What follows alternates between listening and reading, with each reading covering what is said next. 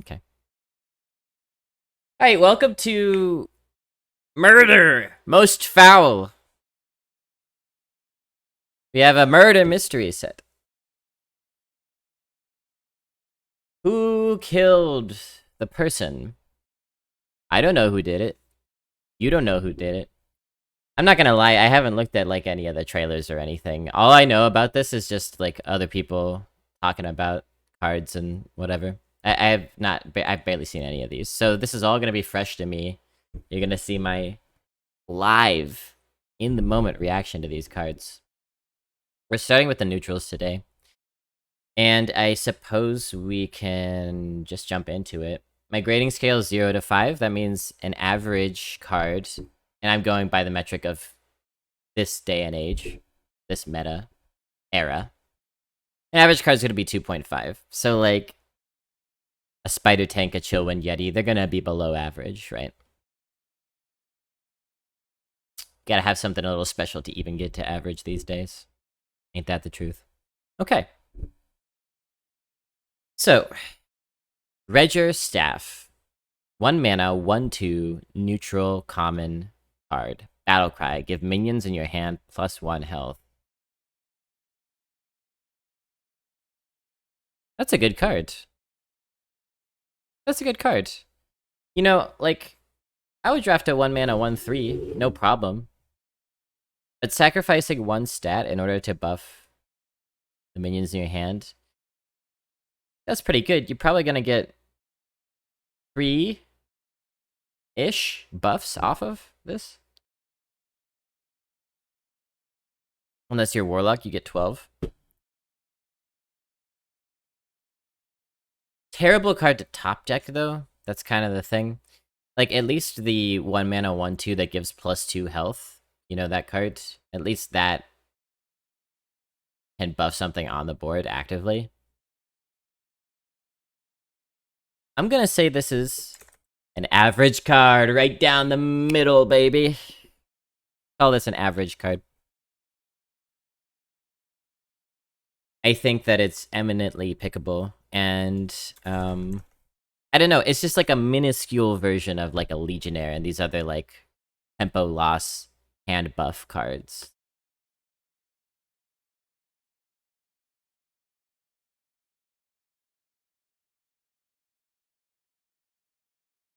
And you could just kind of overwhelm with stats over time.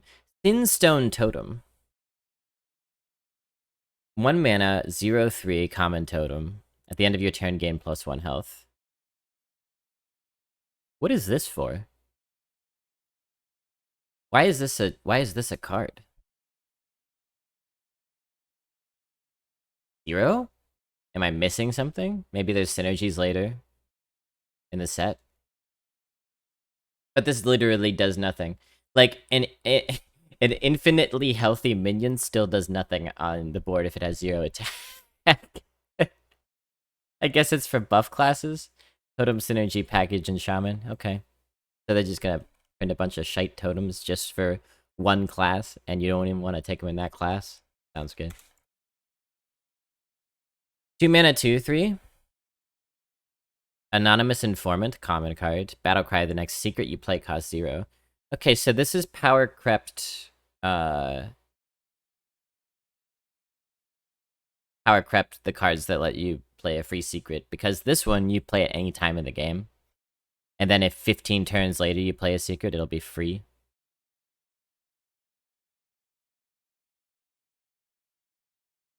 I don't have to hear anything. I'm gonna take my headphones off. You can see my lustrous hair.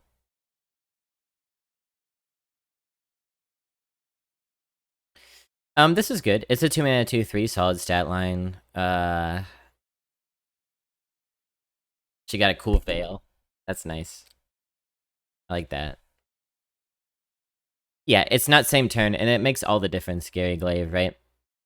These cards that are like, you get a bonus whenever you feel like it. Like Prester's Pyromancer, for example, the 2 mana, 2/3 give your next fire spell +2 damage.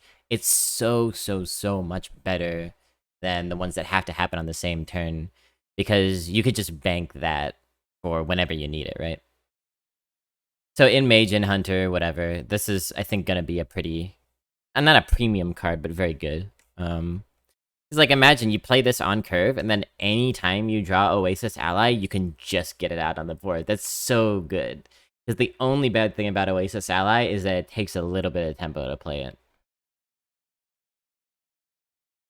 I'm still gonna give it a 2.5, because at the end of the day, it's a 2-mana 2/3. That doesn't immediately do anything. But 2.5 is not a bad score at all. Crooked Kook. Is there any situations where effect only same turn rather than the whole game is better? The only thing I can think of is if you don't want the effect for some reason. Okay? So, imagine... No, that's a bad example. I don't think there is something that exists currently that you wouldn't want to be ongoing, but I could be wrong. Crooked Kook. 2-mana 1/4 rare. At the end of your turn, if you dealt 3 or more damage to the enemy hero, draw a card. Interesting. Interesting. So this is just like a bunch of cast of characters who are in the castle, right? And you want to find out who killed. Was it the Crooked Kook? At the end of your turn, if you dealt 3 or more damage to the enemy hero, draw a card. 2-mana 1/4 is not a terrible stat line. 1 power sucks, but you could treat it like a temporary ping. There you go, Gary Glaive. There you go. Yeah, when you're ahead on the board and you have a fire sale in hand, you might use Prester's Pyromancer, but get punished for it because you don't want a more powerful fire spell. That's good thinking. Yeah, I was thinking back to that Mage Fire spell that generates cards if you overkill, but that's only ever better. Yeah, it's not important. Anyway, Crooked Kook. I don't know. I think this is good. Drawing a card is nice, and it's an ongoing effect, right? So if you're in the beatdown position, you can stick this out there, and it's a low priority threat body-wise, so it's going to be hard for them to spend resources to want to kill it. But you keep drawing cards, it's nice.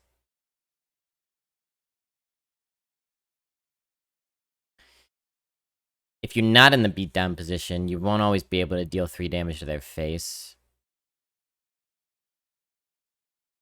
No. It doesn't have to do it itself. It just says if you dealt 3 or more damage, yeah. If this had to do it, it would be a terrible card. Because this thing's never gonna pull that off. It would be, like, very bad. But as it is, again, this is something that is weak body-wise, and it doesn't affect the board. But if you're drafting an aggressive class like a hunter or a rogue or a demon hunter,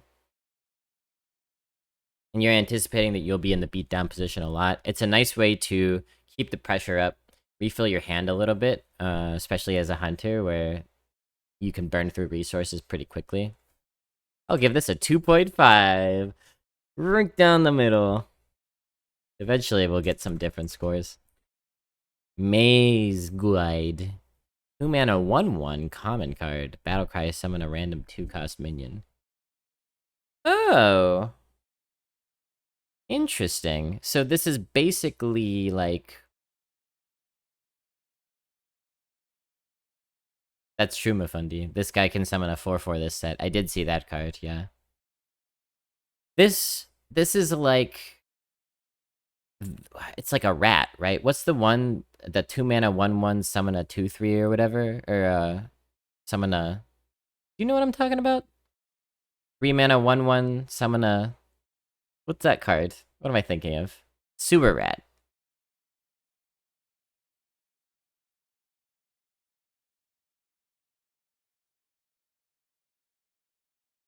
Well, Sewer Rat's the BG's card. But it's some sort of rat. Oh, no, wait. Sewer Crawler?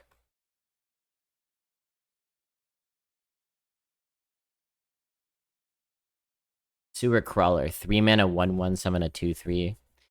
But obviously this is better because it's 1 mana cheaper, right? And if the average is that it's gonna summon a 2/3, then you're getting pretty good stats for cost. The randomness can screw you, obviously, or it can really help. I don't know that there's a ton of really, like, powerful on the board 2-drops, so you can get corporals and stuff, I guess.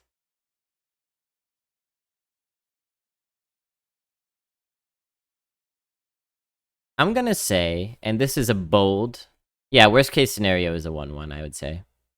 And that seems pretty uncommon. This is bold of me, I know.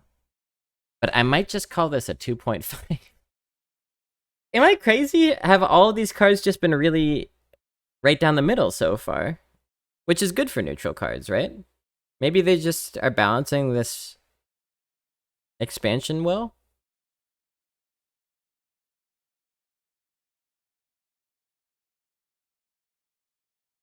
I'm not doing a bit. I really think they're all about comparably powerful.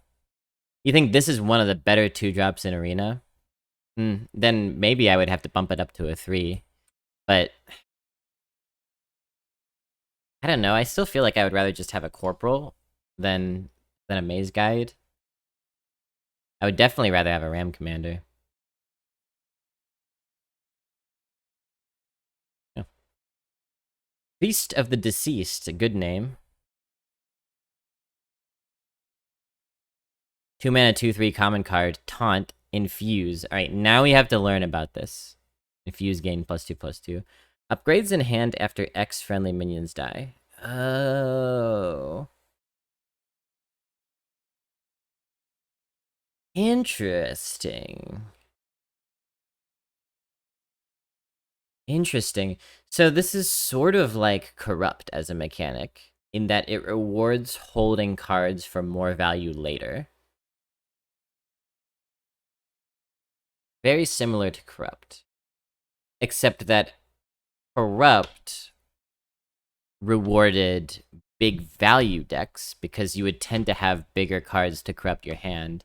And this rewards small zoo decks because the more little minions that die quicker, the faster you get the infuse. Very interesting, right? 2 mana 2/3 with taunt is already good. Let's put that out there. You're not gonna be able to play it infused on curve. But if you've got a small deck, you got another 2-drop in hand, you play that other 2-drop by turn 4 or 5, this might be infused. You can throw it down, and it's a,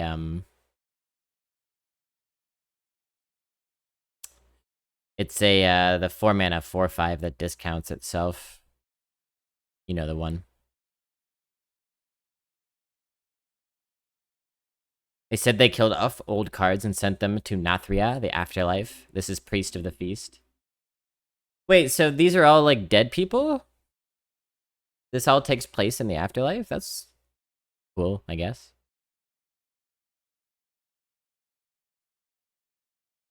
I'm gonna say...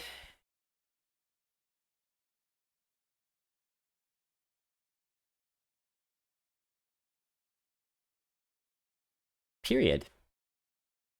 I'm actually gonna call this a 3. We beat the 2.5 streak. I think this is better than this. And I may be wrong, but I do think this is better than this. Right, you don't have to sacrifice curve to get the discount. Or the, infuse.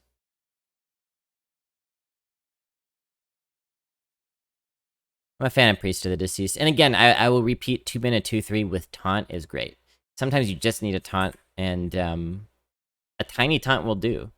You know, think of how annoying a Noyotron can be at times. I know it takes 2 hits to get through that, but...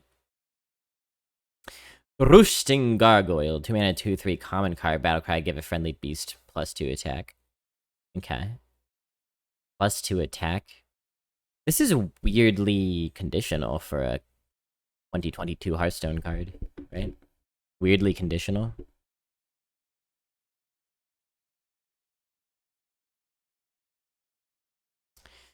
Just a straight 2 mana 2/3 is what I'm gonna basically rate this as. I will say 1.5 on this one. There are often a fair amount of beasts around, but you can't really assume that you're gonna hit this, because a beast has to have stuck on the board, right? Unless it has rush. +2 attack it's fine. It's just DID already does it, like, on anything, anytime. Or the abusive sergeant, right? So, like, it's just too conditional. Totally draftable, though. Sketchy Stranger.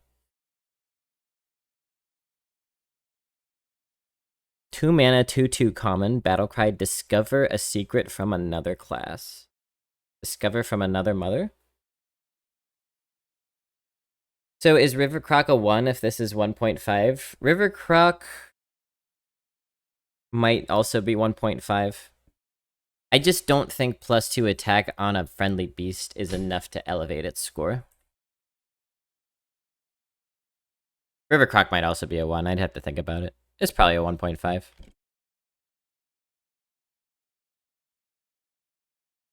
Like a neutral 2 mana 2/3 being 1 whole point below average, that seems fair. Because when you get into 1 territory, that's like stuff you just don't want to draft. And I would draft a River Croc. If you buff Rat King, when it gets resummoned, will it keep the buff? No? Correct me if I'm wrong, chat, but no. Discover a secret from another class. So this is kind of cool. It's the secret card that is playable in every class, which I like. I kind of like that you can get secrets in every class with this card. Sketchy Stranger, aka everyone I see outside.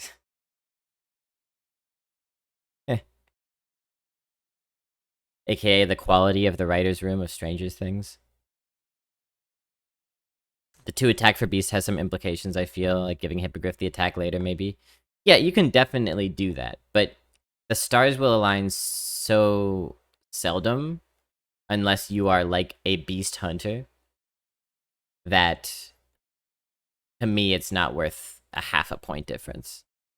Sketchy Stranger, I think's good. I mean, think about, what's... I cannot remember names of any cards today. There's a card that discovers you a secret. I can't remember what it's called. But that's a pretty good card.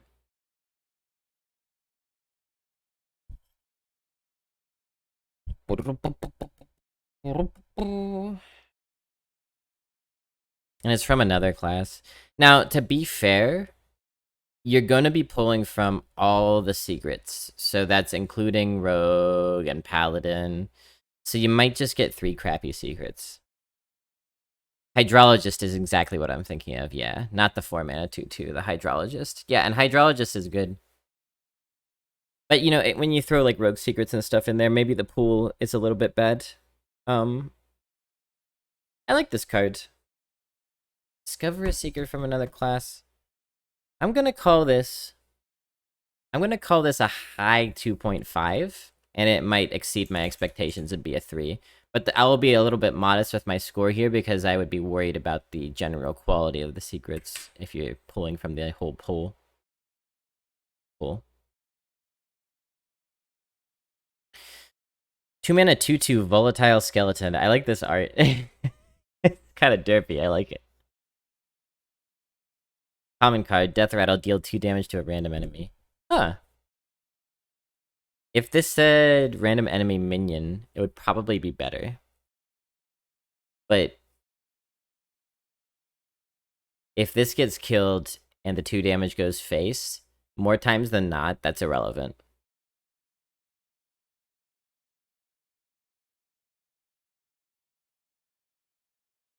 Even if you get a bad secret, you can disrupt your opponent by playing it sometimes. That's very true, especially at low win levels. People don't know how to play around secrets.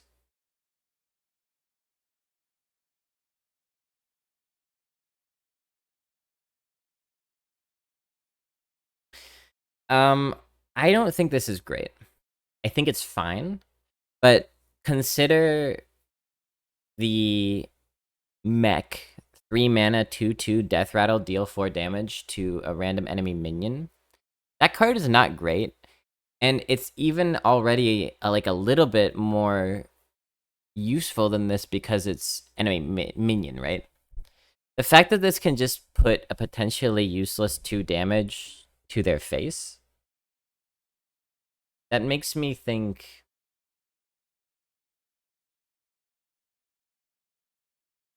That makes me think we're looking at a score of 2 here.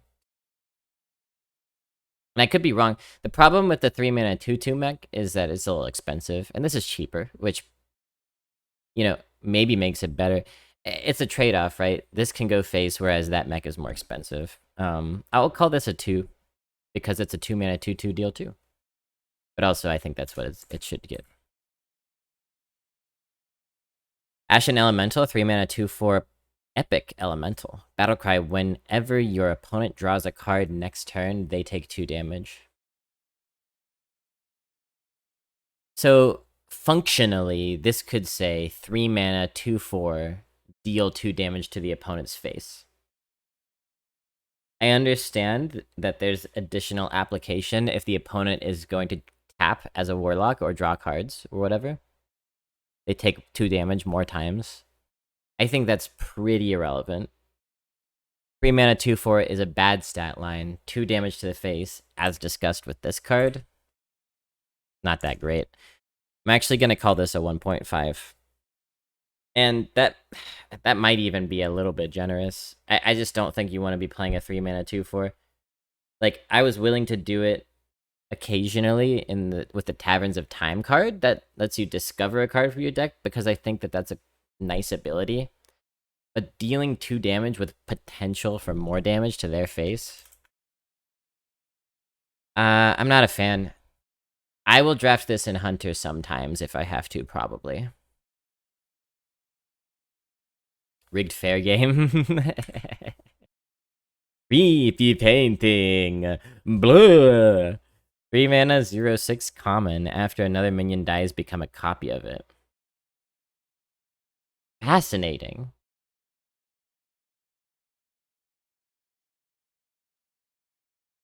Fascinating. Become a copy of it. 3 mana 0/6. So to me, I'm thinking, yeah, requires a bit of setup. I'm thinking you're not going to want to play this passively. Well, okay, I can envision 2 scenarios. Let me lay them out for you. Scenario number 1. You have a mountain bear on board. The opponent plays a giant. You play creepy painting, run your mountain bear into the giant. All of a sudden, you have another mountain bear on board. Costs 3 mana. That's pretty good. You do it with initiative, you control how it goes. Scenario number 2. The board is empty. You slam down a creepy painting. Whatever the next minion the opponent plays, you're going to get a copy of it. Kind of like Harbinger Celeste, I think the card is called. Harbinger.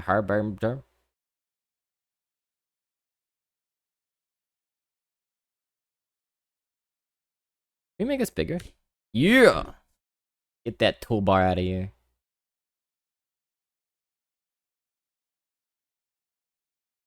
Innovation.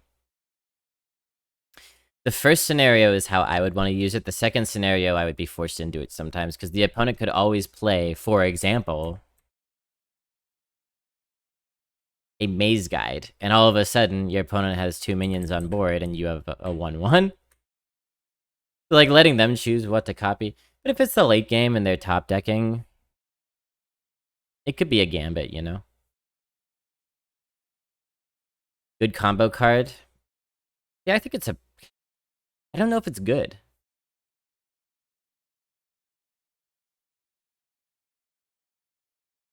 Yeah, sorry. It's a little bit more conditional than I let on. Like, if the opponent plays a minion and then you can kill it. Like, if you have a removal in hand or another minion on board.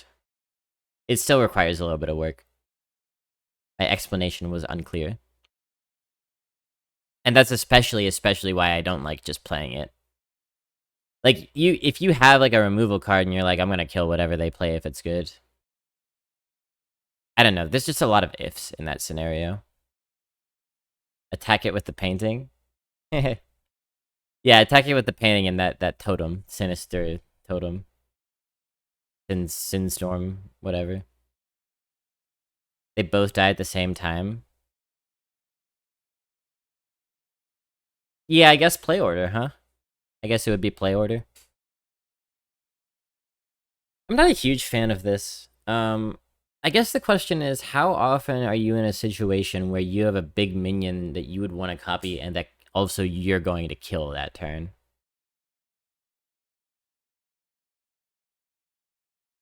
I kind of don't. I'm not. Well, okay, but then there's the scenario of, like, killing an opponent's minion. Like, if you play Creepy Painting and you have removal in your hand, that could be okay. Like, the opponent has a Sleepy Dragon up, maybe you have, like, 3 minions on the board, you play the Creepy Painting, and... Okay, you know what? That's... But then your minions have to not die when they're trading into the... It's confusing, it's confusing. I'm gonna call this... I'm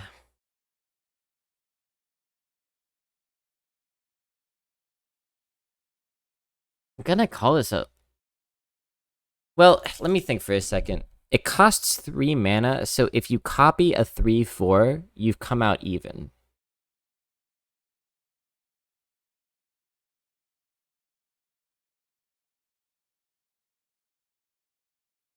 I'll call it a 2, but it might be worse and it might be better. This one I really... It's an interesting design. Good for them. Because I really have to play with it to know what's up. Dinner performer. You ever been to dinner and a show, chat? I went to one that I think it might have been a murder mystery. This was a long time ago. 3 mana, 2/3 common card, battlecry, summon a random minion from your deck that you can afford to play. And that phrasing just makes me laugh for some reason. So this is sort of like some of these dredge cards that we've had that are like, if you can play at this turn, then... Or like the Warlock one, Call of the Death or whatever. If you have the mana to play it, trigger its death rattle, that sort of thing. So if you're playing this on turn 10, you're summoning basically anything from 7 or lower. If you're playing it on like turn 5, you're summoning a 2-drop. The random minion from your deck makes this kind of sketchy, I would say. But what would you need in order to justify the cost? Probably just another 2/3 justifies the cost, right? So this is usually going to be good. You don't always want to summon minions from your deck that you would rather draw. There's a lot of, like, understated 1s that do things, like 1s and 2s, and... I think this has potential, but that it is inherently risky. Call this a 2.5. Really nice, like, right down the middle card quality for these neutrals. I'm impressed, actually. Forensic Duster. Cool. 3 mana, 3/4 common. Battlecry, your opponent's minions cost 1 more next turn. Now this I can get into. Oh no. This is gonna be so triggering to play against. Oh no. Oh no. You have diligently, since the moment that you opened Arena, you drafted for curve. You're like, I'm gonna hit turn 2, turn 3, turn 4. And then you get into your games, you mulligan, you're like, this goes and this goes, because I'm looking for this and this. And then you get it, the perfect curve. 2, 3, 4. You get the 2 down, you get the 3 down. The opponent plays Forensic Duster. And you have to skip turn 4?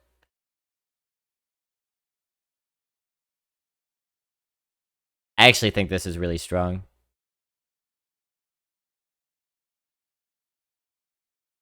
Because even in the late game, like, the opponent wants to play 3 minions, well, all of a sudden they all cost 1 more. They can only play 2 of those minions. That's a huge difference.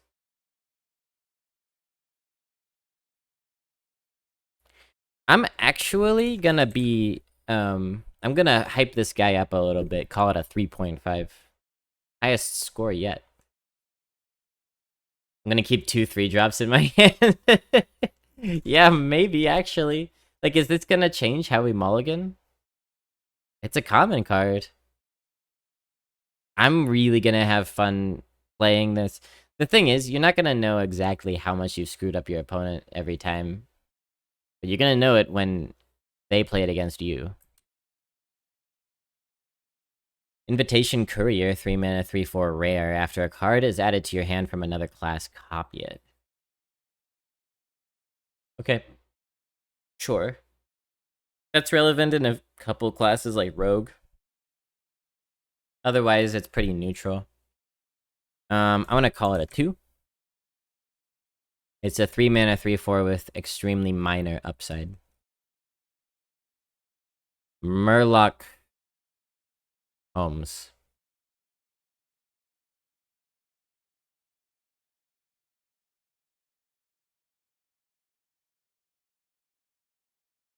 When you have eliminated the infroggable, whatever remains, however uncroakable, must be the truth. This is one of the worst sentences I've ever read. 0 just for the flavor text. But let's look at the card. It's a legendary. 3 mana, 3/4 legendary Murloc. Battle cry. Solve 3 clues about your opponent's cards to get copies of them. What the fuck does that mean? Sorry. What the heck does that mean? Isn't that a Sherlock Holmes reference?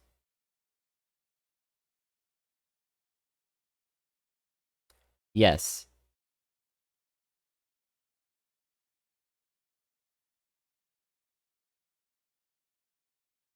Look, I like puns as much as the next person, but infroggable?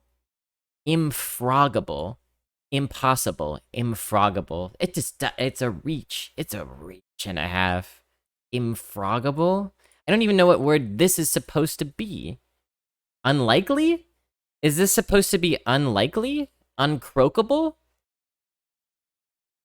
Improbable. Okay, that's a little bit better. Infroggable, improbable. What's this one? Hi, Rossum.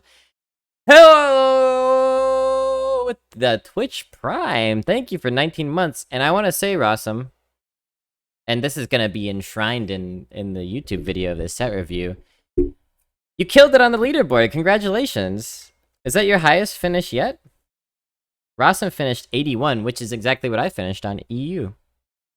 Congrats. Okay, Velstrom's trying to help me out. First clue, choose a card that was in your opponent's starting hand.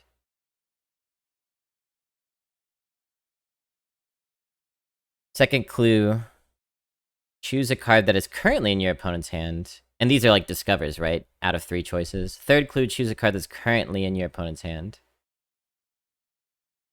Wait, those are the same.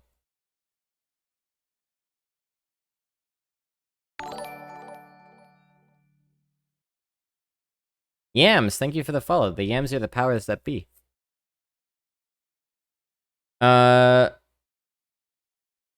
Which card was in the starting hand, which is in your opponent's current hand, and finally, which is in their deck. Okay. Oh, in your opponent's deck. I just read it wrong. My eyes bad. If you guess all 3 correctly, those cards will be added to your hand. Oh, it's all or nothing. Oh, it's all or nothing. Only finish. Wow, nice job, Rossum. Improbable and unprobable. Uncroakable. Alright, we gotta...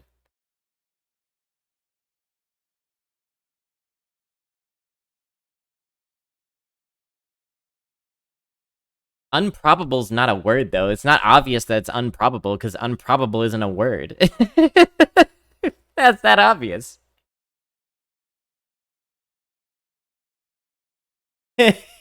You're trolling me. You're trolling me.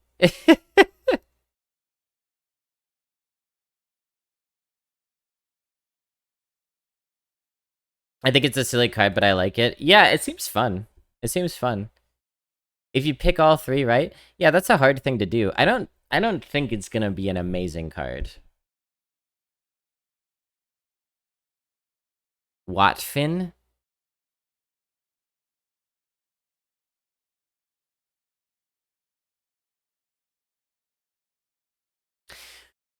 We gave the last 3/4 a 2. I think 3 mana 3/4 is a better stat line than a 2 mana 2/3. I don't know. My rating system is riddled with hypocrisy, but we'll give this a 2, I think. We'll give this a 2, I think.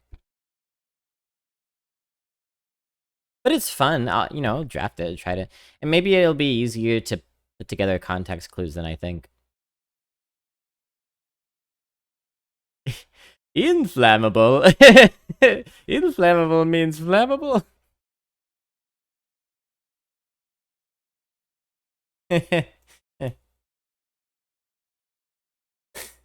It's obvious. It's obvious.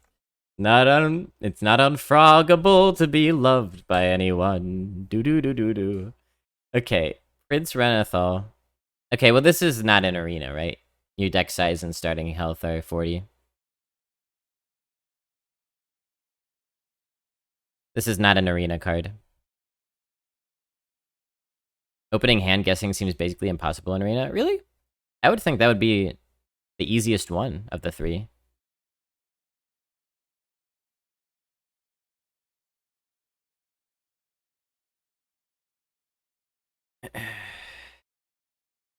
Yeah, this is not for arena. This is for constructed only. It's those constructed players who are concerned with their deck size, not arena people. We're not so insecure.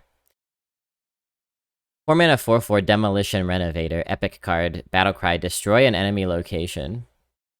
Wow, I could actually just, you know, every time that we're in a completely losing situation, Tamakato makes the joke that we gotta stay in the game in case a meteor hits the opponent's router.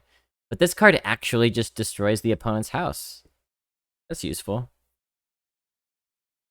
I know locations are like a thing, right? In the new set. We haven't seen any yet.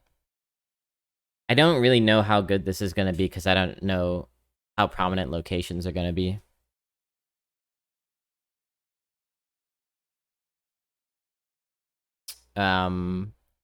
But let's consider that it's a tech card and it's understated as a 4 mana 4/4. And just call it...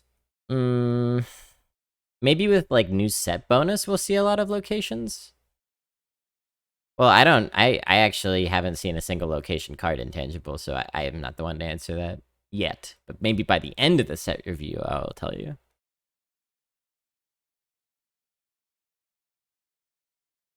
Each set has one... Each class has one location as a rare. Yeah, I'm not, like, a fan of this card so much.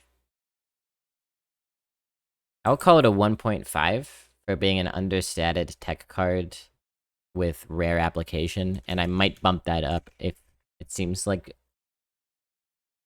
locations are going to be very prominent. 4 mana 4/5 Dispossessed Soul, rare.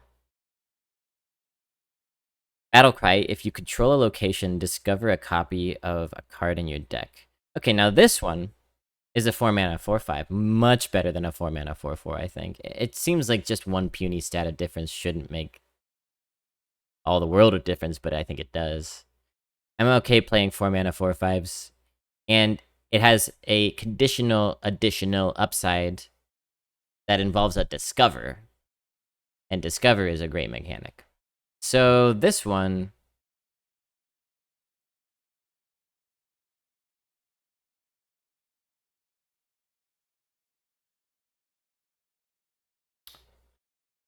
I think like 2.5 still.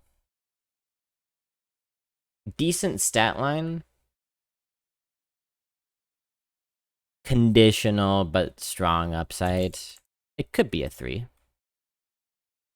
Murlocula. I like his outfit. 4 mana 3/4 common. Murloc. Lifesteal. Infuse 4. This costs 0. Oh. 4 mana, 3/4 lifesteal is bad, but you will play it if you need to heal, and you'll be grateful for it. 0 mana, 3/4 is quite nice, especially with the lifesteal. Infuse 4. So it'll take a little bit of time to get this discount. You basically have to sit on a dead card in your hand for some amount of time, and it's not like this is the most powerful card. It's just nice tempo to get a 0 mana card down. But you have to kind of weigh the opportunity cost, because you're still using up a whole card in your hand to wait for it to be infused, and then even when you play it, it's just a 3/4, right? So let's call this a 2.5. I favor it. This expansion, at least. Morbin time. Infuse 4. Morb. Scuttlebutt Ghoul. 4 mana, 2/5 common. Taunt. Battlecry. If you control a secret, summon a copy of this. A copy. So if you play as a mage an unprocced secret on turn 3, you can have a 4 mana, 4/10 taunt.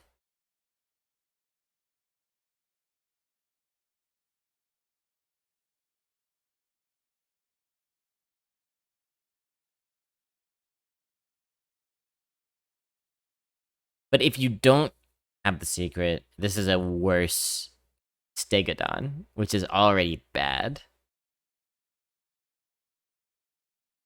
Now this is just a huge swing. This is a huge gulf of quality between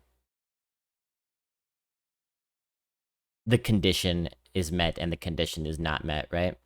And it's true that Wicked Kitten says every class can get secrets now, but unless you drafted 3 of that Discover a Secret card, it's still not going to be worth it. You're going to want to take this mostly in, like, Mage, Hunter, Paladin, maybe. The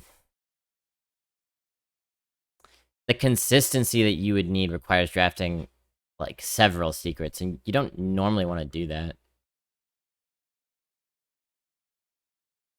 So although this has tremendous upside, I don't think it's that good.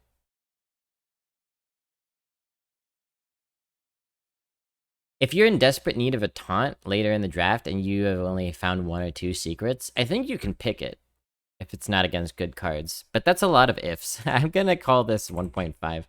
The stat line is, frankly, terrible. But it's a very pickable card and will win some games, I'm sure. Another neutral legendary, Theotar, the Mad Duke. 4 mana, 3/3 legendary, as I said. Battlecry, discover a card in each player's hand and swap them.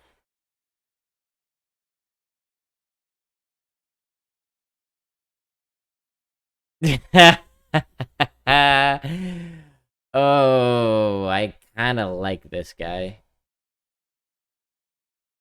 I love this guy's body language. Oh, he's clearly classically trained.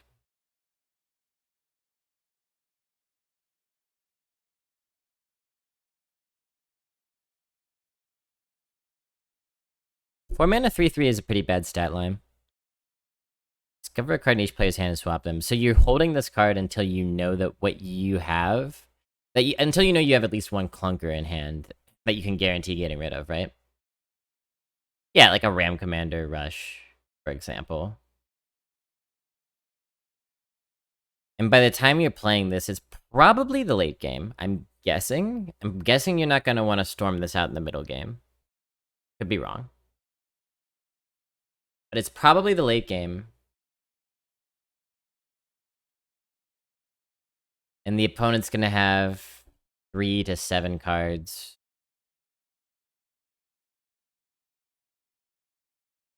At least half of which should be good, right?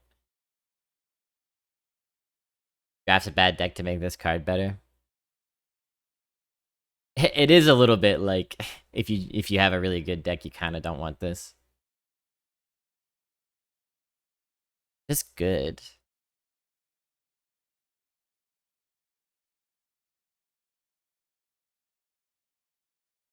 It could be devastating. It's so conditional that it's hard to evaluate.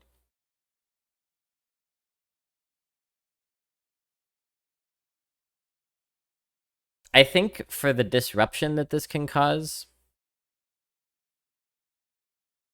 I'm honestly gonna say 2.5. Like a broken record. But this is gonna be a tough one to use well. You're taking a tempo loss, and I can see this being game winning if you get their only like really good card that they have left. Or I could see it being just like a road bump for them, you know? Which do you discover first, your card or opponent's? Oh, interesting question. If you top deck this, you take a card. Yeah, that's also cool. Like, I assume they've confirmed how this works. Like, if you have an empty hand, you just get a card.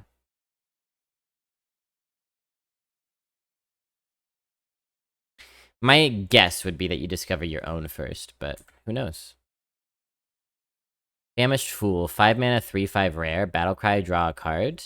Infuse 4, draw 3 instead.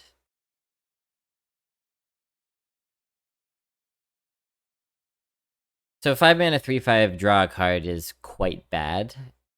It's a 2 attack, inferior, grunt, big old whelp. I mean, not grunt. Big old whelp. But you can wait on this. It's just a refill card, right? So, like, you're gonna want to wait on this anyway. It takes some time. You draw it, some of your stuff dies, and then you totally refill your hand. This is a terrifying card to print for neutral because it means that at any point, any class can just refill their hand in the late game, which is gonna really royally screw with attrition game plans. Luckily, I'm more of an aggressive player myself. I'm something of an aggressor myself. I'm feeling scared of this card, which means I think that it's going to be very good. It takes time. It takes a lot of time. But you can afford that time because you still have stuff in the early and middle game, right? It's in the late game that you begin to run out of stuff and run out of time, but by that time, hopefully this is active and you get your stuff back. Let's call this a 3.5. If it really kicks some ass, it could be a 4. But I give it a 3.5 because of how many turns it takes to set it up. I mean, honestly, you could draw it and immediately kill 4 minions. It might just take 1 turn, but... Muck Plumber. 5 mana, 5/5 common. All minions cost 2 more. Even as a top deck, it draws another card, which isn't a terrible floor. Yeah, you'd be content with that sometimes in the late game, for sure, when you're top decking. Like looking for lethal or something. Gives you another chance. This is an interesting one, right?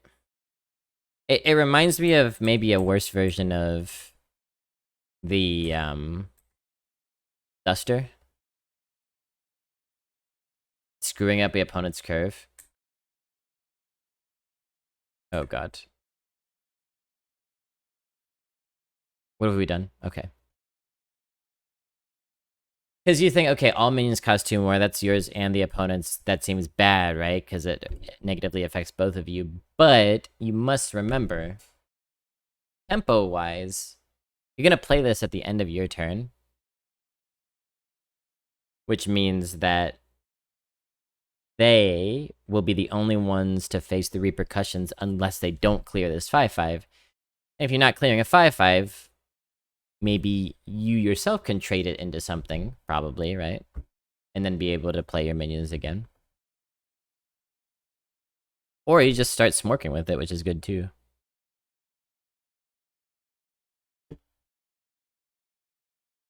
I think I like this card. I think I'll call it a 2.5. I can't laugh every time I rate something at 2.5. It's just one of the numbers that I can rate something. I can't.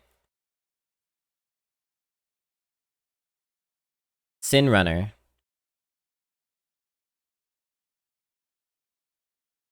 That is quite a posture. Like, anatomically speaking. I guess it is a spectral apparition.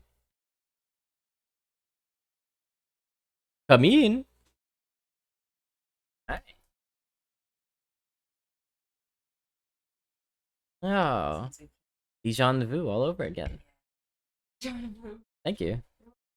Wow, fancy. Yeah, that's good. Yeah, I'm sure there are plenty of old pictures of the cats to go around. I forgot he was there again. What a name too. Yeah, right. I'm curious about the sin motif in this expansion, is because they're in the afterlife. It's a weird thing to talk about in a fantasy realm.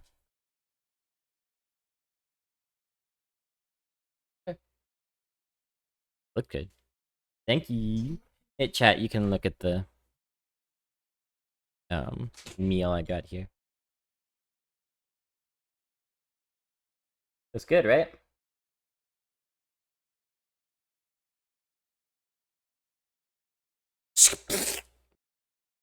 Smash it in your face.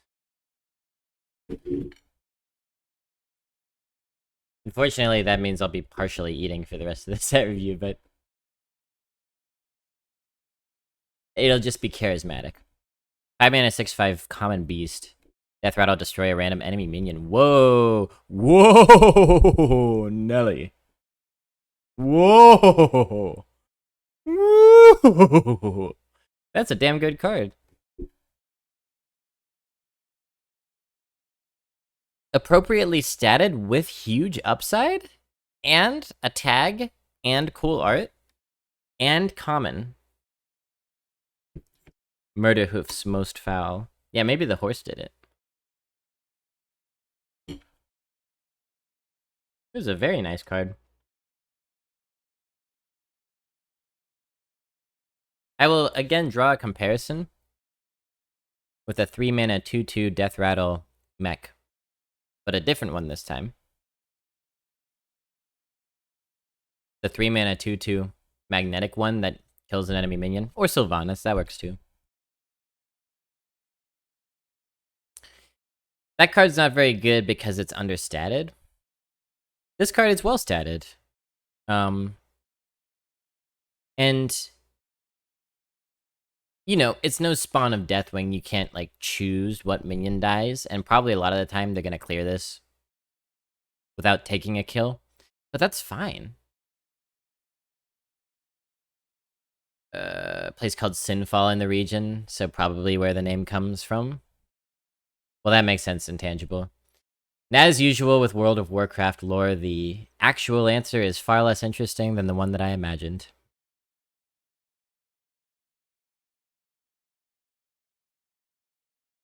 Destroy a random enemy minion. Yeah. I think we can call Sin Runner.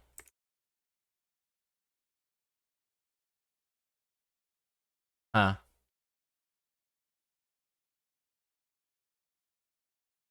It also is sort of reminiscent of Taraho Brave in a way. You're just kind of playing a fairly expensive but pretty well statted minion and then letting them figure out how to deal with it a lot of the time.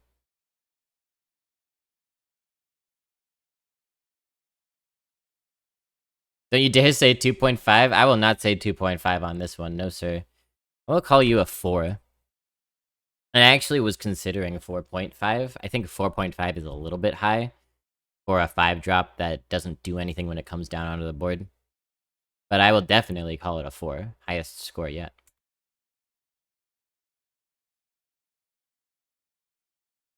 Steam Cleaner, 5 mana 5/5 rare mech. Battlecry, destroy all cards in both players' decks that didn't start there. Yeah, okay. Okay. 2, I think?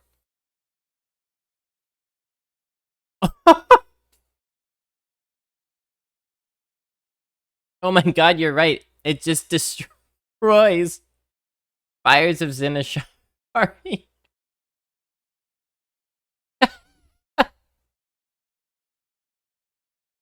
That's so funny. Okay, we've got a tech counter to those bullshit arena decks now. I'm still rating this a 2, because it's a 5-mana 5/5, which is a bad stat line. But you can take this in a pinch, and you can get rid of Fires of Zinashari, Lady Prester, Wormrest Purifier, even, like, the 2-mana Warlock card that shuffles the imps into your deck.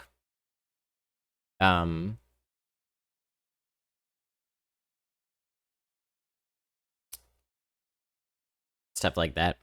Sunken cards, right? Get rid of sunken cards. Somebody plays Phelan, then you play the Steamer. Call 1-800-STEAMER.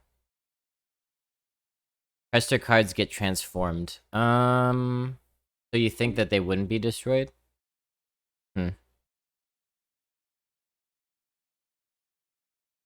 Interesting.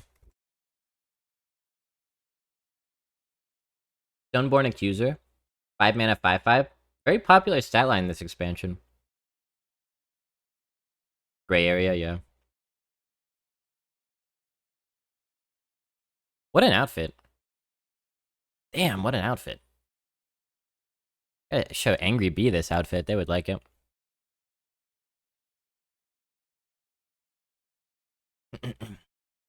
Stoneborn Accuser, 5/5/5, common, infuse 5, gain Battlecry, deal 5 damage.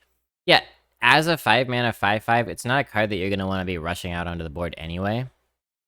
So I think, in a way, the bad stat line makes this infuse make more sense. You're probably going to be sitting on this card. When you catch this Battlecry, it becomes very good.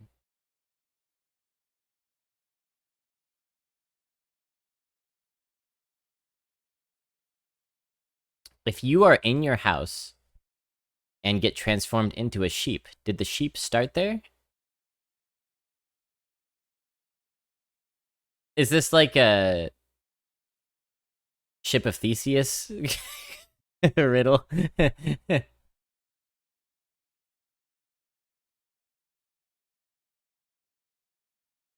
Not how card game logic works. Well, I think it's not how physics works too. When you get right down to it.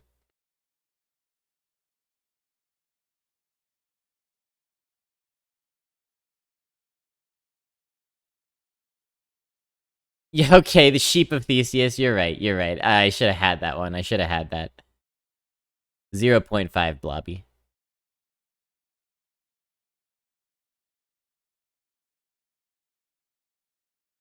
Yeah, I mean, card game logic, generally speaking, could be literally anything. It just has to involve cards, probably. Yeah, it's a matter of some debate. I mean, I think Frank is right that there is some uncertainty there, but probably Prester would also get dunked on. This fella, I think he's good. 5 damage. I might even say 3. I might even be generous and say 3. Because I don't want to give him another 2.5. Bog Beast. Good art here. That's a creepy guy. 6 mana, 3/6 common taunt. Death Rattle summon a 2/4 Muckmare with taunt. Okay, let's do our mental calculation of similar cards. 6 mana, 5/6 dragon with a Death Rattle summon a 3/4. That was a card, right? Skystalker, Dragon Moss Skystalker. This has 2 stats fewer on the outside and 1 stat fewer on the inside, but both have taunt. I think this card is worse than that one, but better in some situations.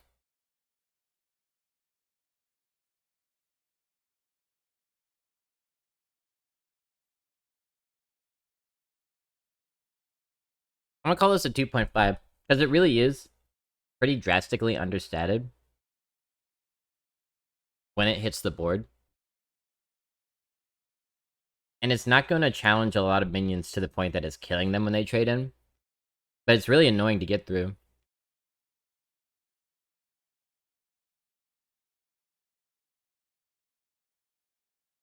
Yeah, a little bit like a better Bog Creeper, I guess. Well, I don't even know if it's better.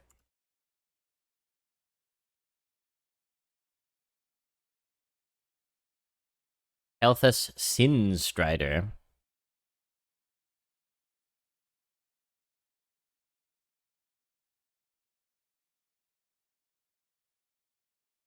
Six mana, 4/7 legendary. Every third minion you play each turn costs 0. This is better than the other one, right? The other Kelthus.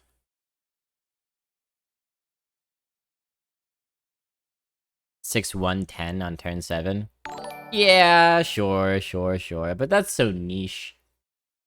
That's so niche. To have like a 10 cost minion and the perfect setup. But it can happen sometimes.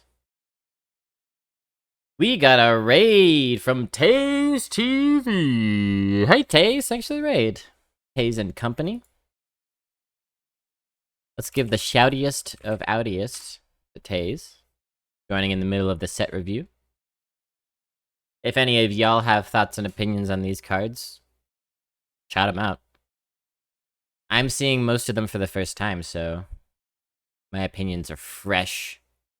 Like a fresh baked noodle.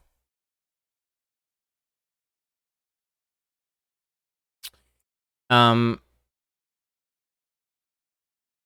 the 10 in your deck will hurt much more than this will help. Yeah, but even like a free 5-drop is pretty good, right? So it doesn't have to be like a 10. That's just an extreme version. 6 mana, 4/7. The stat line is... something like this is so much about the stat line to me. Because here's the thing. This ability is hard to get off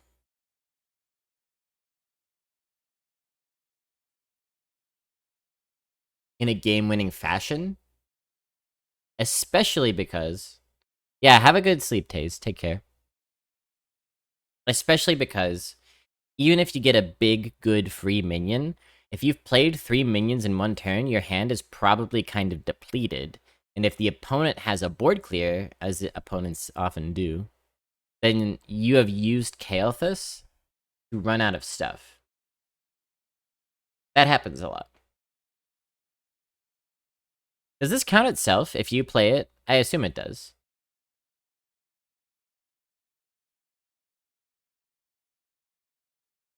But I still like the stat line. It's a 4/7. You know, 5/7 would be an appropriate stat line for a 6.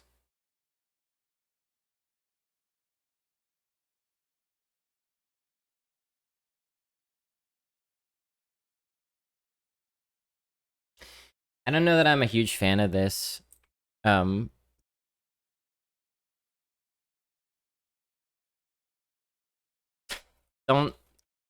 Don't at me. 2.3.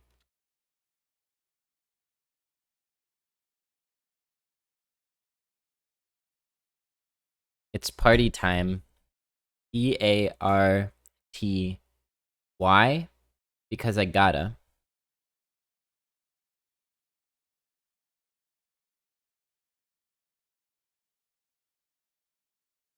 Masked Reveler, 6 mana, 4/4 common rush. Death Rattle, summon a 2/2 copy of another minion in your deck. Okay.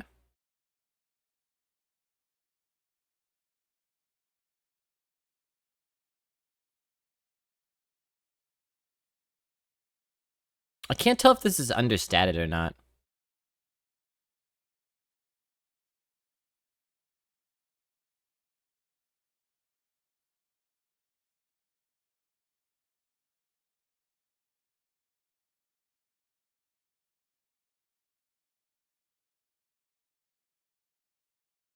Because, you know, 6/6 stats for 6 is very mediocre, but acceptable. This splits those into two bodies, which is often going to be worse. But it has Rush, which is nice. 2/2 copy of another minion in your deck could have upside, but generally won't. Compared to Mothership. You could maybe do stuff with Silence. If you get a 2/2 copy of a minion in your deck, you silence it. Would that work? Okay, compared to Mothership, worse Rush stats, and worse Death Rattle summons. So, worse all around. Fixed Mothership. Yeah, you know, I might call this a 2. Maybe I'm underestimating it.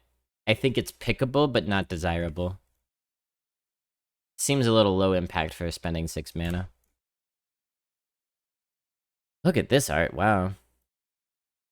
Red Herring, 7 mana, 3/12 common beast.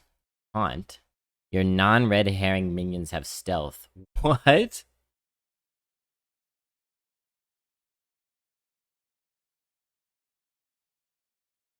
Huh. Interesting. What do you think about this one?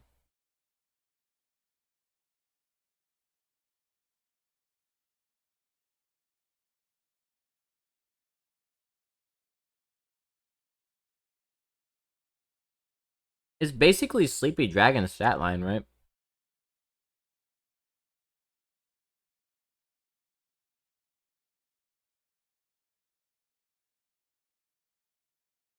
Which is crazy at 7 mana.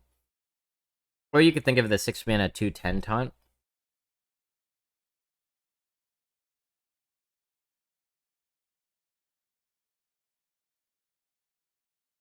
As far as the ability goes, there are 2 upsides that I can sense.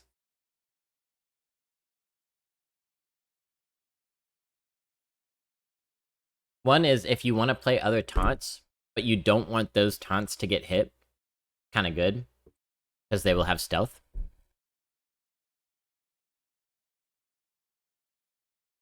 The other is minions behind taunt don't need stealth unless the opponent's gonna hit them with spells, right? Giving the minion stealth prevents, like,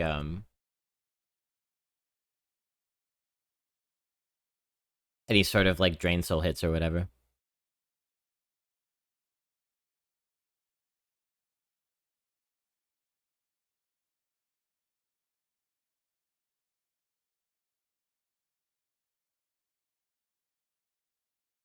They would no longer have taunt, though.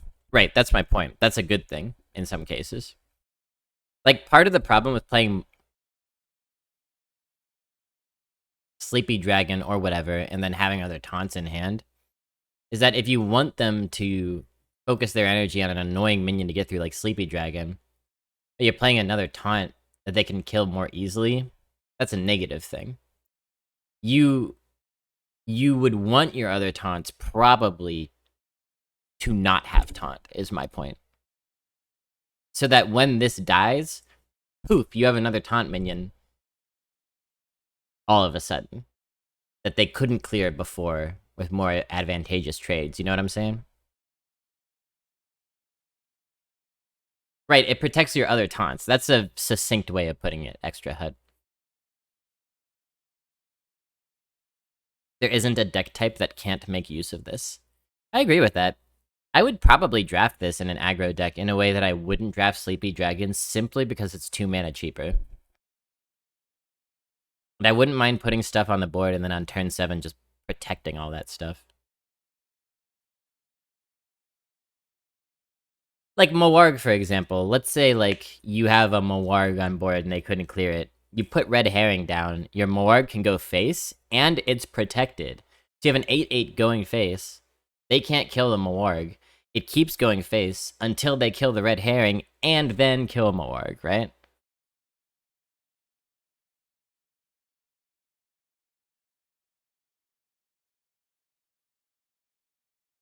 I think it's a 4.5. I think it's a really strong stat line. I think it's the good version of Sleepy Dragon. Sleepy Dragon's a card that I always want to draft, but I can't. It's just too expensive.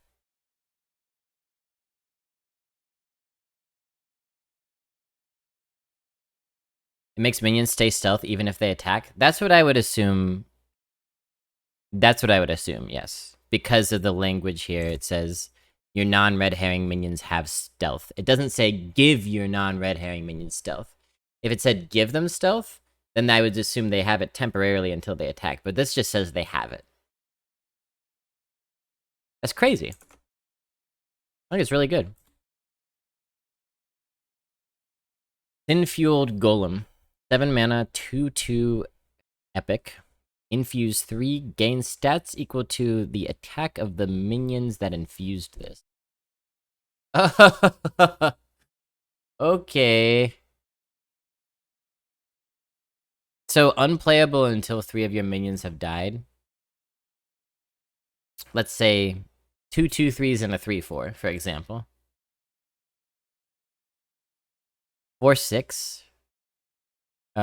7, 10. So if 2 2/3s and a 3/4 die, this becomes a 9/12. It's good. It's good, but here's the thing. It's just a body. And there's a reason that we don't play Monkasaur, right? 10 mana, 7/14 of stats. It's just a body. Now this is going to be way better stats for cost than Monkasaur. But you have to wait. And it can be silenced, like you say. I assume it can be silenced. Although I don't know for sure, actually. What does this say? Upgrades. It says upgrades, so maybe it can't be silenced, actually. It says upgrades.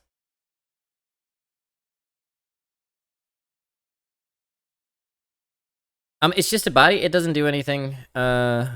But be a body, which, you know, if you're playing against a warlock, you hate that because it could get siphoned or spawn of Deathwinged. For example, Mage can polymorph it. But in a way, it's like a worse Glug, right? You have some stuff die, and then those stats go to this crazy big thing later. You're right that it's a terrible top deck. Is it a win more card? I don't know. I don't know that it has to be considered a win more card because you have minions die whether you're winning or not, right? It's better as a win more card than as a come from behind card, but it could do either.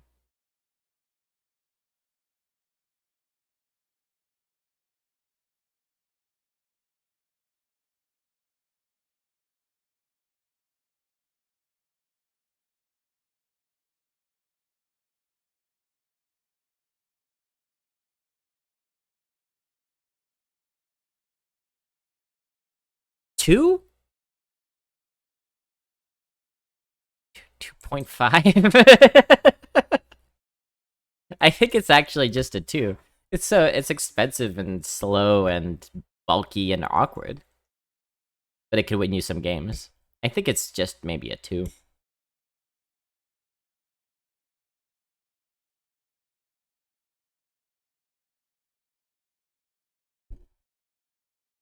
Party Crasher. 8 mana, 7/9. Epic. Battlecry, choose an enemy minion. Throw a random minion from your hand at it. What?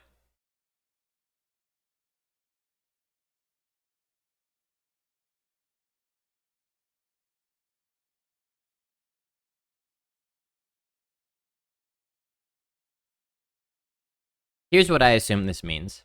I assume this means you choose an enemy minion. Let's say it's a 3 mana 3/4. Spider Tank. You have only a Spider Tank in hand. You play Party Crasher. You point at their Spider Tank. Your Spider Tank runs from your hand into their minion. And then you both have a 3/1 left, as well as your Party Crasher. That's what I would assume. Right? Like it sticks around on the board as a minion.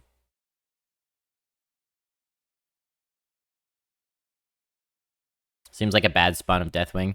I am, like, concerned. I'm concerned about how situational this is and wasting value. Like, what if you have a card in hand that's, for example, a Discover, but you need to play this to survive, and you have another card that's offensively statted in hand, and you need to hit the 50-50. And if you lose the 50-50, you've lost, like, an important Discover card, and it barely did anything to their minion, you know?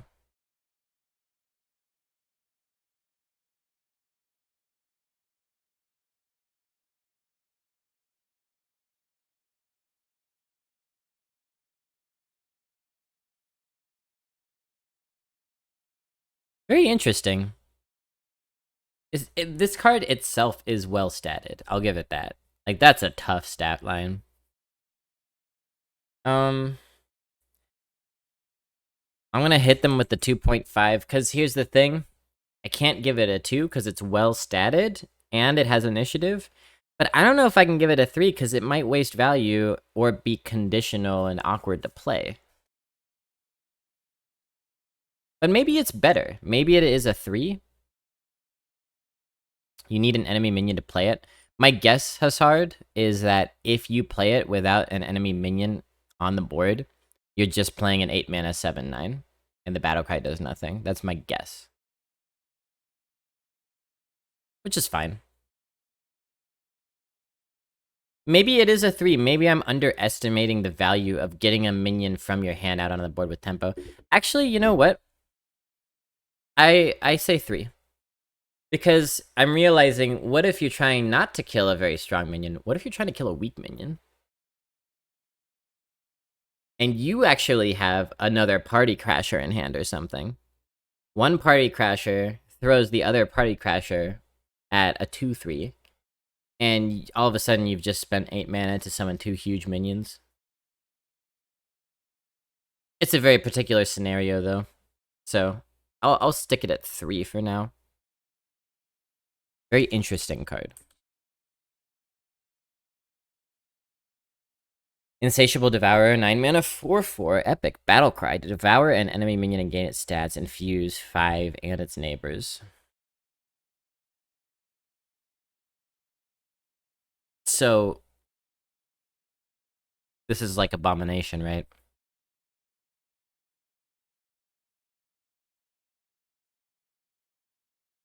What happens if you throw a dormant minion? I have no idea.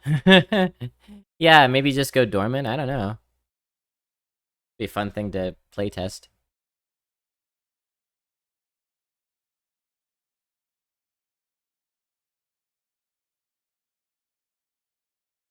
Was Devour targeted? It doesn't actually say. I would assume so.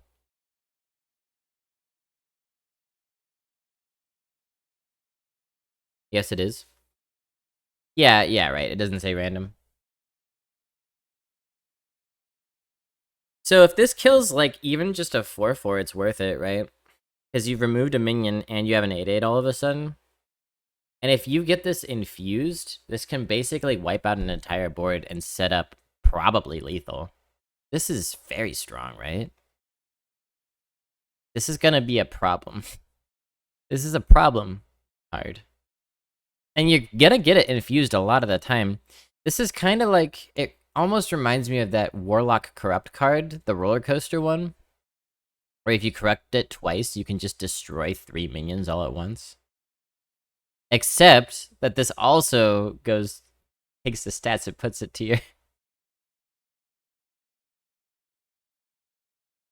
It's banned? Already it's banned? Because I would say, honestly, it's a 5.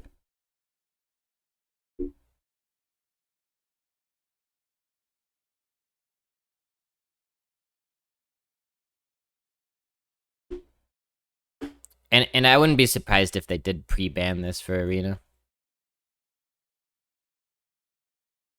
Because that's a lot.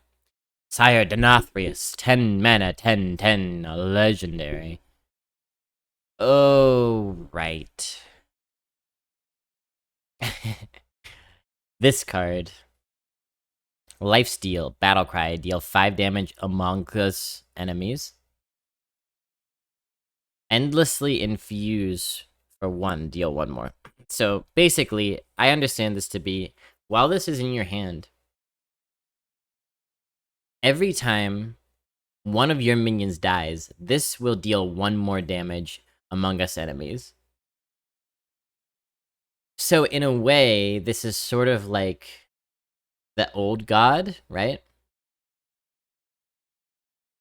That shoots a bunch of missiles. If you've been holding this for the whole game, you've had like 10 minions die, that's 15 damage. All lifesteal, by the way.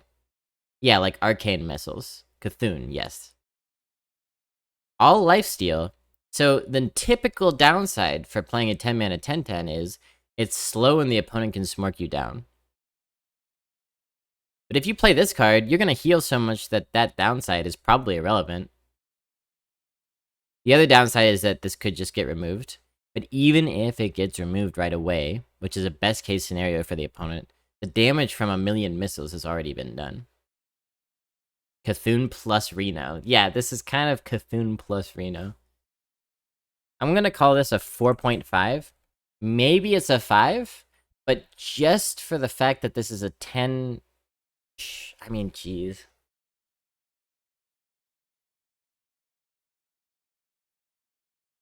Let's say you've infused 5 times. It will deal 10 missiles of damage. You have 10 health. You play this. The opponent has a pretty large board. 10 damage from missiles. You go up to 20 health. You have a 10/10 on board. You kill maybe like 2 things. You probably survive. Could be a 5. It really, I think it's a 5. Like, normally I wouldn't give a 5 to a 10 mana minion, but like, Raid Boss Nathria exists, right? That's an obvious 5. If a 10 comes with enough tempo, which this does, the missiles can whiff, especially since it goes face, sure, but if there's so many of them, I don't know. Plus, you might want face damage. Like, if you're a hunter, for example, or something, you deal a bunch of face damage, you let them worry about removing this, and you've just bought yourself a ton more time to hero power them to death.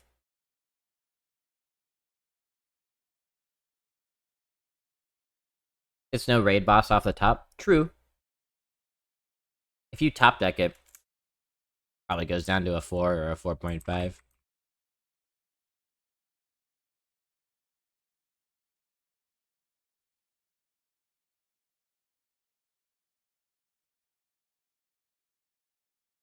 Wow.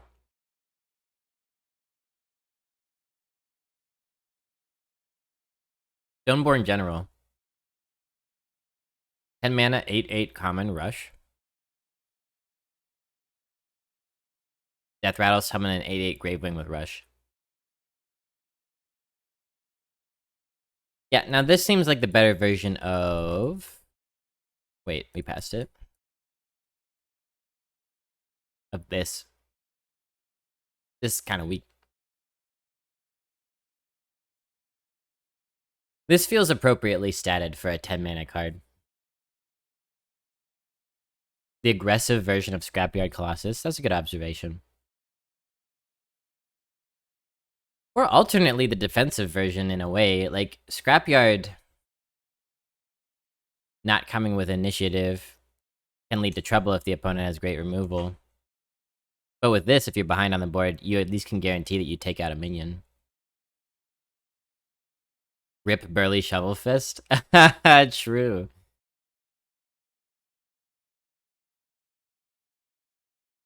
So if you run this into a huge minion, you get another 8/8 right away. I could see this being kind of awkward sometimes.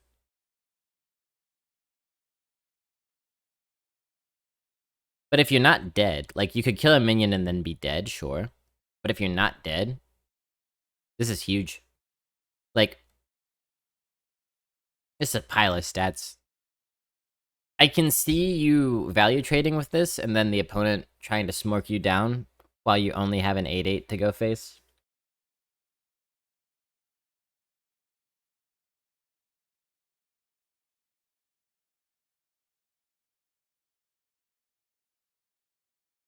Four?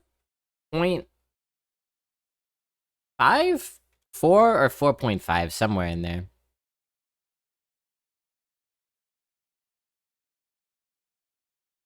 somewhere in there.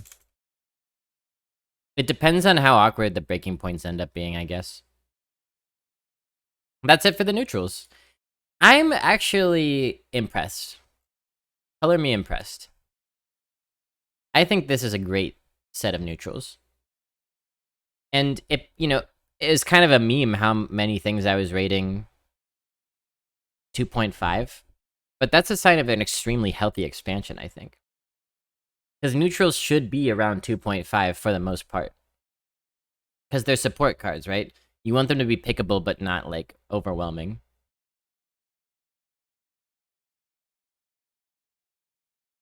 And I think a lot of these are actually pretty interesting, too. The infused ones can be pretty interesting. They've got some neat stuff like Maze Guide, Krook Kook. The Forensic Duster is going to be really impactful. This one is going to be a real thorn in the side to a lot of people. Maybe even who aren't expecting it. This is a neat legendary. Like this card, I've been wanting them to print more cards like this. Cards that are like interesting mind games, but not also overstated at the same time. Where the upside is a trade-off. Really cool. And even this, which is a crazy value generator, even this feels relatively fair. I think they did a tremendous job balancing this set to make interesting dynamics and not just, like, print a bunch of indulgent, busted cards. Except for this, I guess. and this. But I like those neutrals. Let's get into the class cards, hi. Demon Hunter. In fact, maybe I'll bring up a little, a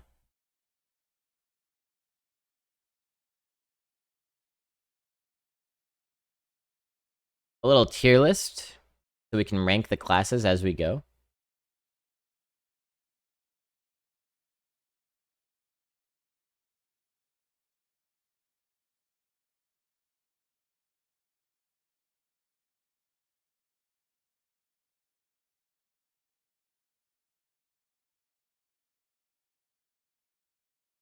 Okay, this one has Demon Hunter.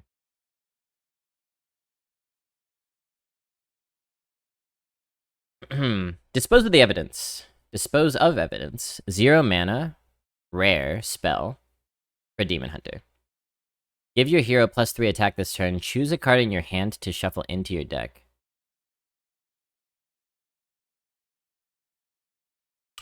Excuse me? This is atrocious.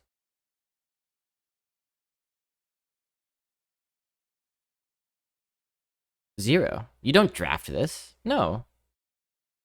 Right? You're just essentially discarding a card. I'm sure there's some, like, shuffle synergies they're making and constructed or something.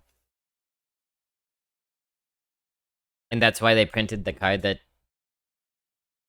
hex away stuff that you shuffle into your deck, but this is unpickable. You hate to see it.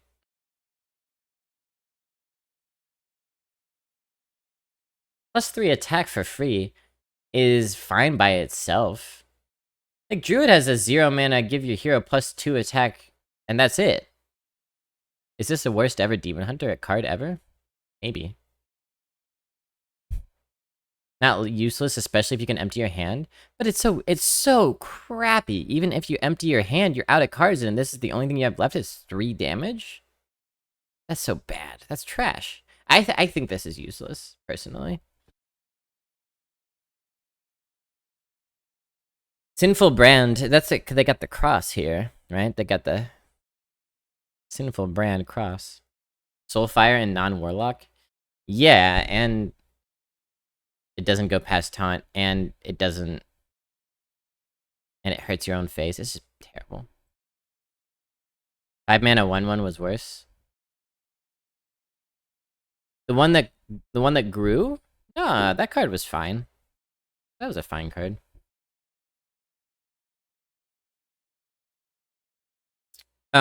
One mana epic card. Brand an enemy minion. Whenever it takes damage, deal 2 damage to the enemy hero. This is awful. Demon Hunter getting kecked. This is terrible too. 0. You can't draft this.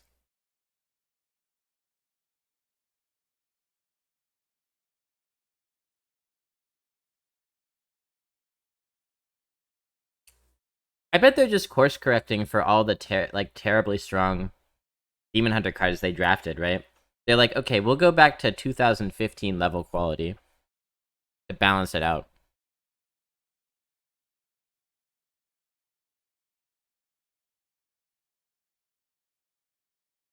Like, yeah, it's true. Board full of 1/1s. Coordinated Strike, maybe. Or a spammy Arcanist, and you can get lethal, right? But that's so not worth drafting this card.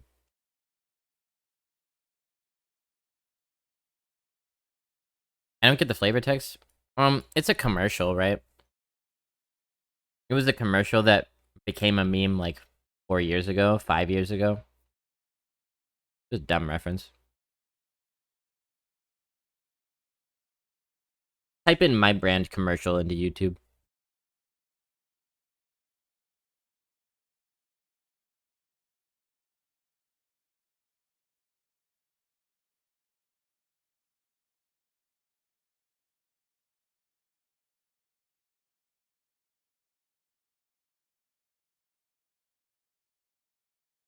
Turn a card into a Bittertide Hydra, then play spammy. Yeah, I mean, that's the dream, but... And I don't think you can draft the card. Maybe once in your life.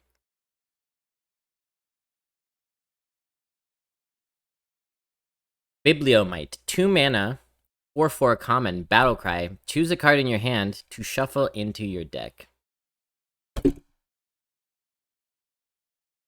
What are they doing to my Demon Hunter? My boy. 0.5 on this one. I'll give it a charity 0.5 out of pity. They're really coming for Demon Hunter, huh? Pity 0.5, and I don't care.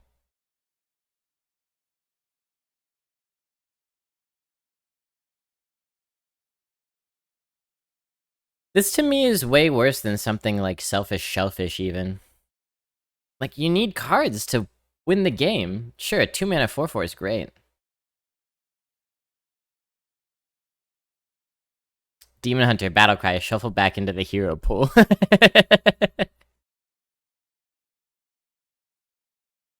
Yeah, that could be, if they print a card in Demon Hunter that's like, that says that, and then you play the card, and then you suddenly find yourself at the choose a class screen for your next draft. That could be good. Yeah, Demon Hunter especially needs cards, that's true. And Demon Hunter does have a ton of draw mechanics, so I understand why they would choose this class for this archetype. It does make sense. But not for Arena.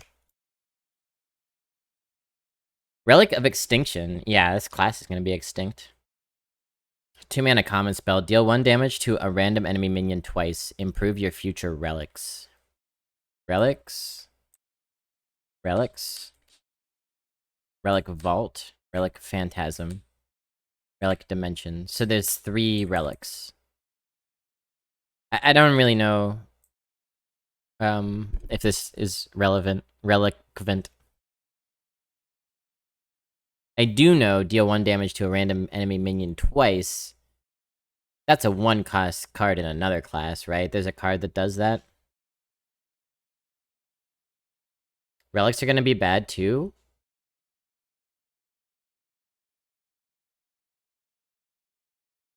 This is a bad card.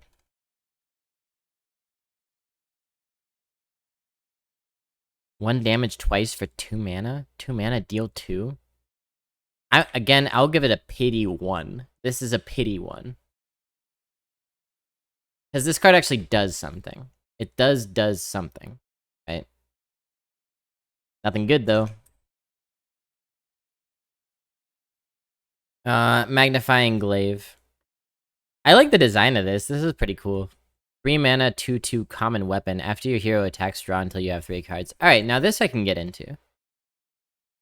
Now Tane, I could get into.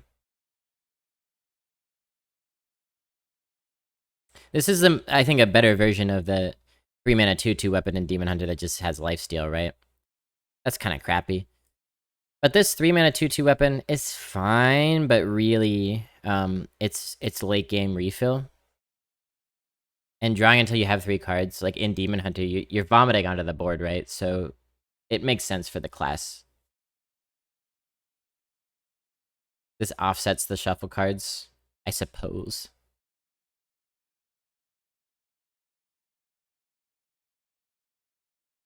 I think this is like maybe a 3.5. Actually, like it could be a 4.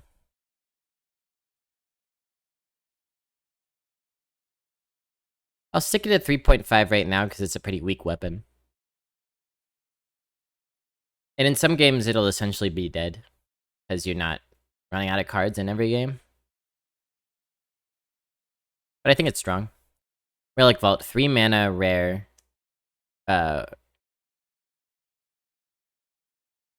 Rare what? What the fuck is it?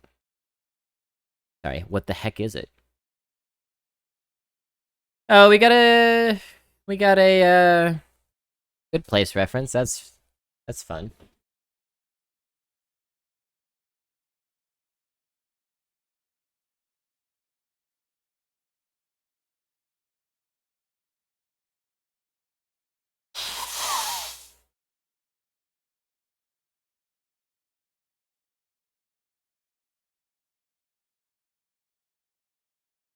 Okay, so this is a location card? How can we tell that? How do we know it's a location card? It doesn't say it anywhere.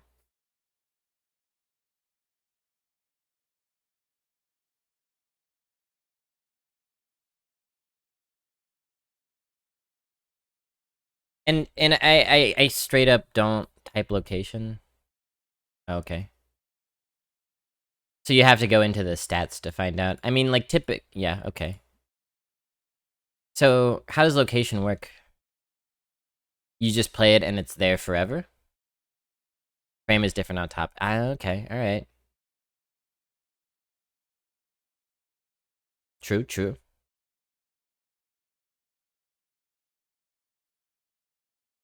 Typically, they have a little keyword here that you can hover, but...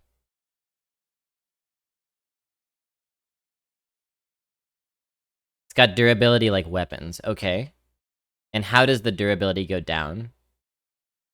When you play another relic, right? Each use. Okay.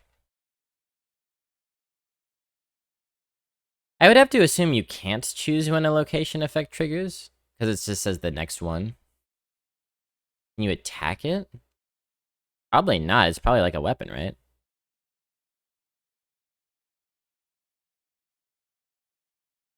Oh, it takes up space on the board. Oh, it does.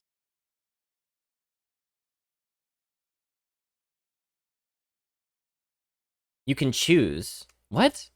You trigger it manually? I'm wrong about all my assumptions. I just gotta find, like, an explanation.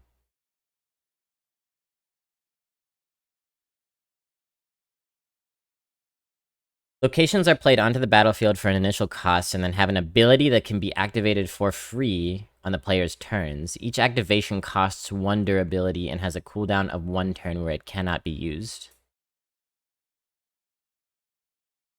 A location's ability can be used immediately after playing the card from hand. When a location's ability is used, it cannot be used, so you tap it, essentially. Locations can target minions that otherwise can't be targeted by spells or hero powers. Good to know. Multiple copies of the same location can be in play at once. They use up battle slots. Locations do not have attacker health, and as such cannot be damaged or destroyed unless a card specifically says so. They function similarly to dormant minions. Taking up a board slot is relevant, right?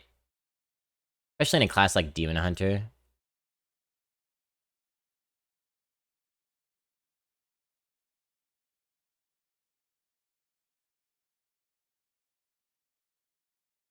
Okay. So you spend 3 mana, you put this on the board, the next relic you play this turn. This turn. Okay, so basically you click on it to activate it, right? And then you play a relic, and it casts twice. And then you'll have 2 more board slots on your board used up. I guess, unless relics are not all locations, which might be true.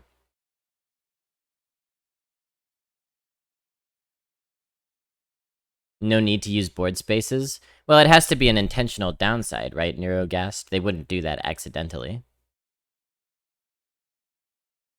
Like, it's just a strategic element.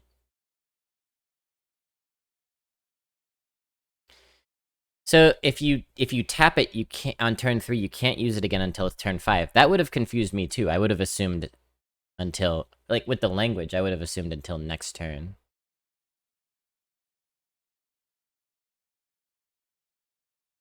Has a cooldown of 1 turn where it cannot be used. No, that makes sense. That makes sense. That it would skip turn 4 then. Okay. That's where your hero power is? Yeah, I mean, we know that, Intangible, but you can put it next to the hero power, right? You can make space for it. Like, it's not... It doesn't summon to the board because they didn't have any other space next to your hero. That's ridiculous. It had to be intentional. That it's a downside on your board.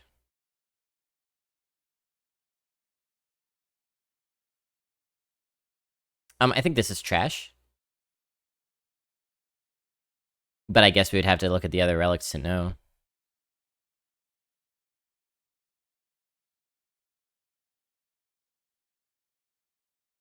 I think these are trash, man.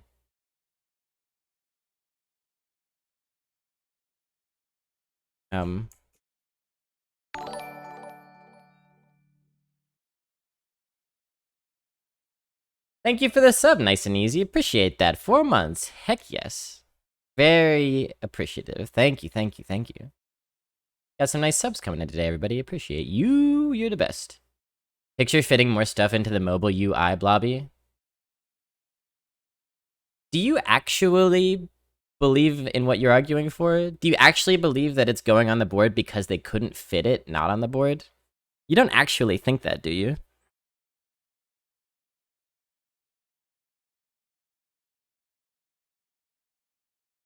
Even on the mobile interface, like, when you play a location, the hero power could just get smaller and scooch over a little bit. I don't know.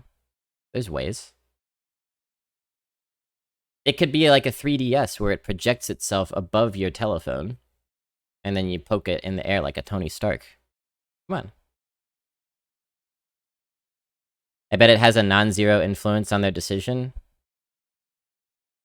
I mean, that's a safer argument to make, although I'm still dubious. Are you hype about the new expo? Well, we're only partway through, but I like what I see so far, nice and easy. I'm actually pretty pleased with the power balance in the expansion and how interesting some of the cards are.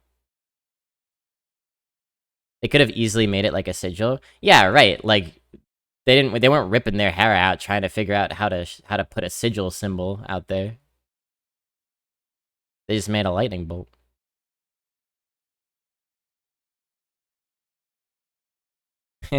I showed VR. The new 5/5 mech. Yeah. There are a lot of really interesting mid game cards. Okay.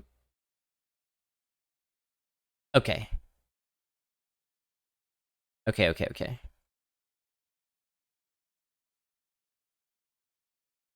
I will rate this. Did I already say 0.5? Because it's a 0.5. This is just ultra trash. Like, it's conditional. You need other relic cards. You need to have time to play this. It takes up a board slot. And then the only upside you get is the next relic casts twice, which might not be relevant for your situation. It might even be a 0. I think this is terrible. But it was a nice opportunity for us to learn about locations. Location. Relic of Phantasms. 3 mana rare spell. Summon 2 1/1 spirits. Improve your future relics. And these are simply 1/1s. Wow, this is terrible.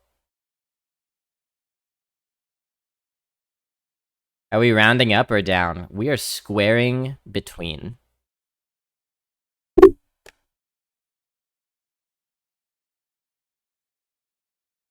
Like, improve your future relics, sure, but you gotta have a bunch of relics. DH Shaft. I agree. I agree. DH Shaft. 3 mana to summon 2 1/1s is so bad. It's so bad. 0.5 at most. Are you really gonna build a relic deck? Demon Hunter's gonna be rough. Brixis the Voracious. We got a legendary here. 4 mana 7/7. Aggro Demon Hunter looks like it could be a thing. With relics? Relics are like anti-aggro. They take so much time to get going. Anyway. Battlecry, discard your hand. Death Rattle, draw 3 cards. Interesting. This is playable, I think. Like, in the late game, it probably gains you value. If you hit it on curve, you might lose 1 card. But if the cards you have are, like, early game cards, you're gonna want 3 new cards anyway sometimes. And it's got a great stat line.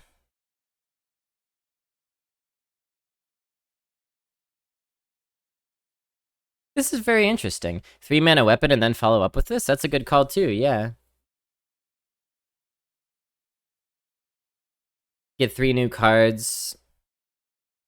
Play some. Swing the weapon. Get more cards. This makes shuffling cards back into your deck less of a pain. Sure, but it's still not. I still think it doesn't justify some of the crappy ones. I'll call this 3. I think it's nice. I think it's a nice card. Like, I think it's a discard mechanic that you're actually gonna want to use sometimes.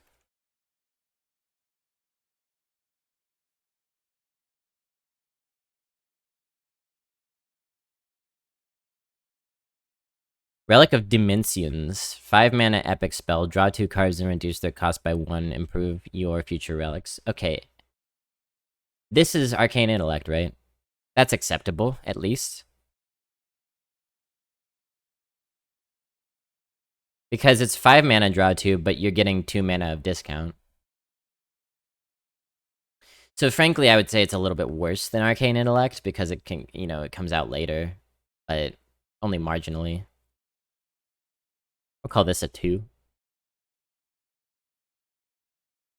What a great score for a relic card. 2. Artificer Xymox. 8 mana, 8/8 legendary. Battlecry, discover and cast a relic. Infuse 5, cast all 3 instead. So this would be, I would think, the only really proper good way to employ relics. Coming down on the back of an already acceptable card. You know, discover and cast a relic. You play this, you draw 2 cards. That could be nice. Draw 2 cards and summon 2 1/1s. Relics are so meh. Yeah, but this isn't understated, right? So, like, 8 mana, 8/8, draw 2 cards. That's pretty good, isn't it? So it's not, like, busted, but it's solid. Yeah, I would give this a 3, probably. Maybe a 3.5 if it exceeds expectations. But the relics are bad, you're right about that. Okay, and that's Demon Hunter. Straight up, if we're gonna rate the whole class expansion, this is gonna be the lowest rating I've ever given for a class expansion.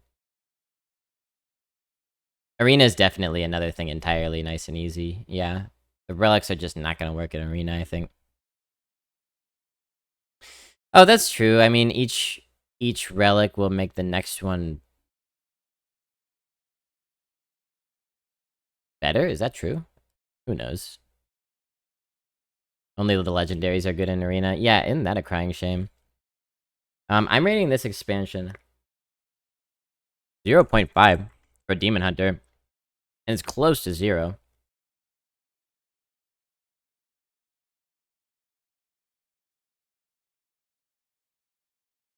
So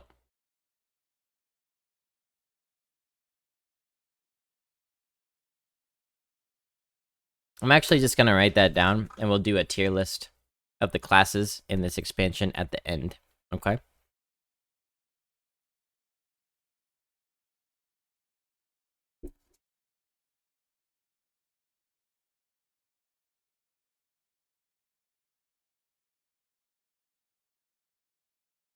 Seems fair.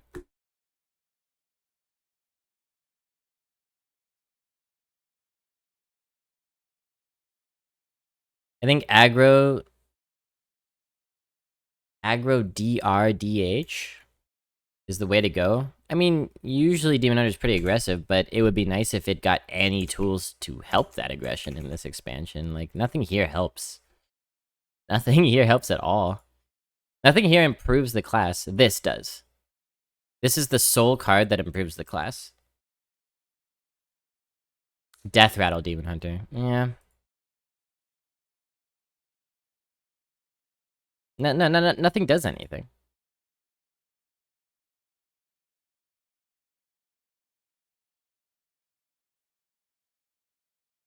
Wonder how many relics you'd have to draft to make it worth it. I wonder if it would ever become worth it. I really do. Let's move on to Druid. Planted evidence. Ha ha ha ha ha ha ha ha ha ha ha. 1 mana common nature card.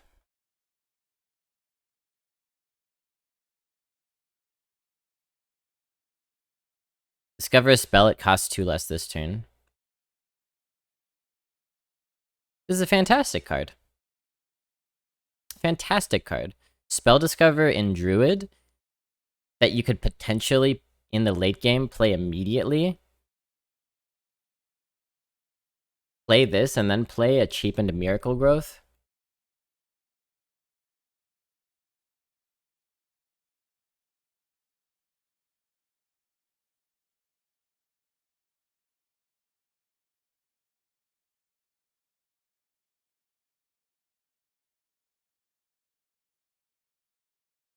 I'll call this a 4. You know, it's just one of those straight up discover a spell cards. How good it is depends on how good spell discovers are in your class. Druid, they're usually pretty good. This might even be a 4.5 actually. The discount is pretty nice. But since it's kind of a 1-for-1 trade of one card for another, and this first card doesn't itself do anything, I'll just rate it a 4. Natural Causes. 2 mana common nature card. Deal 2 damage, summon a 2/2 Trant. This card is great too! Good class cards, wow! What a notion. 2 mana, deal 2 damage by itself is not good, but it's acceptable. Think of like Siphon mana. I know that has upside, but it's sometimes irrelevant. This also summons a 2/2, so yeah. And you could think of this as like a... You could think of it like a much better Spring Rocket, right? That's a 3 mana 2/1 that deals 2 damage. This is a 2 mana 2/2 that deals 2 damage. And it's a spell, so it's a spell, it can activate stuff, right? I think this is also a 4. Better than the 2/2 pirate that needs a weapon to deal 2? Yeah, much better. Just do that anytime. Oh, I love hedge mazes. I love hedge mazes. Location card, 3 mana hedge mage. Hedge maze. Rare. 2 durability, trigger a friendly minion's death rattle. We already have this card in Rogue and it sucks.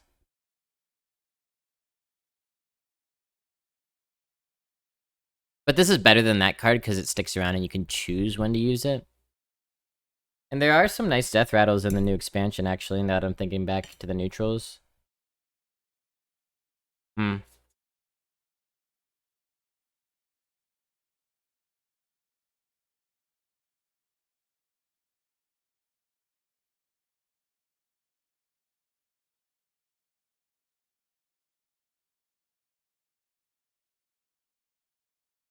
can see Harry Potter in the maze.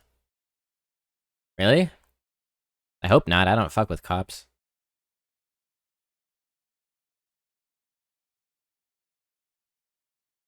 Yeah, this feels way too slow. Like, you're paying 3 mana. Like, if you have an incredible Death Rattle, worth it. I don't know. This is another, like, very much a synergy pick. Like, you really need to draft for it. And Death Rattles aren't particularly Druid-y. But you'll take Death Rattles in Druid happily. I don't know. I think this is a 1.5. I think it's much more playable than the other location. You just have to have the deck for it, and even then it's a bit dubious. Maybe 1.5 is generous and we'll just never draft this, but... Plot of Sin. 3 mana rare nature spell. Summon 2/2/2 Treants. Infuse for 5. 2/5/5 Ancient instead. I see. They're not gonna show me the Ancients? Weird. So this card is already perfectly fine in,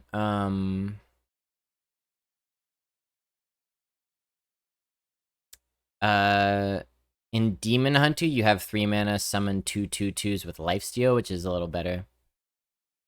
In... What the heck? There's another card like this. It's like it's a Naga-related card, right? They become 3/3s if you played a Naga or whatever. That card's good too. That's a Hunter thing, right? So, 2/2/2 bodies for 3 mana is already good. That's a nice stat line. Flexible, you can trade them separately, etc. If you wait a little bit and infuse this, which, you know, Druid should be pretty good with infuse. Summoning 10/10 of stats in 2 separate bodies for 3 mana is really strong. That's so strong. You just wait. It, you know, sort of like Corrupt, it's gonna be a maybe sit back and wait and then burst with a bunch of stuff meta, which it very much isn't like that right now. It's more on the board curve focused. This feels pretty strong to me. I would say 4 again. We're getting lots of 4s in Druid here. I would say 4. The upside is quite nice. Might even be yeah, 4 seems good. Widow Bloom Seeds Man. Very sensual name. 4 mana, 3/2 epic. Battlecry. Draw a nature spell, gain an empty mana crystal. Draw a nature spell, gain an empty mana crystal. Okay, slightly conditional. There's a lot of nature spells in the class, though.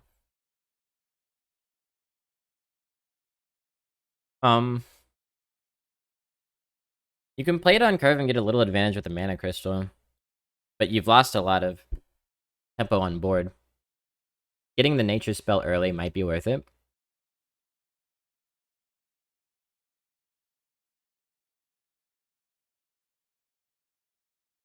I think this is nice. We can call it a 3, maybe?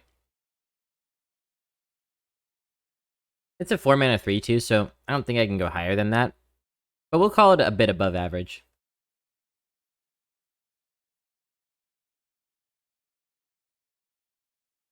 Obviously, you never ever draft it if you don't have the nature spells.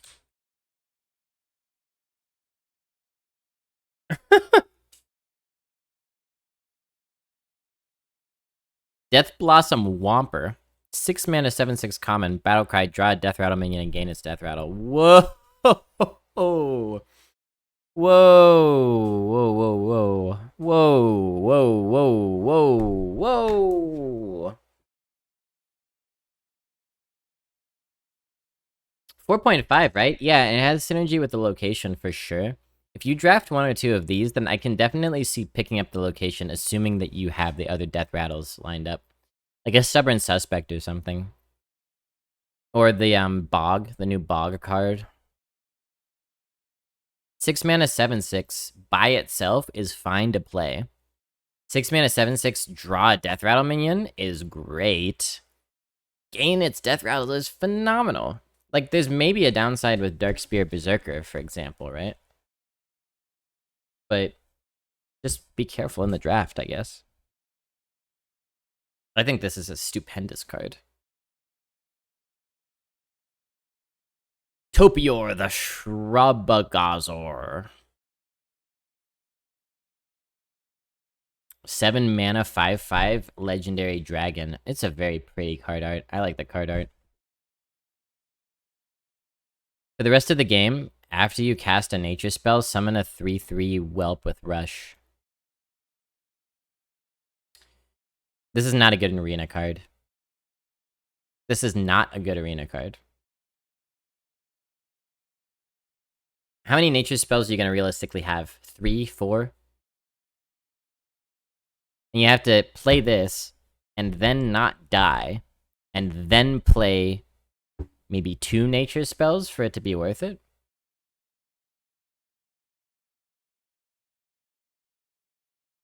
And 3/3 whelps are actually kind of like not amazing.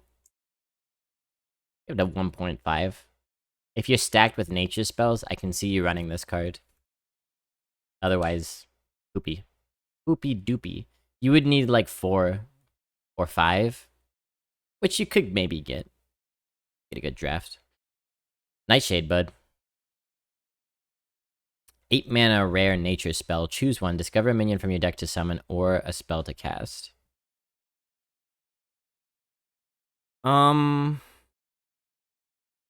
Bad?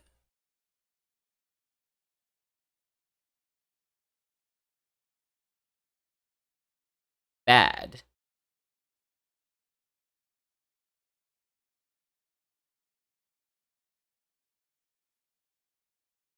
Bad? 1 or lower?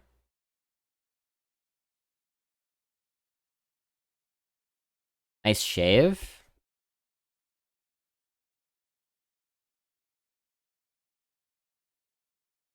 I haven't shaved in like 2 weeks. I think we can agree bad. Okay. Thessaly of the Fey Court. 8 mana, 8/8 legendary. Taunt, Death Rattle. Draw a minion, reduces cost by 8. Taunt, Death Rattle. And an 8 mana, 8/8 with Taunt, you know, that's fine. That's fine. Demon Hunter has that one that increases the cost of spells, right? Draw a minion. This comes with a card draw, which is great. Reduces cost by 8. So you basically get a free minion from your deck when this dies. It's kind of nice. It's not the most busted card. I like this card. It seems well balanced to me. Maybe like a very strong 3? Or like a weak 3.5. Because it's still an 8 mana 8/8, which is not the best. Yeah, and there's like Troll Centurion and stuff, you know. Convoke the Spirits. 10 mana epic nature spell. Cast 8 random druid spells. Targets chosen randomly. Wait, we have Rune of the Archmage for druid now? Come on! Are they just gonna print a Rune of the Archmage for every class? One expansion at a time? I guess this is more like Puzzle Box, huh? Because its target's chosen randomly. So it should be more balanced. But then again, you know, mage spells are often like targeted. Druid spells often just like bolster the board. You get like a Kodo or like a Miracle Growth or like a I mean, God forbid, Arbor Up, right? So, like, basically, unlike Rune of the Archmage, which half the time is going to lead to an obliterated board, this card, I would think, is mostly going to build your board up to be very strong.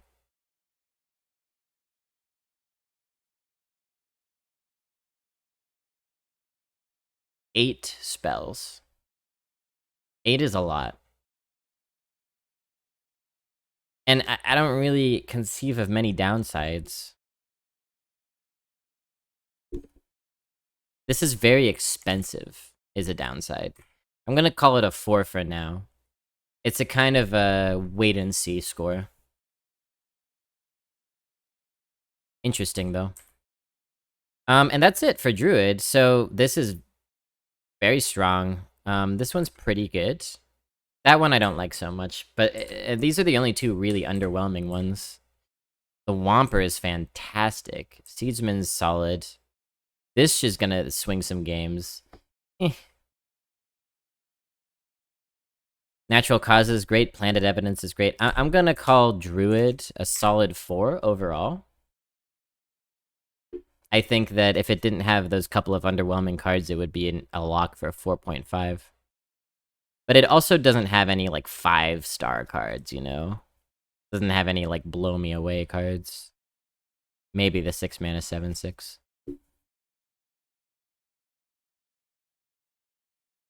Let's move on to a class that I really like and I wanna see. Hunter. I'm excited to see what they got for Hunter. Batty Guest. 1 mana, 1/1 common.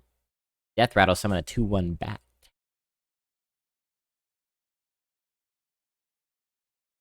I like it. I love it. I want some more of it. I'll tell you what a strong card is in Hunter. 1 mana, 1/1 Death Rattle, summon a 1/1. I'll tell you what a stronger card is. 1 mana, 1/1 Death Rattle, summon a 2/1. Is Hunter got some good stuff? They did my Demon Hunter dirty, so I need Hunter to be good. I'm excited. I think this is like a 3.5, honestly. Like, in Hunter, this is a very, very, very strong 1-drop. It could even be better. It could even be better. You know what? I'm gonna say it. 4.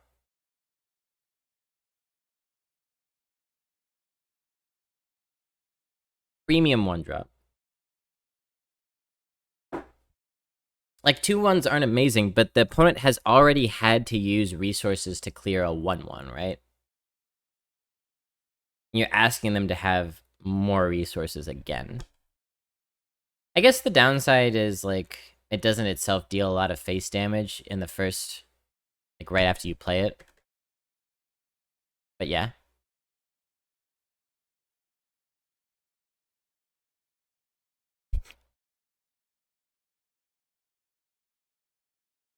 Jack Nicholson nodding meme.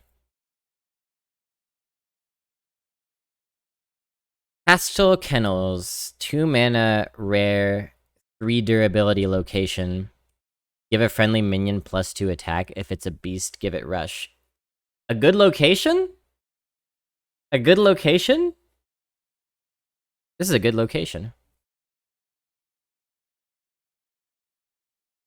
And again, you can choose when to activate this, right? So you stick this on the board, maybe even on turn 2. And then every minion you play for... Well, it's not all in a row, right? You have to be a little careful about the cooldown.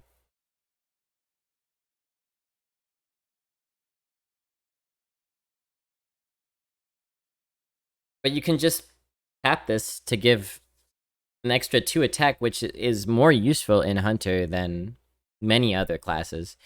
And if it's a beast, you can give it rush right out of hand. Hunter has a ton of beasts. This is kind of reminiscent of that earlier card where I was like, +2 attack only on beasts. That's not that relevant. But this is already good even if you don't have beasts. You're spending 2 mana for +6 attack over time. It's a lot of time, but it's +6. And you can gain a crazy amount of tempo with beasts out of hand. Still too slow, you think?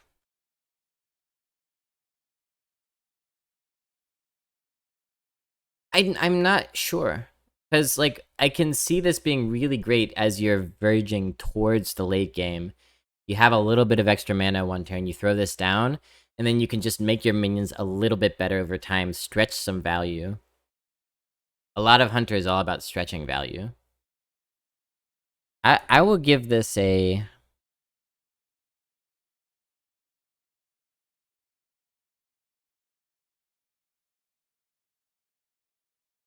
3, to be a bit ambitious about it, I actually think this is a good location.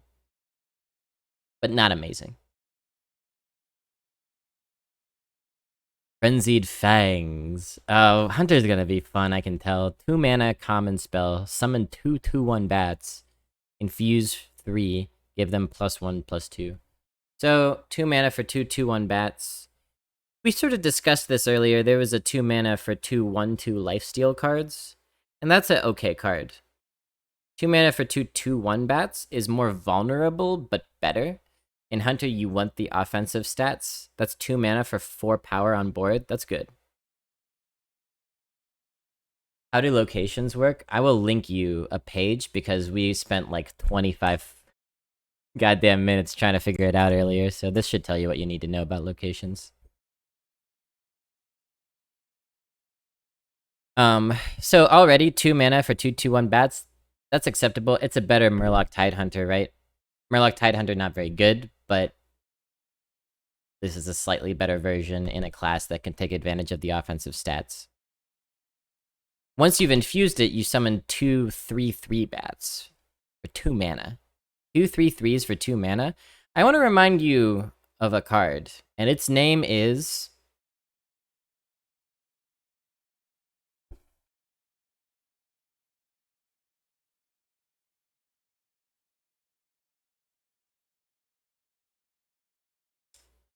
I don't remember what its name is.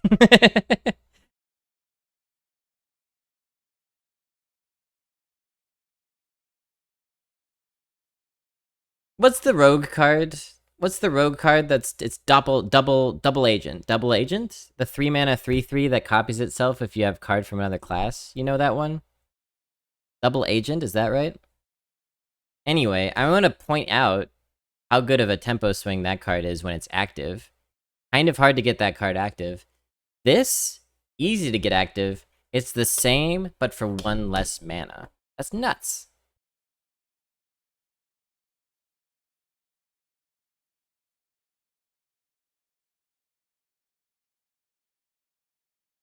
I think we go 3.5 for this one. That's like most conversations we get into about new cards. Like, oh, this is just like that other thing, except for all the differences. Classic card games. I think a 3.5.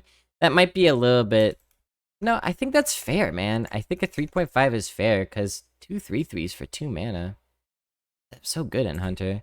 Just overwhelm the opponent. Spirit Poacher. That's rude.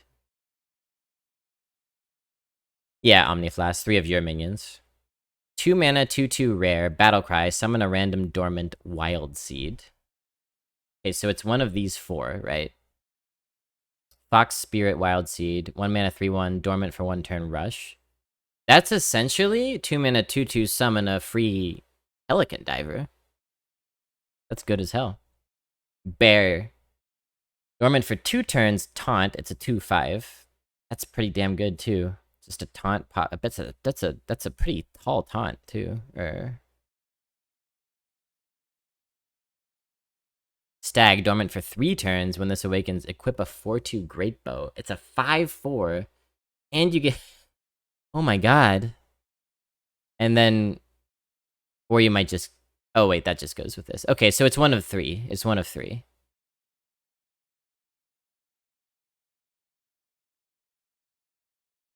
This is crazy.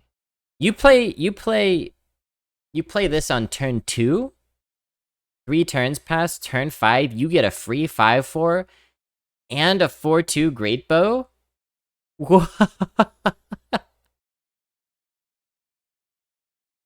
I guess the worst one is this one, maybe? And it's already very good. Now, the problem with this card is sometimes you need one of these in particular, and you won't be able to guarantee consistency. Like, in the late game, you might need the rush for next turn. Or you might say, I need some oomph in a few turns, right? But you might get, like, a crummy taunt instead. I don't know. But as a 2-drop on 2, play this on 2, 2 mana 2/2 understated, yes. But you're about to. I don't think it's a 5 because of the randomness. Like, for example, if you play this on 2, you roll the Fox, and then the opponent just, like, plays a weapon or something, and then your 3/1 comes out and they take care of it next turn. Like, it's not always gonna bust the game open. But if you get the Stag, that's such a high roll. I think it's a 4.5 for sure. You think a 4? That's fair too. I can see it.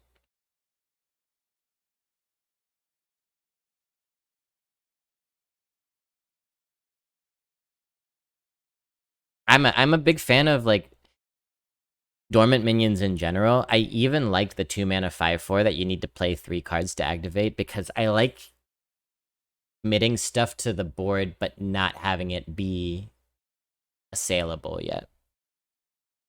I think that's a very strong card. Stag Charge, 3 mana epic spell, deal 3 damage, summon a random dormant wild seed. We know what those are now. 3 mana, deal 3 damage, plus one of those wild seeds? What? This might be a 5, actually. This might straight up be a 5, because 3 mana, 3 damage is already good enough for Hunter. This can go face, right? This is already good enough. You want something else for it, but already you're content. I feel like 3 mana, deal 3 damage is better than 2 mana, summon a 2/2, so I might bump this up to 5. These are really strong. Wild Spirits, 3 mana epic spell, nature, summon two different dormant. Make your wild seeds awaken 1 turn sooner. Is that permanent? Or is that just for what's on the board at the time? Does anyone know? Is that just how many wild seeds you have dormant? They will just knock 1 turn off? What if you have 1 turn left and you play this? Will it immediately summon? I have many questions.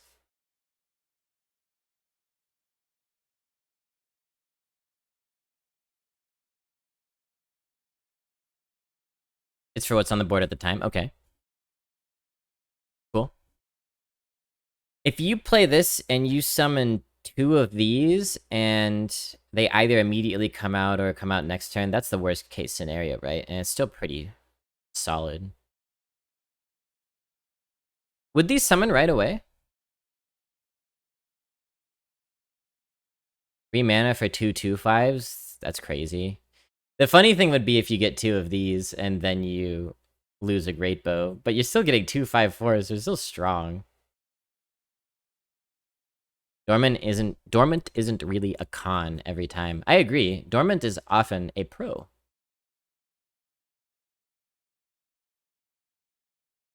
Oh, you're right. Okay, it's 2 different ones. You're right about that. That's a good call. So yeah, that's even better though, right? So you're not just gonna get 2 of the worst one.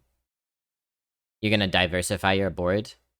And it makes it very likely that you get the Stag Spirit. That makes this even better. I'm gonna call this a 4.5. It might even be a 5. Holy cats. Oh, I'm gonna be playing some Hunter. Stonebound Gargan. 4 mana, 3/5 common, beast, rush, infuse 3, also damages the minions next to whomstever this attacks.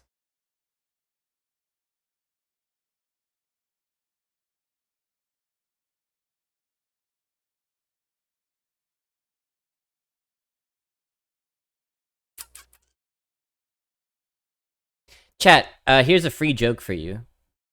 What do you do? What do you do if you're... I need to rephrase this joke a little bit.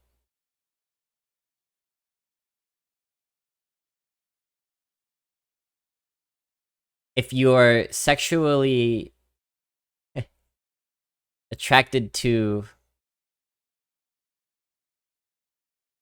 I ran into a bit of a hitch in my joke.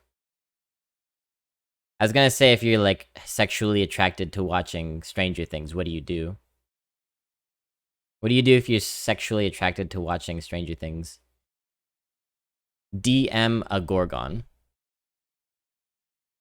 That was my joke, except I realized that the show about kids, so don't read into that. Just like think of, it's like watching the show gets you excited because of Winona Ryder. Okay, there you go.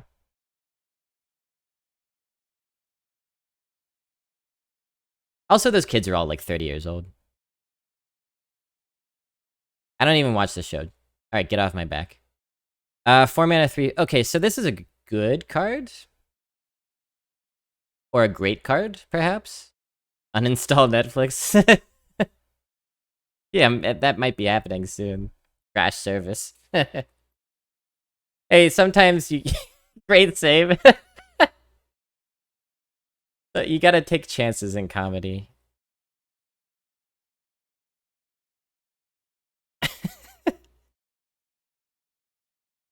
So 4 mana 3/5 rush. That's fine in a pinch. I think this is one of those cards that you will almost never use uninfused. Because the upside of the infusion is so high that you can wait for it, right? Again, I would use the touchstone, that Warlock roller coaster card, that gets corrupted multiple times, twisted something. You could use a 4 mana 3/5 rush. It's fine. It's like a fine card already. That's like a average card. Might be a trap not using it. I mean, if you have to use it to survive, you could use it, and that's fine.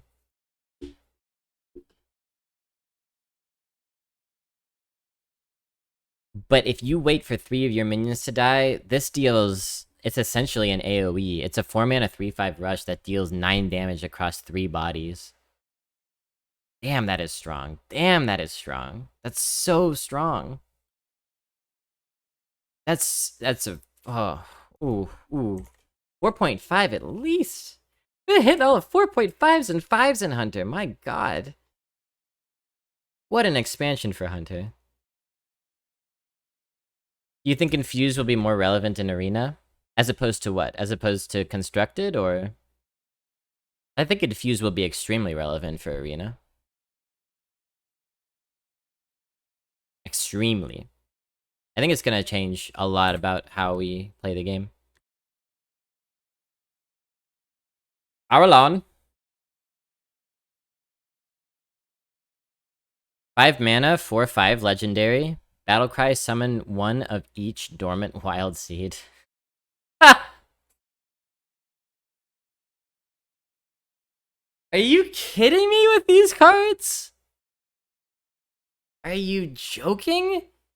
You play this on turn 5, it's an okay body, and then... We already talked about the wild seeds, I'm not gonna go through them again, but you can look them up. But suffice it to say that they're very good. I like you too, nice and easy. You don't have to apologize. I'm happy to answer any and all questions. And then every turn after that, you have a minion pop out. Every turn, for 3 turns, you have a minion pop out and do something. This is insane. This is an easy 5. You kidding me? This is only bad if you play it and you're about to die next turn. That's it.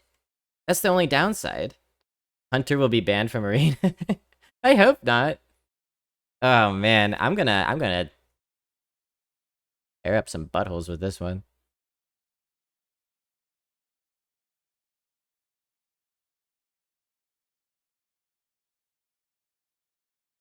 Might be a little slow in the late game. I don't know, man. You're happy to have just a decent sized body in the late game sometimes. What is the flavor text in reference to? I assume this. So. Oh, you mean like, is it a quote? I was guessing that it was just a reference to the if I had a nickel paradigm. I think some of these cards will be micro adjusted down. Yeah, maybe they actually will just like nerf one or some of the wild seeds.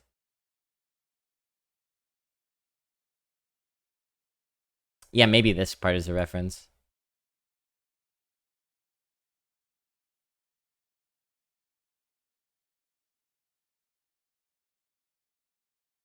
Huntsman Altimore, 7 mana, 5/4 legendary. Battlecry summon a Gargan companion.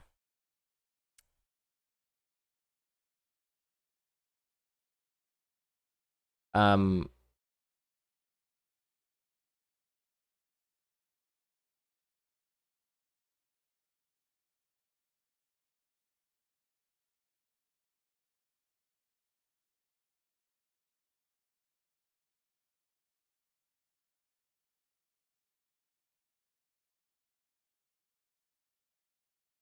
yeah, they're just animal companions. It's the same.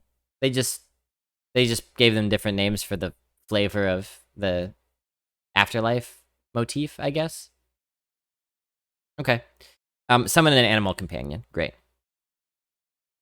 7 mana, 5/4, summon an animal companion. That justifies its cost already, because animal companions are 3 cost cards, essentially. So you're getting 8. You're getting, like, let's say 4 mana, 5/4 is your target. You're getting an appropriate amount of value for playing a 7 cost minion. And that's with 0 infusions. With 2 infusions, you have just cast Call of the Wild, man. You just cast Call of the Wild, and you got an extra 5/4 for 2 less mana. What? What? 4.5? This is unprecedented how bad Demon Hunter is and how good Hunter is. Unprecedented. Collateral damage, 8 mana, rare. I gotta start, like, picking up the pace, I think. Deal 6 damage to 3 random enemy minions. Excess damage hits the enemy hero. 6 damage to 3 random enemy minions. Are you fucking with me? That's really good, too.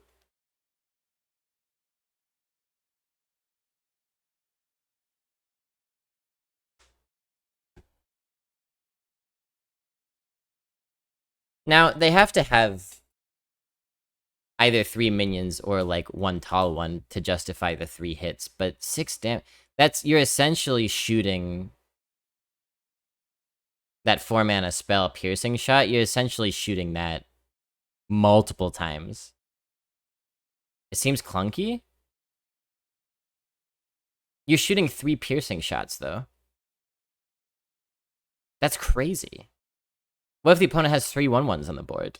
Yeah, it's 15 face damage. That's, and that's an outside case. I don't know. It's expensive. It's expensive, but it's an amazing finisher. That's all you need it for, right?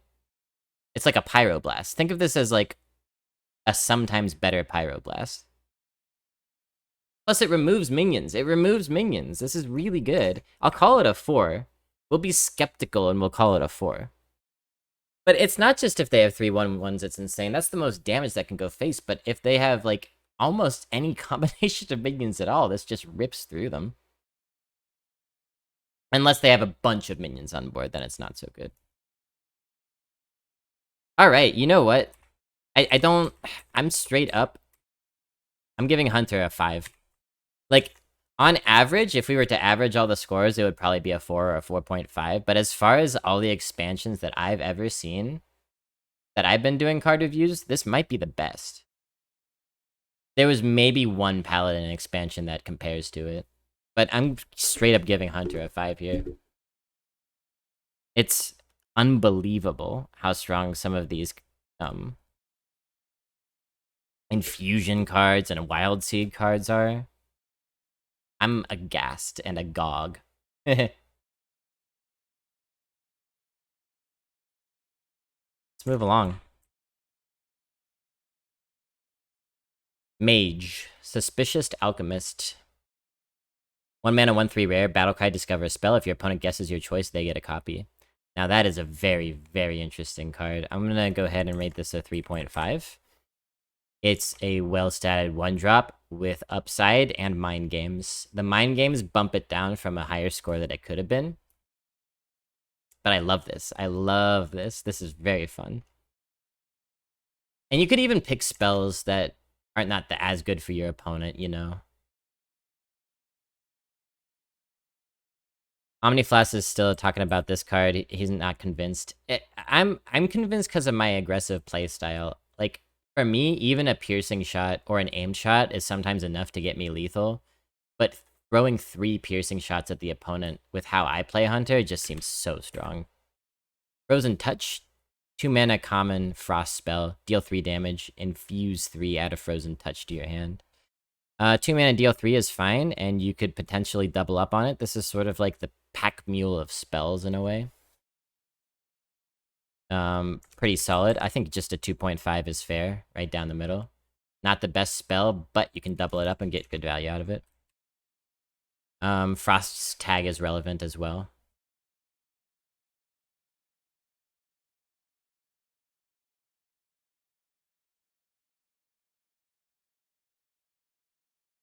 What if you play the spell after you play the card? What? I'm not sure what you mean. Solid Alibi, 2 mana epic frost spell. Until your next turn, your hero can only take 1 damage at a time. We've seen cards like this before.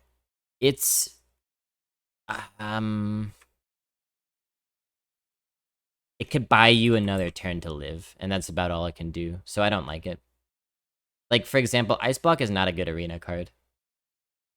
Amazing in constructed, but it's not actually a good arena card. Sometimes it'll win you the game.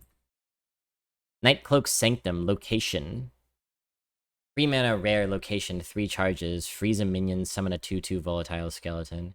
So you can freeze opponent's minions, huh? This is kind of dope, actually.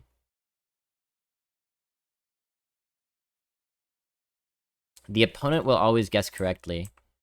You're talking about this card? I disagree.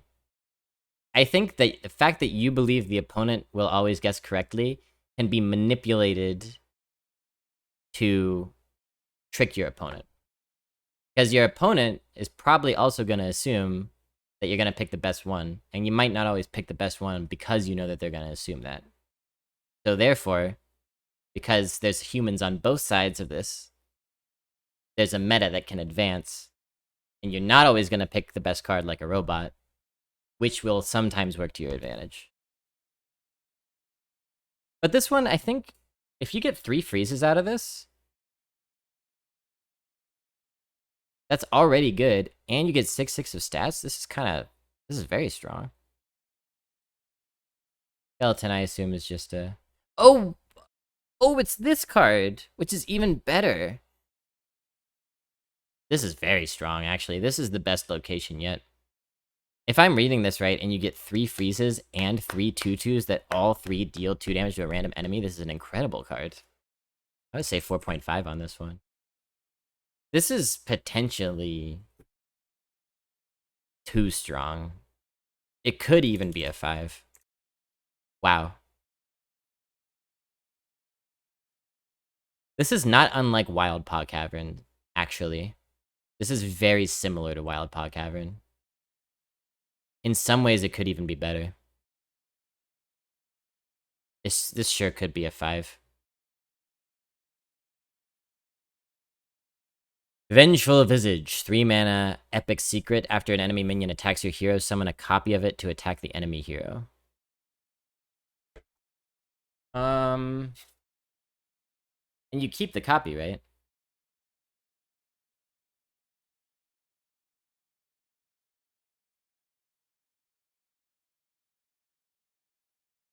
When you discover a card you play at the same turn roughly 50% of the time, so that they will literally see which card you pick. You're misunderstanding how this card works. So give it another read, I guess.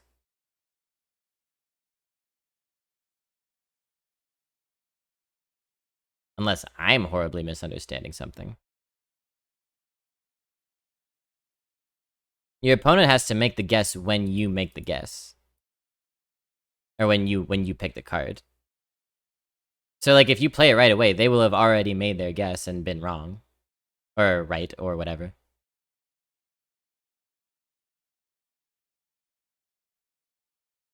They'll guess on their turn? Is that true? Why would that be the case? Wait, really?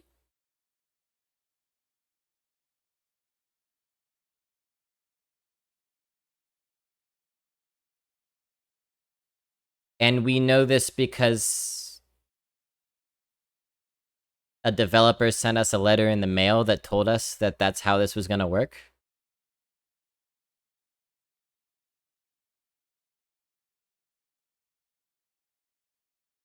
Because it's certainly not on any of the information we see before us here.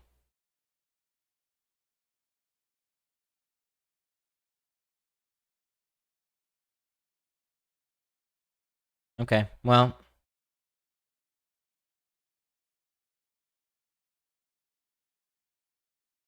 when they did the card intro, they said it. Yeah, I'm saying it's a mistake on their part to not tell us how a card works on the card itself.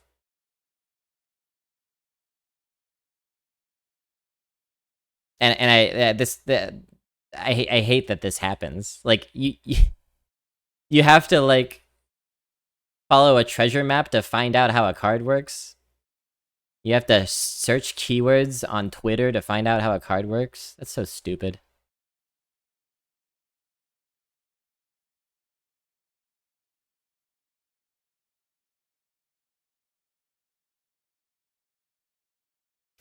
Okay, well, I guess that makes this card a little bit worse. Mentally readjust my rating accordingly.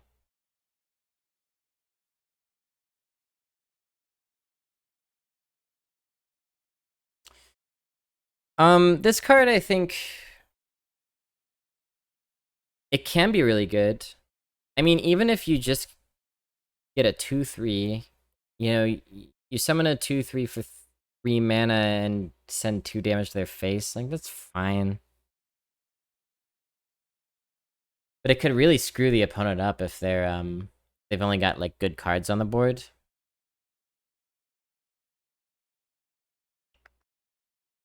And if you're like a burn mage, this could be really nice if you got like a fireball sitting in your hand. I'm gonna say this is a 2.5. It might be easy to manipulate this secret, but it also might screw you over a lot of the time when you don't have an answer other than to try to hit face.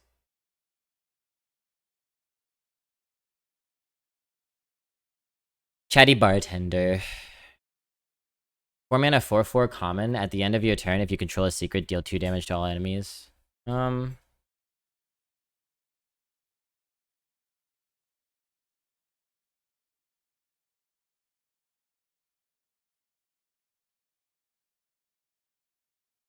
Let's say 2.5.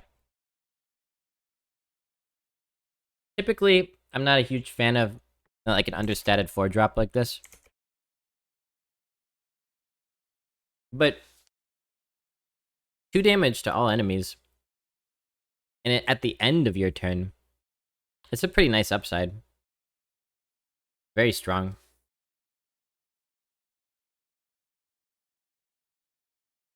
Old case.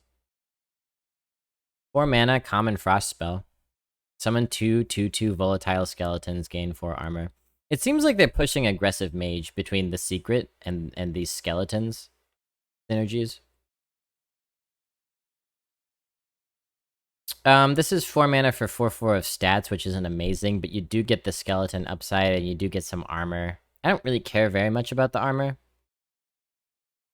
I will call this one a 2, I think. It's just a little bit weak to me. Maybe it's a 2.5. Orion, Mansion Manager.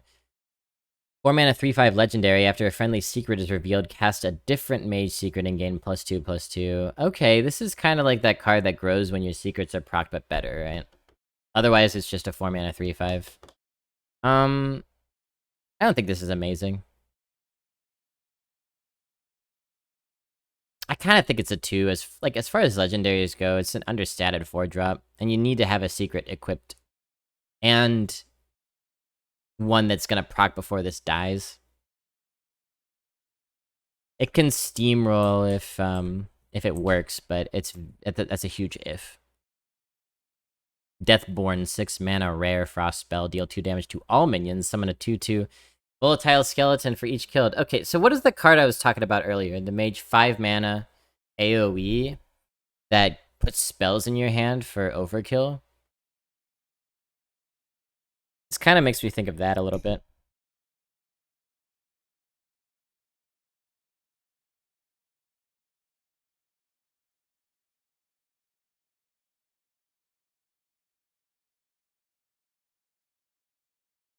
Also, like a worse Cycle of Hatred.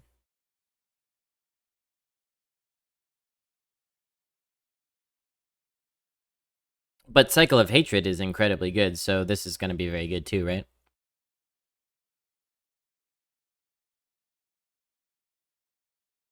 I think we could. I think we could call this a 4, but a strong 4. Explosive sheep. True. Take a lot of damage still, maybe. Hel'Thuzad, the Inevitable. 8 mana, 6/8 legendary. Battle Cry. Resurrect your volatile skeletons. Oh my god. Any that can't fit on the battlefield instantly explode? Oh my god. Interesting.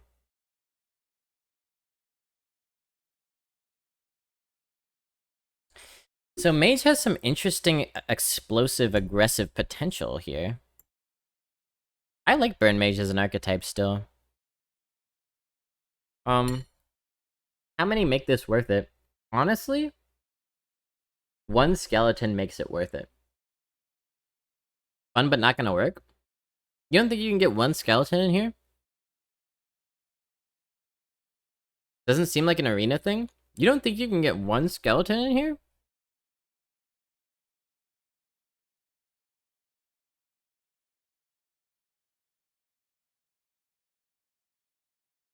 What's just the,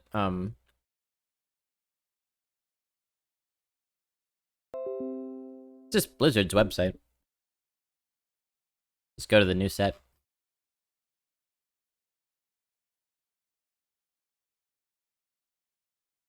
It's an 8 mana 6/8. Yeah, but you don't think you can get one skeleton in here? Hi, Proxa.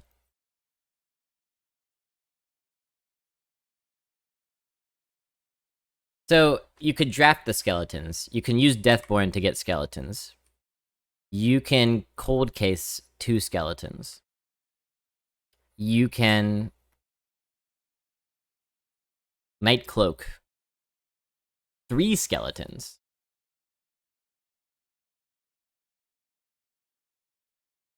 So that's 4 ways to get skeletons? You don't think you can get one?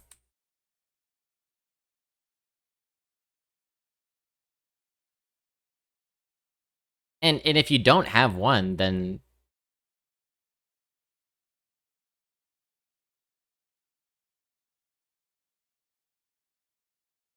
if you don't have one, then don't draft this, right?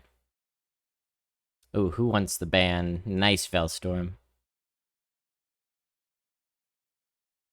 How many skeletons are there? Skeletons are also neutral draftable. Yeah, I just said both of these things. Like, you can draft them neutrally. You can just get skeletons, or you can get these cards that summon a bunch of skeletons. What if you get 2 of the location cards? That means you got 6 skeletons. That means your whole board is full of skeletons. And if you have stuff on the board, that means that you get free damage. The damage can go face, yeah. In defense, you were rating the relics entirely off of never getting improved. The reason is because drafting a relic standalone is a bad idea, which makes me think that relics will very rarely get improved, because in order to justify a relic pick in Demon Hunter, you have to already have relics. And you will not pick that first relic because you don't have relics already, probably. Which is a whole world of difference between Demon Hunter and Mage, because you will absolutely 100% be drafting these skeleton synergy cards when you find them. The only one that you will pass regularly is probably Cold Case. Like, I think this is a really, really strong one. I think the AoE is very strong as well.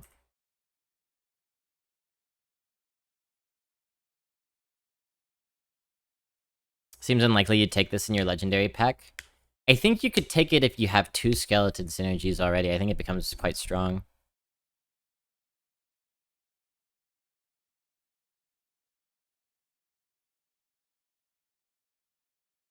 So time to put a number on it. Because I agree with your hesitance on account of this being conditional. I do agree with that. I think if you have to play it as an 8-mana 6/8 in a game where you've never drawn any of your skeleton synergies in the late game, it's still not the worst stat line in the world and can do some work. Terrible against Troll Centurion, though.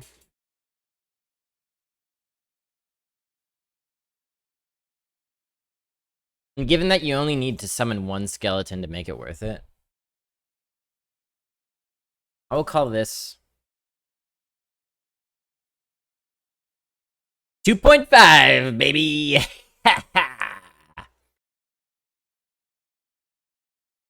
Alright, what do we think about Mage? This is pretty strong. This is not. This is fine. Possibly good. Okay. More down the middle than the other classes we've seen. This is a pretty damn good one, though. This one is gonna carry the class. Crap. Fine. Good. Mage to me seems like...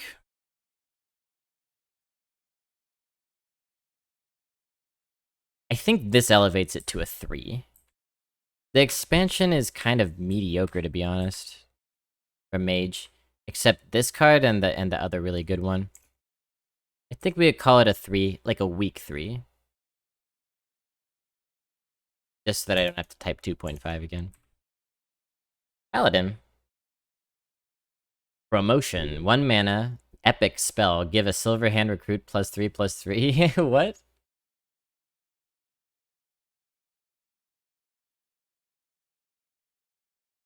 Is this any good? I mean, the game goes on long enough, you're gonna be summoning dudes. You think this is really strong? I wouldn't say really strong. It's a good buff. It's a good buff. Maybe it is really strong.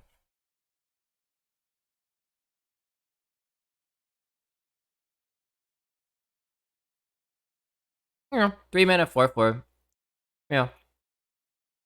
No, you're right about that. And you're still only using 1 card for that, right? Let's call it a 3.5. No, you're right. You're right.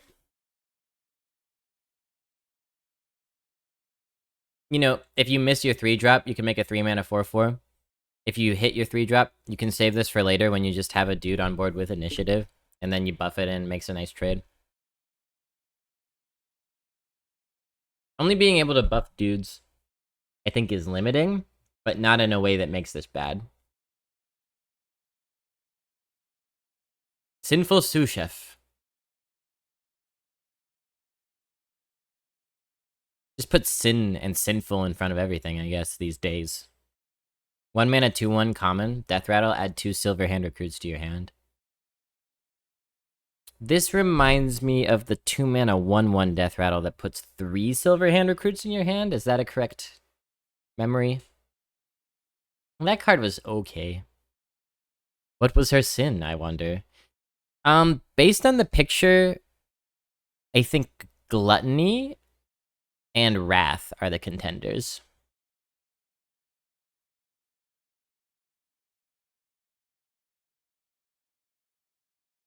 Possibly Sodomy. Yeah, this card is fine. It's a 1-drop that gives you like a little tiny bit of value, possibly with synergistic upside.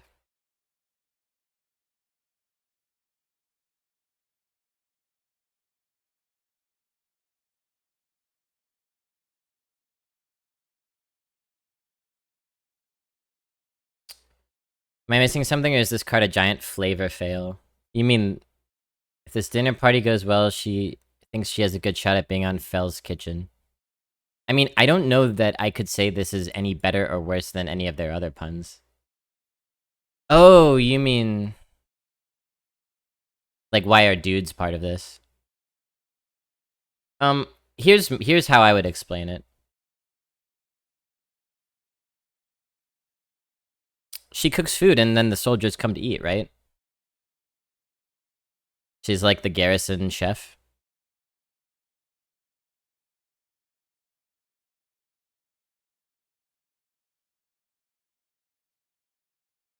After she dies? Well, guess who else dies a lot? Soldiers. So, dead soldiers gotta eat too.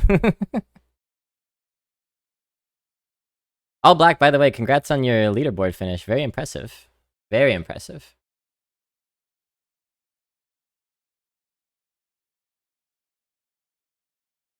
Anyway, I'm probably thinking this is like a...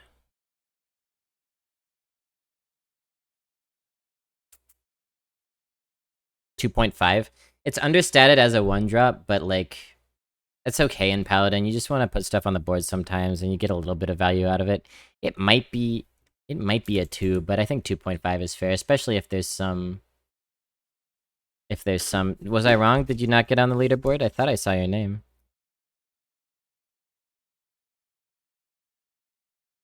Did I miss? No, you're on the leaderboard, my friend. You got a very good finish on EU. Congratulations. I'm happy to be the first to inform you.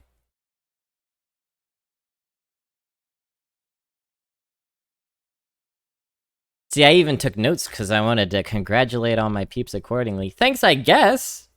Nah, pat yourself on the back.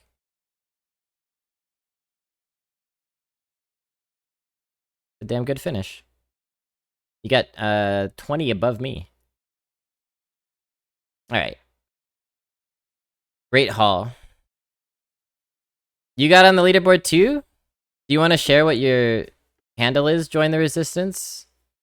Do you want to share what your placement was? 113 NA? Nice. Very good.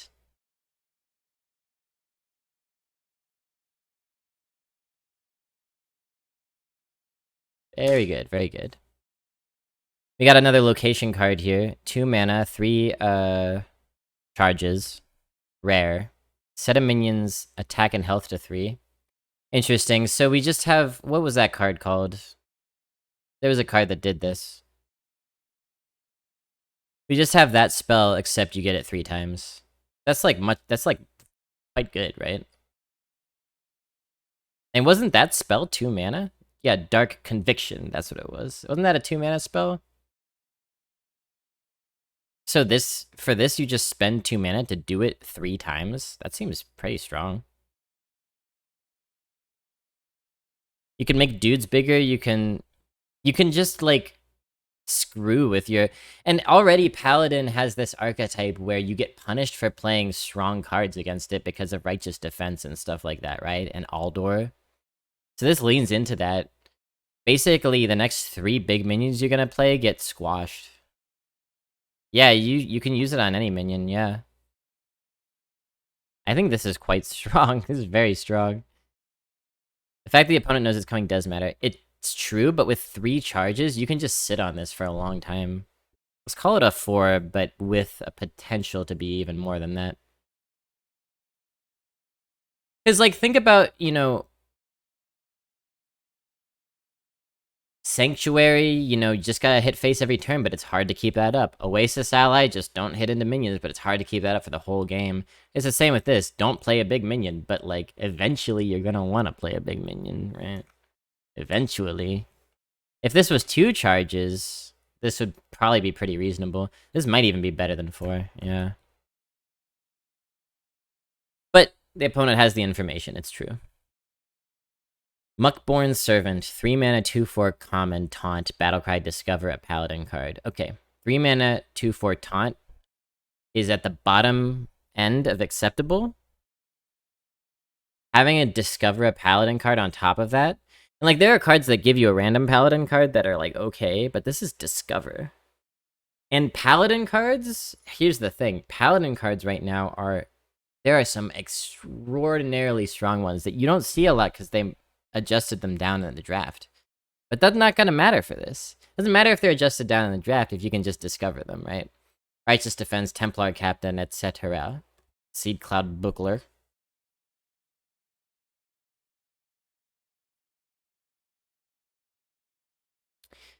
There are a lot of bad paladin cards too. 50% broken, 50% shitty secrets. Some of the secrets are kind of good too. The Colossal, I think it's just 4.5. Maybe it's weird to think this is better than this, but But this can give you this, right? So, I don't know. Service Bell. This is good art. They did a good job with this art. It's way more dynamic than most of their art. It, like, is a proper perspective and everything. I don't know that you would ever approach a service bell from the side like that, though. A minor quibble. Like, I don't go when I'm gonna hit a service bell. I go ding. Sorry, I didn't mean to smack you.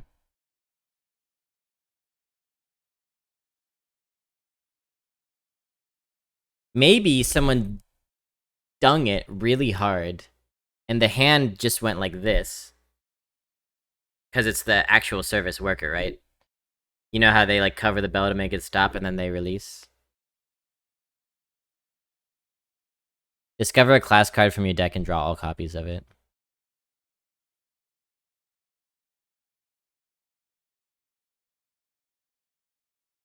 This is kind of like a worse version of this, right? And it's extremely deck dependent. If you got strong class cards, this could be kind of nuts. It's sort of like that Hunter card, 3 mana, discover a beast that has died and summon it or whatever. Kind of similar. It's just a little slow, because, like, you're spending 3 mana to get a card in your hand, right? So it's kind of slow. I would rate this one a 3.5, maybe. It's possibly even a little lower because of its slowness. Stuart the Steward. Ooh. Ooh, look at Stuart. I like Stuart. 3 mana, 3/3 legendary. Death Rattle. Give the next Silverhand recruit you summon +3/+3 and this Death Rattle. Oh. Oh, no. That's strong.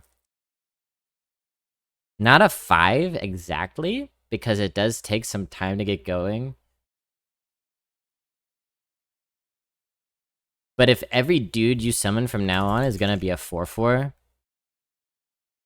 that's really strong. That's so strong. It's like a small Jiraxis. Buffet Biggin. 4 mana, 2/4 common. Battlecry, summon 2 Silverhand recruits. That's what, 4/6 of stats for 4 mana, but they're split. It's just a Grim Necromancer, right? But when you infuse it, give them +2 attack and Divine Shield.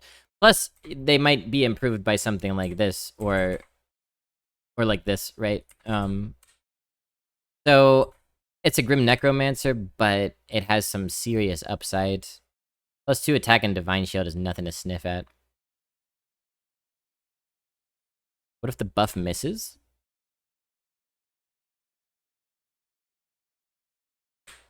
What?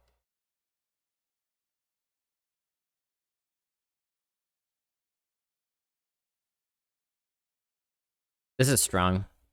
This is strong. It's at least a 4. Elitist Snob, 5 mana, 3/4 epic. Battlecry for each paladin card in your hand. Randomly give Divine Shield, Lifesteal, Rush, or Taunt. If there isn't another dude on board, it doesn't have to be on board Salty Sea Dog. It's the next one that you summon. So even if it's 10 turns from now, when you summon a dude, it will get that buff.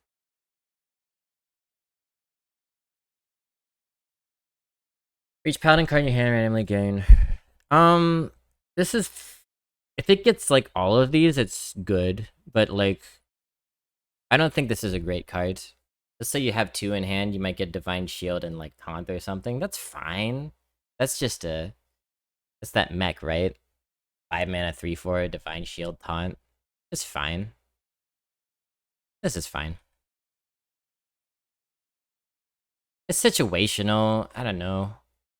And you're probably going to often have Paladin cards, and you're often going to get this even for up to 4. I would like to call this a 2. I think it's not that impactful. I don't think it's bad, and if you get Rush, it can really do stuff, but, yeah, especially Rush Divine Shield, but very situational. Fair enough. Fair enough. 7 mana, Divine Toll. Hey, it's Stuart. Holy Spell rare. Shoot 5 rays. Deborah! Shoot 5 rays at random minions. They give friendly minions +2/+2 and deal 2 damage to enemy minions. This is, like, impossible to evaluate, right?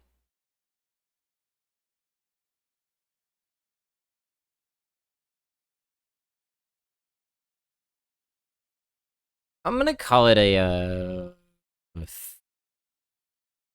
3.5 and just move on with my life.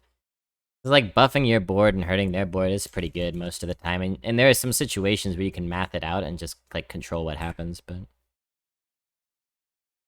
the Countess, 7 mana, 7/7 legendary.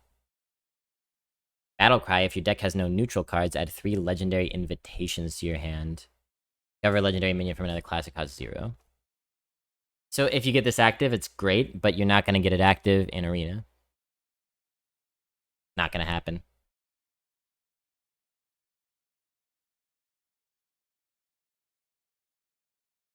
So it's basically just a Golem, right? 7 mana, 7/7. I'm gonna just toss this a 1. Not good. I mean, it might be an Arena just because it's got a playable body, but like I don't think they'd take it out of Arena. All right. So for Paladin, let's rate it. This is really strong. This is really strong. This is fine. Fine. Fine. I think this can be good. This is a really strong legendary, and this is kind of a nothing legendary, so those balance out a little bit. The Divine Toll could be really good. I think this is gonna be good. This is not very much at all. On balance, I'd say it's looking like a 3.5 to me for the Paladonger.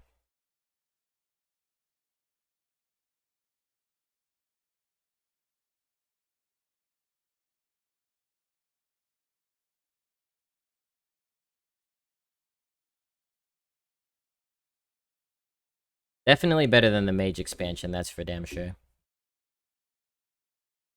But worse than the Druid.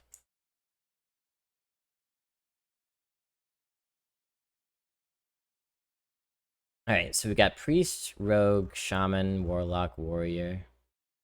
I'm gonna take a quick break, chat. Give me a few minutes to situate myself. Grab some more water. And I'll be back with the rest of this card review. We are in the home stretch. I bet you can't wait to find out about Priest. See you in a minute!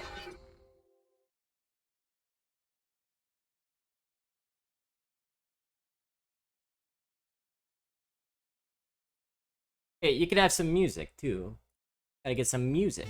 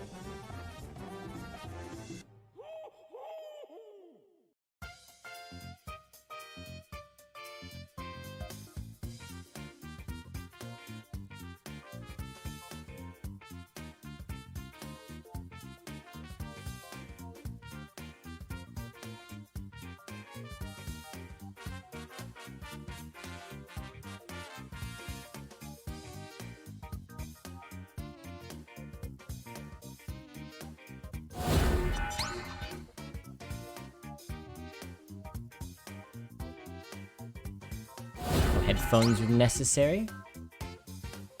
No headphones necessary. Because the music's going away.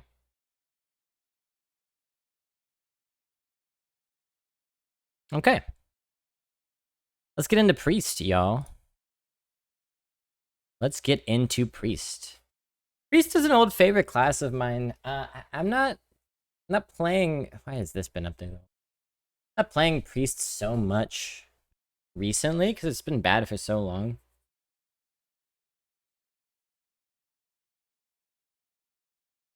But we'll see what we got here.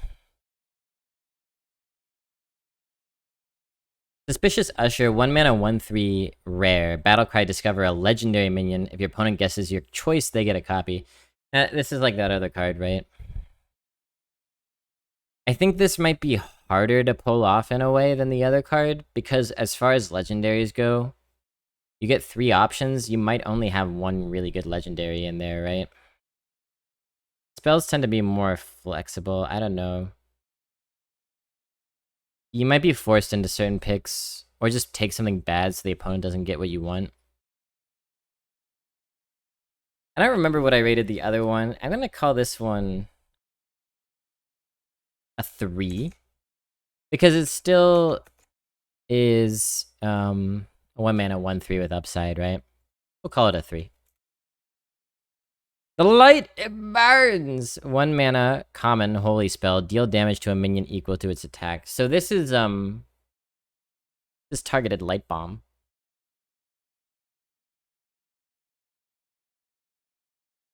Targeted light bomb.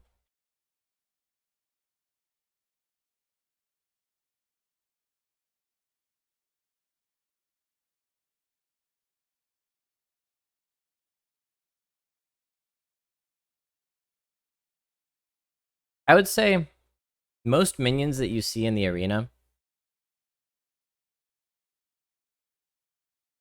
are gonna have more health than attack. So it's worth mentioning that. But you'll find targets for this. You will absolutely find targets for this. And, you know, even if it's a big minion that has more health, you can just, like, bump something into it and then kill the rest. This seems, for the most part, to be a pretty effective 1 mana card removal, which... I mean, what is the... Like, hit it very hard is the only other thing that's kind of like this, right? The downside of that is you take face damage. I will call this a 4.5. It could be a 5. It really could be. I'll call it a 4.5 for now.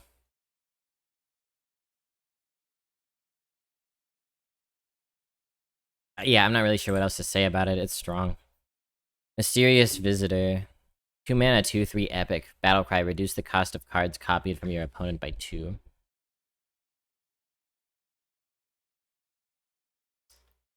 That's kind of niche. That's kind of niche. We'll call it a 2. Defer to the stat line.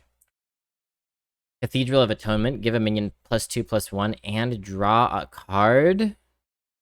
3 charges. Location. Wow. This is very strong as well. You know, you have to parcel it out over time, but that's essentially 3 mana, 6/3 buff, and draw 3 cards.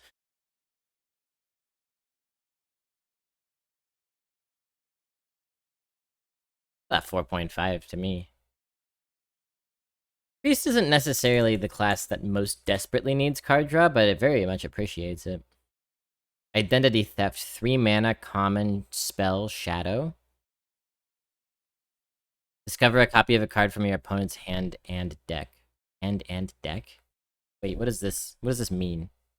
Does this mean you get 2 cards, or does this mean that it's just one big pool that you're pulling from?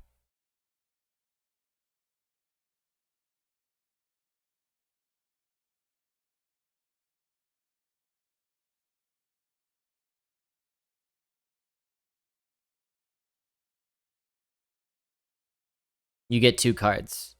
Well, in that case, this is a phenomenal card. You get a Discover from their hand, which is fantastic. It gives you information. And you get one from their deck, which is also information.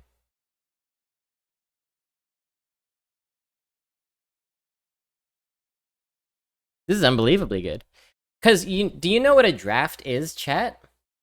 A draft is a series of 30 discovers. You're looking at 3 cards and you're picking the best one. Something like Identity Theft, when you're discovering cards that the opponent has drafted, it's like it's like a double discover, you know? Your opponent already selected the best of 3, and you're getting the best of 3 of 3. And you get that twice.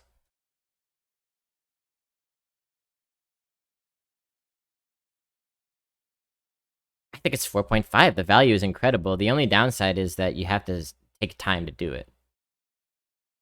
Which might mean it should be a 4, but this should be very strong. Oh, look at this guy.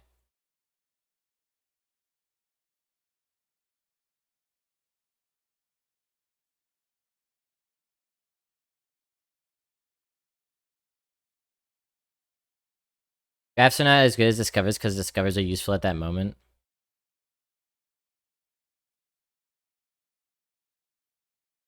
Yeah, I mean, you're typically trying to draft cards that are useful in many moments. But you get to do the Discover part yourself here anyway, so kind of a moot point. I'm blue, da-ba-dee, da-ba-die. I blew myself, Michael.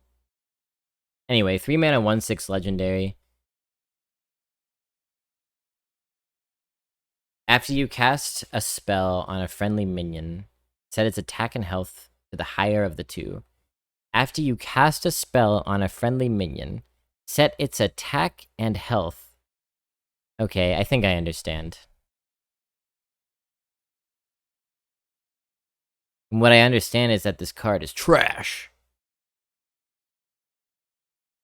So the way that this works, I believe, is let's say you have a... I've been using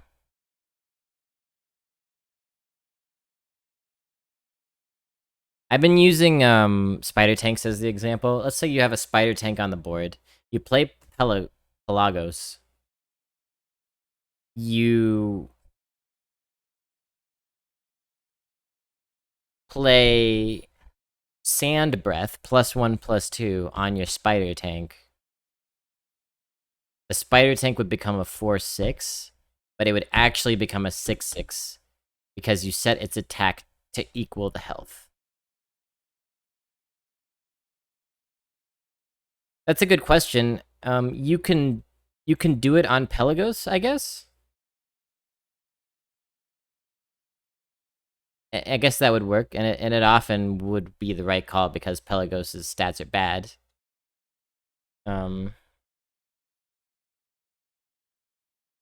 So like this is okay, but you need a buff, which in Priest is not a given.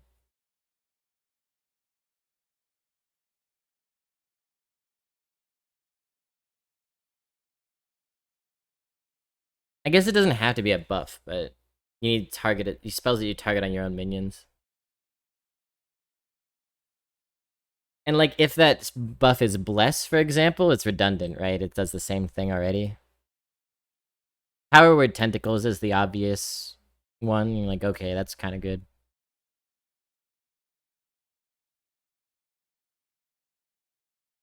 Pelagos was World of Warcraft's first transgender character.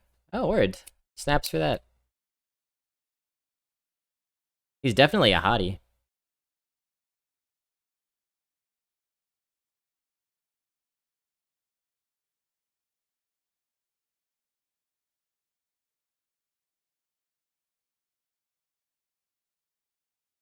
I don't know. It's a 3-mana 1/6. I don't know. I think it's a 2. I'm not impressed.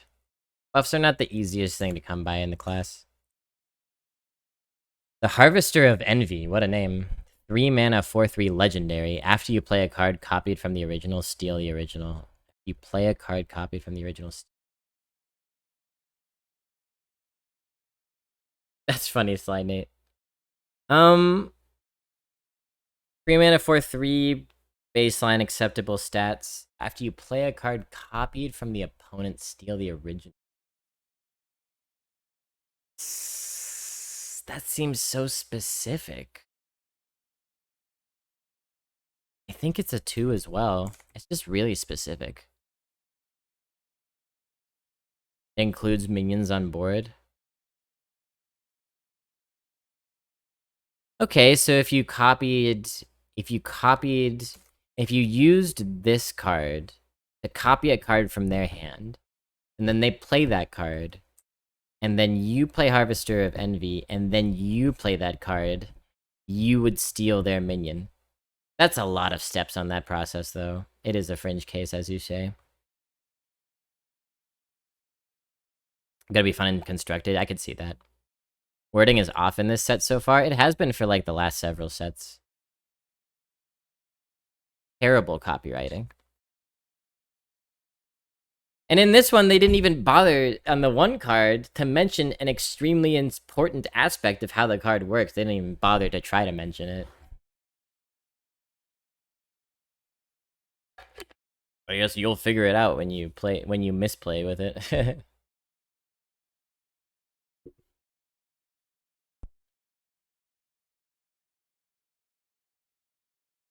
Yeah, you would take it from the deck if you discover from deck. That tracks. I think... Did I already say I think this is a 2? I think it's a 2. But it's got a cool upside. I think you could do fun stuff with this if you get the right deck for it. Boon of the Ascended. It's challenging for them because they want to keep card text simple, but now delving into more complicated mechanisms for cards. Yeah, that's definitely what's happening, Gary Glaive. And I don't think it's an excuse, but it is a true context. 4 mana, Epic Holy Spell. Give a minion +2 health. Summon a Courier with its stats and taunt. Okay, so it's kind of similar to some other stuff we've seen for Priest here. If you have an 8/8 on board, you give it +2 health, and you also summon an 8/10 taunt. That seems strong. It's not dissimilar to that priest card that, like, copies minions you have on the board. There's a couple of those, actually. I think this is nice. I mean, minimum body that would make this acceptable, honestly, probably a 2/3. You play this on a 2/3, it becomes a 2/5, and you also summon a 2/5 taunt. That seems worth it. So you can hit something bigger than a 2/3 with this.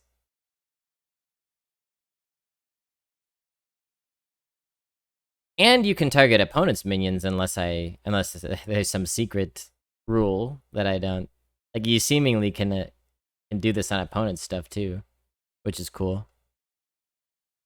I think this is pretty strong. It's a strong 4. Situational, but strong.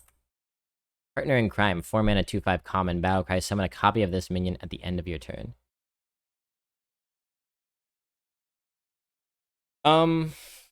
So basically, worst case scenario, this is 2 2/5s for 4. And you can play this and then buff it.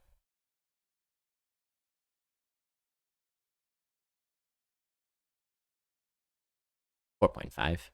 Very strong. That's 410 of stats for 4 mana. 410. That's really good. And like 2/5 isn't a great body in terms of like how it trades. It's still good.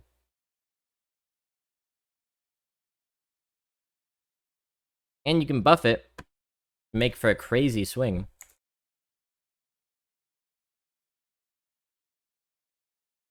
Clean the Scene, 5 mana rare holy spell. Destroy all minions with 3 or less attack. Infuse for 3, 6 or less.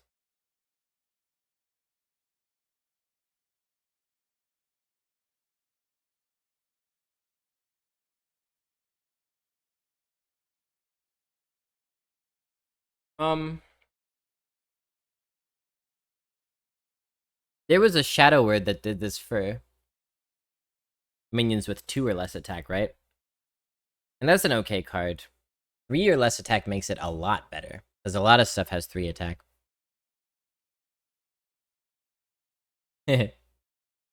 True. But if you infuse it, you're basically killing everything. This is kind of like a Whirlpool for 5 mana.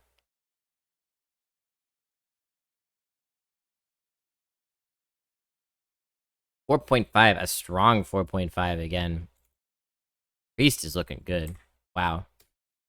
So to look at the Priest cards here, we've got very strong AoE type destroy the whole board removal. We've got a very strong take the board with bodies card. A really nice situational buff and summon. A couple of like mediocre legendaries, sure. An incredible value generator. An incredible value generator. Fine curve card. Really good single target removal. And a potentially powerful 1-drop.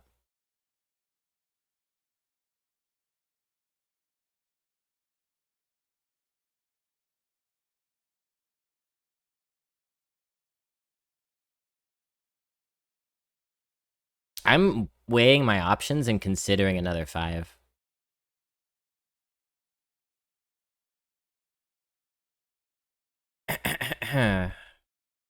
I will instead say the strongest 4.5 that you can imagine. Priest's location is broken. Well, it should turn on Wi-Fi then.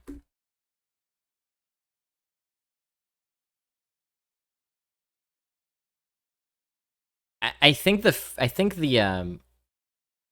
freeze one is better, but maybe not. Maybe this is better than the freeze one. I don't know. They're pretty different. Extraordinary set for Priest. Holy moly. On to Rogue. Door of Shadows. 1 mana rare shadow spell. Draw a spell. Infuse 2. Add a temporary copy of it to your hand. What does that mean? Does that mean it disappears at the end of the turn? Can't just throw temporary at me and expect me to know.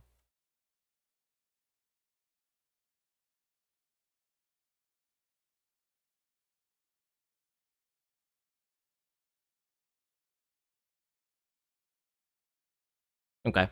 So it leaves at the end of the turn.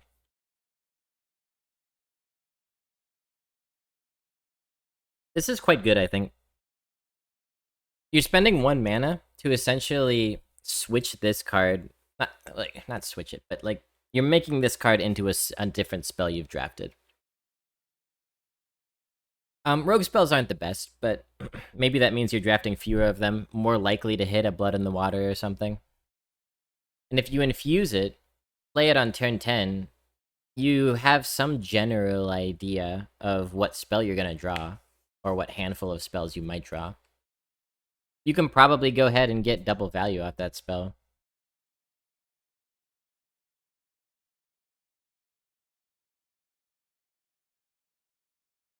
Is 4 too high? I think that's fair. Like, doubling a spell? You can make sure that you only play this when you can make it work, right?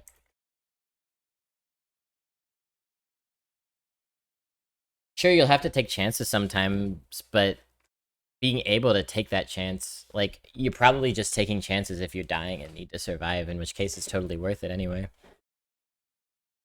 Double cross, 2 mana common secret. When your opponent spends all their mana, draw 2 cards.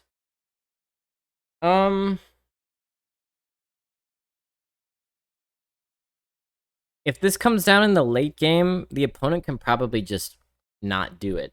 They can probably just refuse to do that if they have a decent read on your secret. If this comes down in the early game, you're almost guaranteed to draw 2 cards at some point. But playing this in the early game just to draw 2 cards later is a hefty expenditure.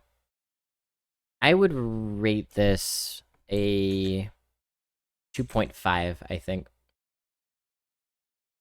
2 mana for drawing 2 is strong, but you have to wait, and the opponent can play around it. Kidnap. An epic secret for 2 mana. After your opponent plays a minion, stuff it in a 0/4 sack. 1 mana death rattle. Return your opponent's kidnapped minion to their hand. That's awesome. That's awesome. So basically, what we're looking at here is Freezing Trap. But instead of making their card 2 mana more expensive, it forces you to kill a 0/4. And I don't really know which of those is better than the other. Probably this is better than Freezing Trap, right? Because, like, making them waste time to put damage into a 0/4.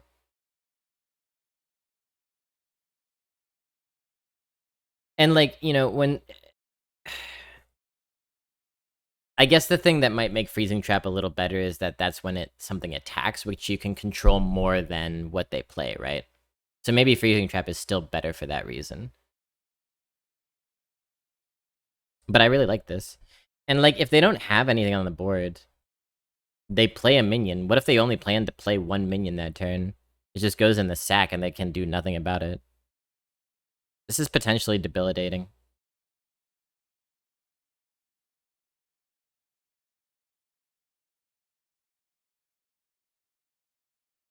Let's call this, honestly, let's call it a 3.5. I've got high hopes for this secret. The enemy battle cry will go off. That's good to know. That would be a potential way to play around this. Play something that is mostly useful for its battle cry. 2 mana spell, Serrated Bone Spike. Rare. Deal 3 damage to a minion. If it dies, your next card this turn costs 2 less. Okay, we're getting a lot of 2 mana deal 3 damage cards. This one is okay. If you kill a minion with this, you get a discount on your next card. So it's as if you didn't play this card at all.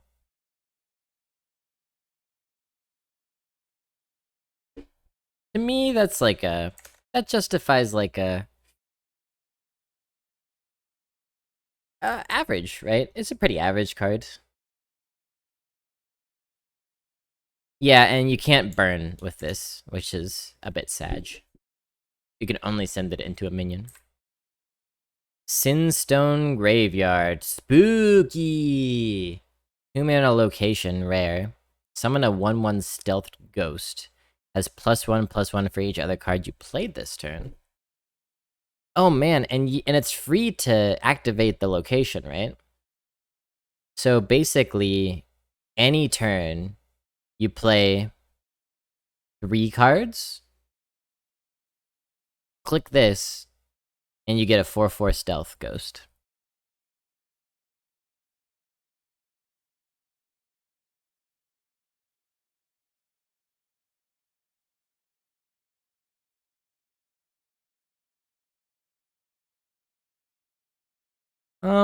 It's pretty average as far as locations go.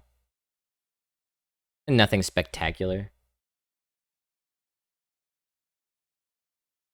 It only has 2 charges. their base stats. All their base are belong to us. I think it's fine. I think it's like a 2.5. I like stealth. Sticky situation. Oh my. Like an Elden Ring level. 2 mana common secret. After your opponent casts a spell, summon a 3/4 spider with stealth. Okay, kind of like ambush, right? Instead of a 2/3 with poison, you get a 3/4 with stealth. And this is cast a spell. That's another difference. That's a huge difference, actually.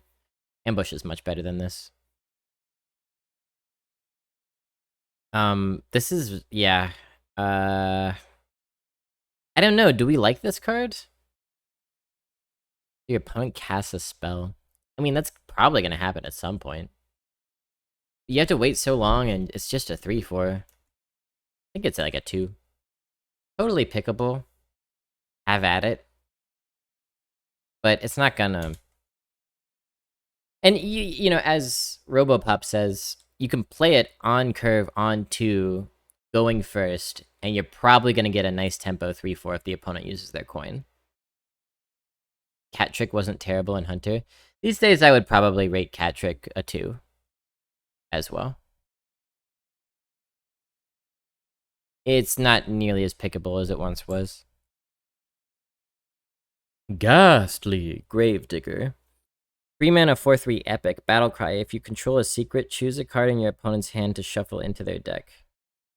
Gnarly. They're really going in on this messing with the opponent's hand idea these last few expansions, which I have mixed feelings about, but generally positive because I enjoy that kind of tomfoolery. Very frustrating when it happens to you, though.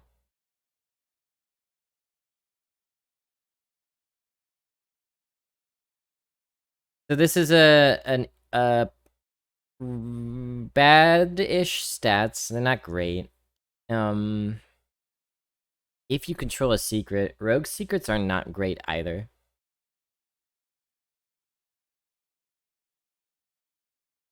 It's so conditional. Strong though. And am I reading this wrong? It's not a discover, but you look at their whole hand? Is that true?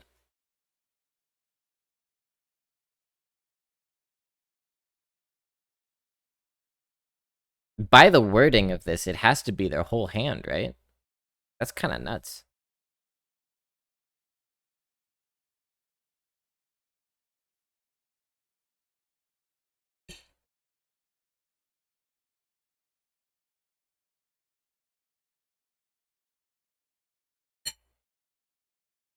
We call it 2.5. The upside is amazing, but it's enough to bump it up from the mediocre stat line. And it might be a 3 if people are actually drafting Rogue Seekers. Which I don't really think people will that much. I think it's still from 3. Well, that's bullshit. If that's true, it's bullshit. It's gonna be 3 cards to choose from. That's so fucking stupid, man. Put what the card does on the card.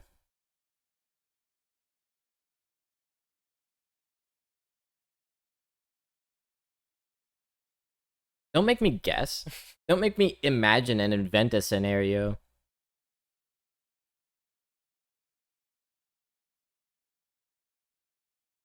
Like, I'm getting so upset about this because, like, I'm a copy editor.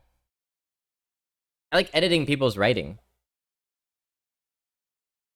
I like taking ideas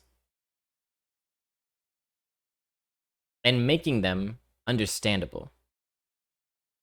And they hired nobody like me who could say this is a problem.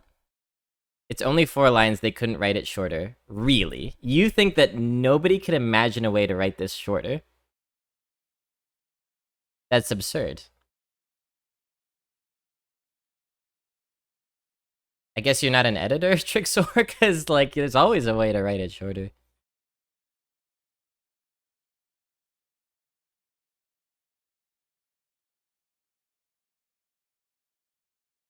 You control a secret, choose from 3 cards in your opponent's hand to shuffle into their deck. That's a little bit longer. And they run out of room. I don't know.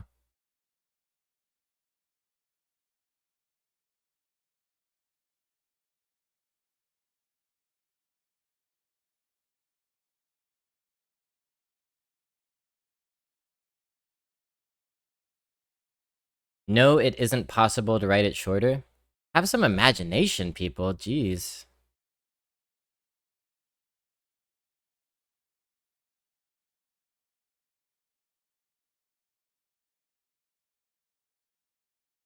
Always a different way.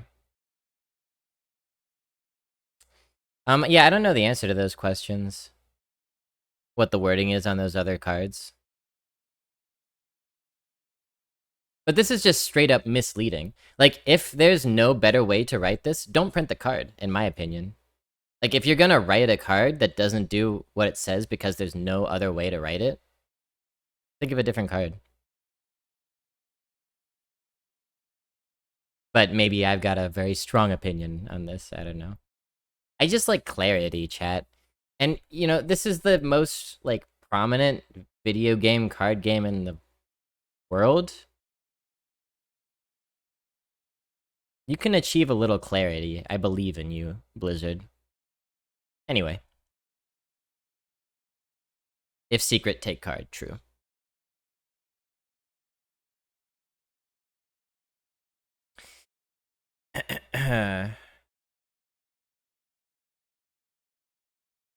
It's just this conversation happens about art a lot, where, like, you'll criticize something like a Marvel movie, and you'll say, this moment in the movie didn't work dramatically because the stakes weren't set up correctly and we weren't able to properly invest in the moment. It kept us at a distance because of these writing technique things. And then people will jump down your throat and be like, yeah, but the reason they did that is because this character 3 years ago took a dump and had a revelation that this was going to happen, and so that it had to be this way. No, it never has to be that way. It only seems like it has to be that way because that's, you know, as an audience, you consume art as if it must be that way. But there's always a different way to write that shit to achieve a better result. There's some post cogito ergo, there's some fallacy, there's some name for that. Post hoc something, I don't know. Never learned all those dumb names. Halkias, legendary. 4 mana 5/4 elemental. Death Rattle, if you control a secret, store Halkias' soul inside of it. It resummons Halkias when triggered. Okay, I like the wording on this one. You know, I can critique.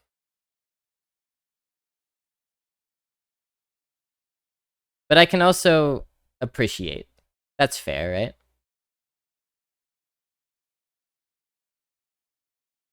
But you say it so easy, I think Blizzard did think about it a little longer. I'm not saying it's easy. I'm saying they should have done better. And even if they thought about it a little bit, they should have thought about it a little bit more. Because thinking about it and then producing this result is unacceptable. I'm not saying it's easy to fix, but I'm saying that as a huge corporation making the most prominent card game in the world, they have the resources, the manpower, etc. to do better. And they should do better. I don't think it's easy. I think editing is actually very difficult and painstaking. But it bothers me when it's not even attempted. From their AMAs, it does sound like precise clarity is not a priority for them. They've specifically talked about how it's more important to them to get the idea of a mechanic across than to make sure they perfectly and specifically describe it. Yeah, I mean, that tracks. That tracks for stuff like this. But when the wording is so off that people will misplay the card because of very natural assumptions that they've made based on the wording, then you've got a problem in how you're writing your cards, I think. It's maybe just a philosophical difference. We're talking about this card, but there was an even worse example earlier of confusing wording. Okay. Store the soul inside of it. It resummons. This is interesting. I think this is hard to pull off. It's fine because it's a 4-mana 5/4. But here's what you need to accomplish in order to pull this off. You have to have a secret out. And then the opponent needs to not proc that secret and kill Halkias instead. And then the opponent procs the secret and Halkias comes back. That seems a little bit difficult to pull off. Call you a 2.5 because your stat line is fine. And you got some upside. And it's pretty good upside, but hard to do. Necro Lord Draka, 4-mana 3/4 legendary. Battlecry, equip a 1/3 dagger, +1 attack for each other card you played this turn. Yeah, that's another option. You put Halkias out, opponent leaves it alone, and then the next turn you play a secret and trade. Right. Yeah, you just have to hope that it survives in that case. And I don't know what the better gamble would be, putting the secret out and hoping that they trade without proccing, or not putting the secret out and hoping that it survives so you can do it next turn. 4-mana 3/4 equip a 1/3 dagger is already a good card, because if you think about it, daggers cost 2 for 2 charges. So 3-mana 3/4 being a good stat line, it should be a 5-mana 3/4 equip a 1/2 dagger to be like average.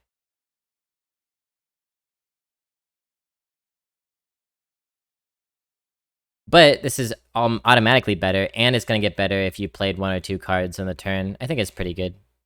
I would say it's like a 4, maybe. I'm not sure I agree with that. I think a natural assumption that would lead to misplays would happen in many circumstances, no matter the direction of the diction. That's a kind of a postmodern take. Like, people can always take something the wrong way. I don't think it's wrong, but I also don't think it's a useful claim.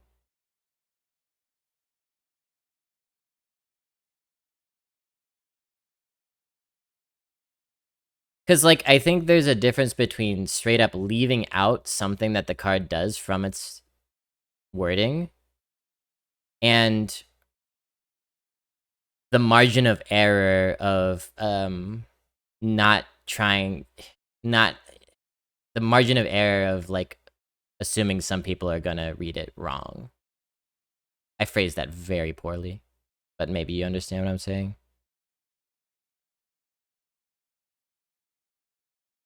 Because you can never communicate perfectly. That's absolutely true. But I don't need that. I just it's just a problem with craftsmanship I have.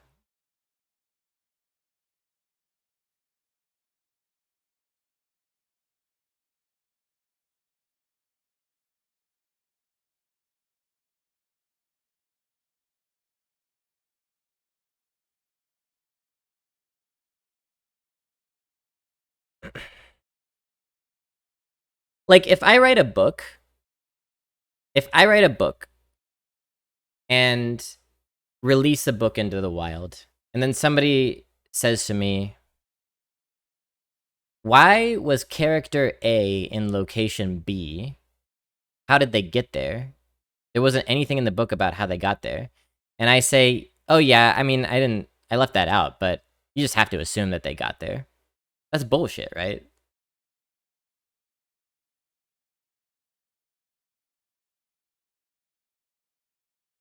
I don't know. It's not a great example, to be honest. Because I'm kind of second guessing my example. Because, like, in film editing, there's a lot of assumptions that happen in the cracks. I guess. Okay, so maybe to me, the problem arises when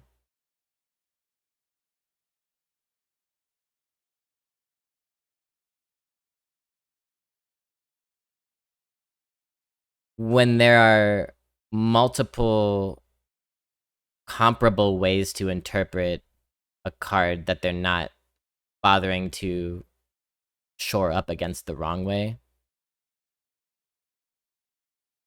Getting more and more tangled the further I go down this rabbit hole, so I think I'm gonna climb out of it. Eye, 4 mana, 3/4 common. Battlecry, cast a secret from your deck, combo cast 2 instead. More secret stuff. I mean, the secrets get better if you have cards like this.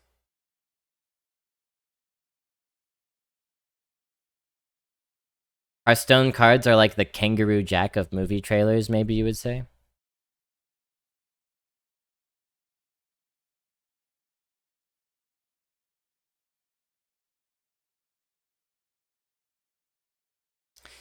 Obviously, this is trash if you don't find secrets, though, and like drafting something like this makes you draft more secrets, which is honestly sometimes a bad thing.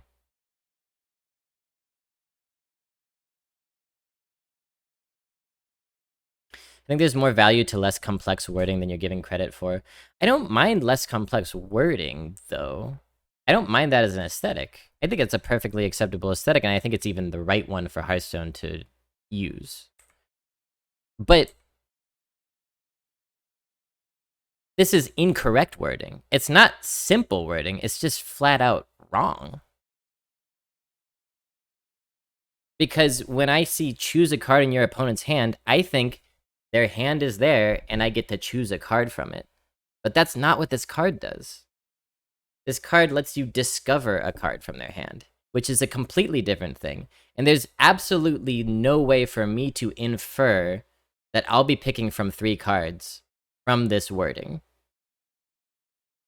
So it's not a matter of simplicity or complexity, they're just not telling me an aspect of the card.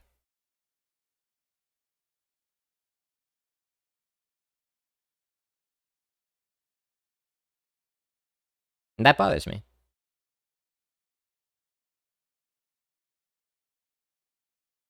I don't really know what to rate this, though. Kangaroo Jack was OG clickbait. I see choose a card, and I think choose from 3 because that's almost always how it works in Hearthstone. That's not absolutely no way to assume that. Okay, fair enough.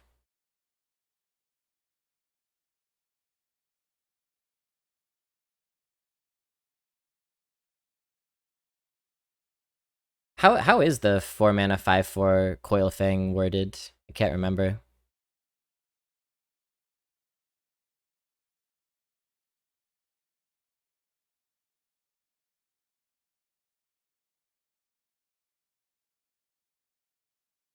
What if you get to pick any card, but you don't know what they are, just the order they entered the hand and such?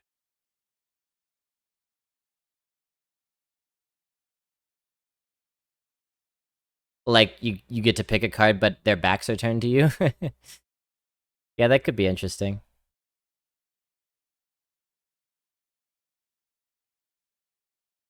Look at 3 cards in your opponent's hand and choose one.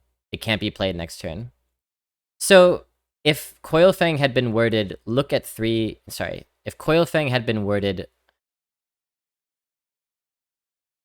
look at your opponent's hand and choose a card that can't be played next turn, you'd be okay with that? Just because that's how it usually works in Hearthstone, that you only get 3 options?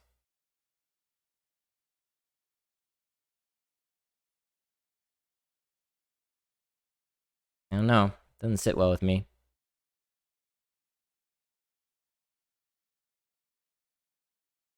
I don't know. What is this guy? I don't care about this card. It's bait, right? It's just gonna bait you into building bad decks. I kinda think it's bait, man. I'm just gonna say 2. Like, it's good if you have the secrets, but I'm almost docking it points just for bad decisions people will make in the draft, which maybe isn't fair, but I don't know. Alright, rogue stuff. It's fine. This is a really fun one. Some of the secrets are kind of crummy. This is fine.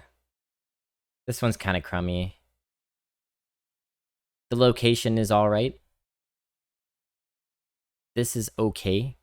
It just seems very average all around. This is a pretty good one here. Below average, maybe. I'm not crazy about the secret synergies, but the card quality is solid. So I think I would rate Rogue a 2.5 for this expansion.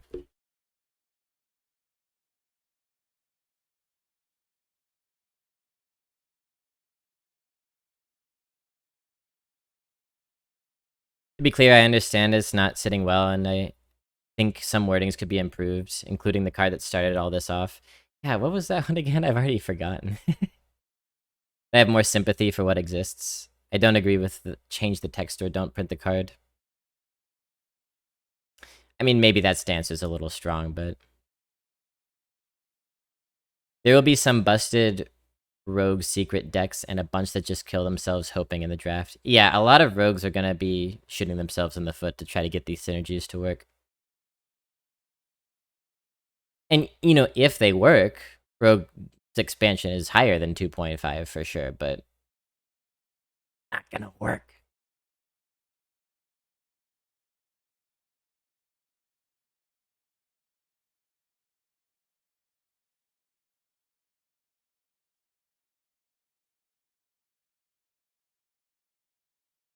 Right, it was the one that says you and your opponent choose from the Discover, but it doesn't say that your opponent's decision happens at the start of their turn. I remember now. Yeah, and you know, you could make a legal precedent argument about it, saying this is how this has worked in the past, therefore they don't need to reinforce it in the present. I don't see where the high roll potential even is. I mean, you get a, like a Alchemist to resummon a couple of times because you've like asked it a bunch of secrets. I could see the high roll potential. But you're right. It is still tenuous even if you get the high roll. All right, Shaman. Convincing Disguise. 1 mana rare spell. Transform a friendly minion into one that costs 2 more. Infuse 4. Transform all friendly minions instead. So this is Super Evolve. It's funny, the difference between an evolution and a disguise. Funny that a disguise is more powerful. I also don't mind finding out the specifics of the way a card works by playing it either, to be honest. I mean, maybe I just need to change my mindset. It bothers me from a craftsmanship perspective, but from a player's perspective, honestly, you know, if a poorly worded card makes me lose a game, I'll be pissed off, but I won't make the same mistake again. So maybe you're right. It's not a big deal. I just...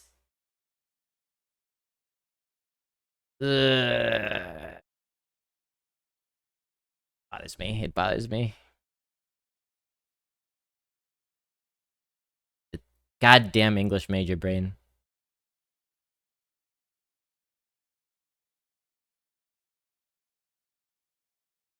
So,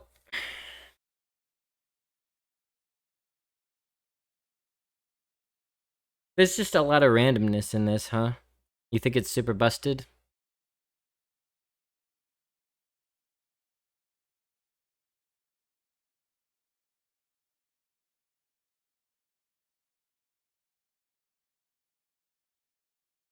You know, Evolve is like pretty good, and it's 1 cost more.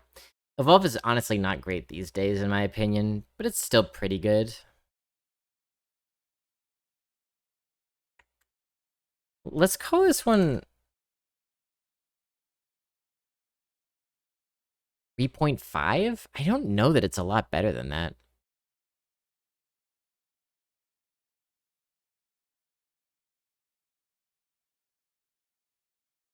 It's weird because I can get really caught up on the details and on craftsmanship things too, but for whatever reason, it's not a nail in my sweater with Hearthstone. Maybe, maybe, maybe it's just because I'm doing the reviews and like thinking about the card as a card. If I was just playing the game, it would bother me when I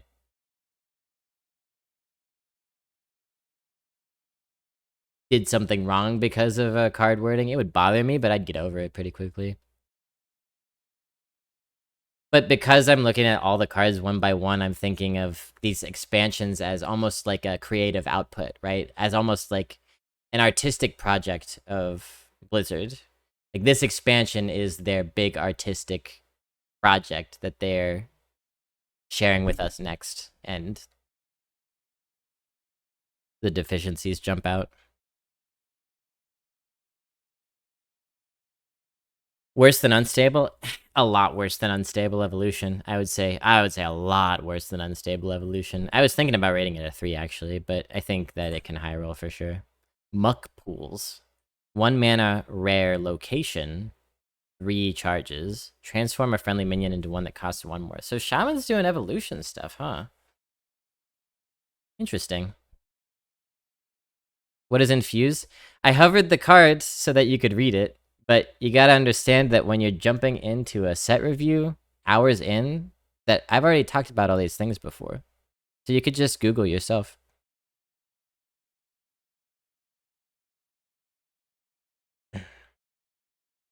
So you get 3...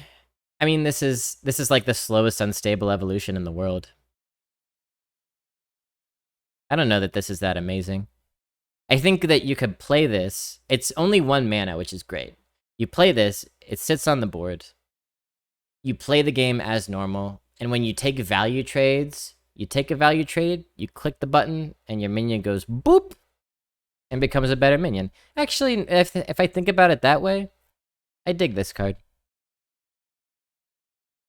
My favorite was when Elemental Destruction had an extra useless comma for months before they noticed.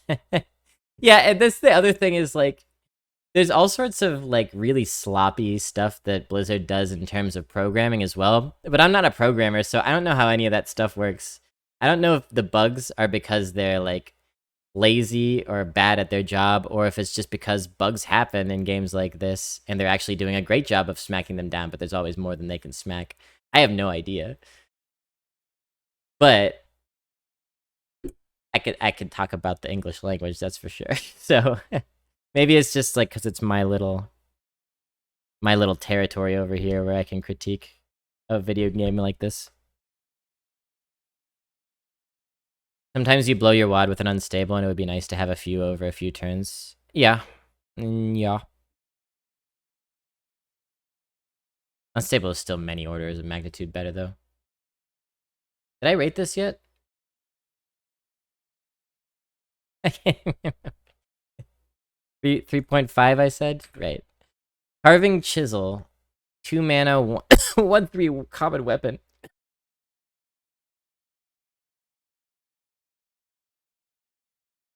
After your hero attacks, summon a random basic totem. This is good. This is good. Weapons and Shaman in general. Locations will be banned like outposts were. I doubt it. Maybe, but I doubt it.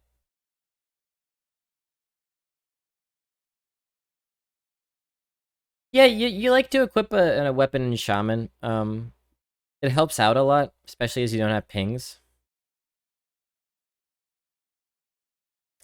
And this one's summoning a totem every turn. That's just like good tempo. It's good totem tempo.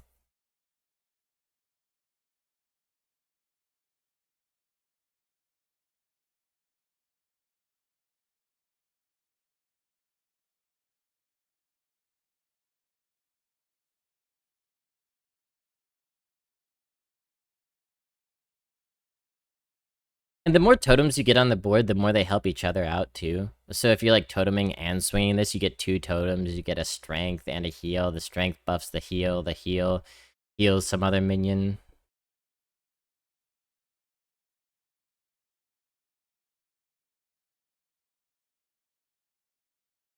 Honestly, I think this is like a 4. I think this is a really strong weapon. I like this a lot. Party Favor Totem. 3 mana, 0/3 rare totem. At the end of your turn, summon a random basic totem. Ugh. Infuse 2, summon 2 instead. Okay, well, this is the version of this that I don't really like. Because the weapon is doing something for your tempo. This is just sitting on the board, and you're hoping that they don't kill it, right? So if you play this and it summons a totem and then they kill it, you've essentially spent 3 mana to summon a totem. That sucks. I think this is 1. I think you could draft it and the infuse could help you. Especially if coupled with other totem shenanigans. But I think it's a 1. Maybe even worse. Primordial Wave. 3 mana epic nature spell. Transform enemy minions into ones that cost 1 less. And friendly minions into one that cost 1 more. Okay, this is fun. This is fun. Oh, this is a fun one. Chaotic. I like it. Yeah. I like it very much. It might be a little hard to set up. You gotta rely on RNGs sometimes. But I don't know. Let's call this... I think it could be a 4. Yeah? I think it could be quite good. Because oftentimes Devolve functions like a silence in some ways. Baroness Vaj. 4 mana 3/6 legendary Naga. If this would transform into a minion, summon that minion instead. Ooh. Ooh. I'm still gonna rate it a 2.5 because most of the time it's just gonna be a 4 mana 3/6, which is 2.5 because it's like a good stat line. But it's a really fun card with the evolution synergy. I like it. Unstable had to die for this. I like Unstable better than... I don't know. I'll have to play with these cards, but I just really like Unstable.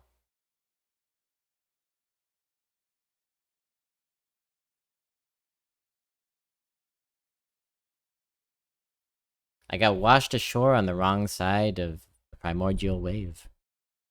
Appropriate coming from Salty Sea Dog. Hex it to summon a frog. Rud Caretaker. Same. 4 mana 1/1 common. Battlecry summon a 3/5 elemental with taunt.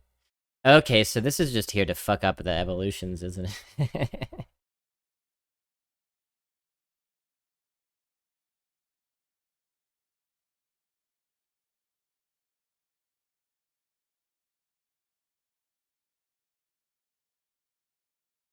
It's okay.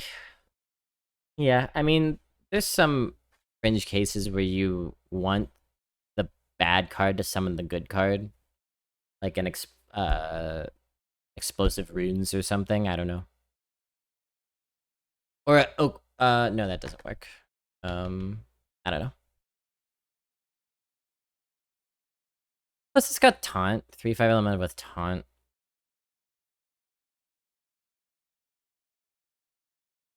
It's a 2.5, I guess.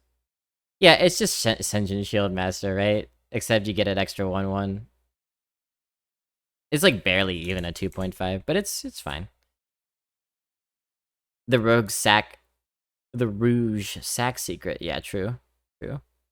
Looking forward to evolving into this. Aren't we all just evolving into crud caretakers at the end of the day? That's what Wally's about. The Stone Rite. 4 mana 5/4 legendary. Battlecry. For the rest of the game, your totems have +2 attack.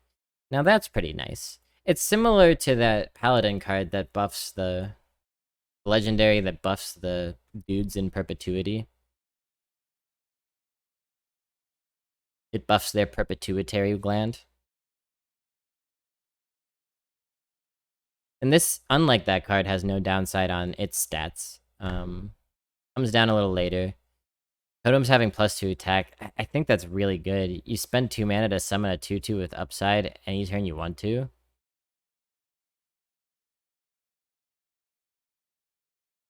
I'll call it a 4. Which is pretty good for a 4 mana 5/4. Criminal lineup. What is with this art? Wow. Choose a friendly minion. It's an 8 mana common spell.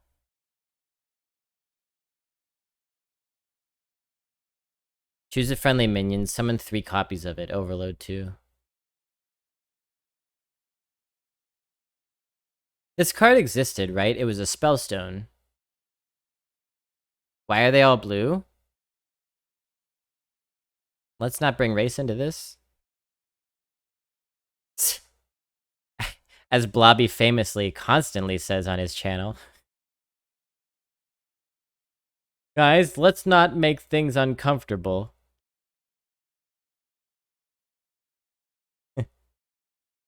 This is a Hearthstone channel, chat. Let's keep it to Hearthstone.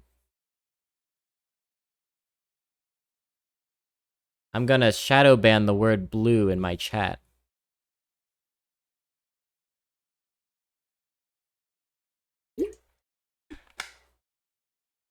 So this was like a spellstone a while ago, except the difference was you had to like do a bunch of stuff to activate the spellstone multiple times.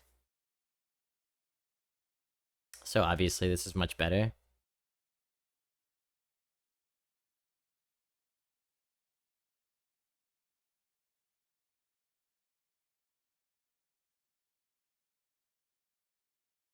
So for 8 mana, let's do our thing of thinking, what is the minimal justification? Like, what is the minimum type minion that you feel would justify this? Let's think about a 2/3. 8 mana, summon 3 2/3s. That's 6/9 of stats, but in 3 separate bodies that don't take value trades. Not good enough, probably. Maybe if you're like pushing lethal. A 3/4? That's gonna be good enough for me. You know, and the overload also. Yeah, even a 3/3 might be okay. But I would say a 3/4 is where you're comfortably getting the value that you want to. And at some point in the late game, hopefully you'd be able to stick a minion that's a 3/4 or better, but the problem is you won't always be able to, because think about in the late game, if you're behind, you're trying to get minions on the board, but what happens? They clear the minions every time, right? They clear the minions every time. Play this after a diver wakes up. Now that's what I'm talking about. Gangplank diver? Quadrupled? Give me a break. Slime scale? Poisano times 4, 3, 4? Times 4?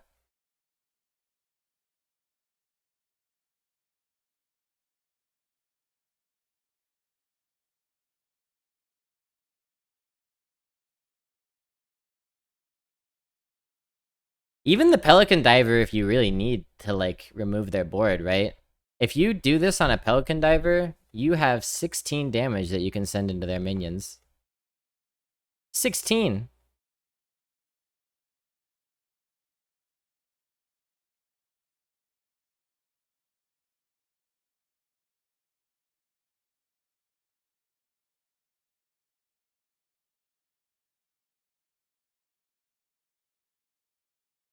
I'm gonna give it a 4. I'm not giving it higher than a 4 because... Ooh, what about Stasis Dragon?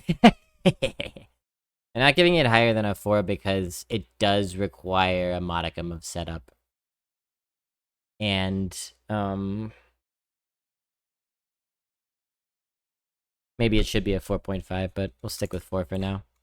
Just expensive. Totem. Oh my god. What? 10 mana, 8/8 epic totem? Costs 1 less for each totem you've summoned this game? I like this one. Even over the course, putting this expansion aside for a second, even over the course of a natural shaman game, you're probably going to hero power at least 2 times by the end game. Probably. Unless you have the best curve ever. And that will make this an 8/8, which is acceptable.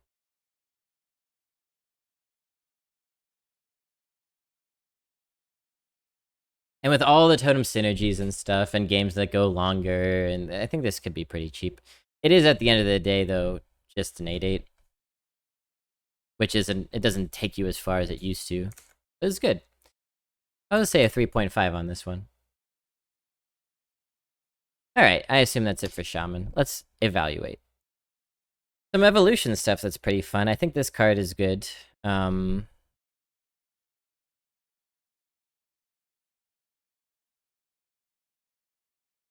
Right, it's the location. Yeah, this is quite good as well. This is very good. And I think this is nice too. This not so much. Maybe you draft it sometimes. The Primordial Wave is pretty sweet and fun. This is solid. This is solid. This is pretty dang good. Pretty good. I'm thinking a 3 or a 3.5 for Shaman. There's nothing that really jumps out as extraordinary. I'm gonna rate the class a strong 3.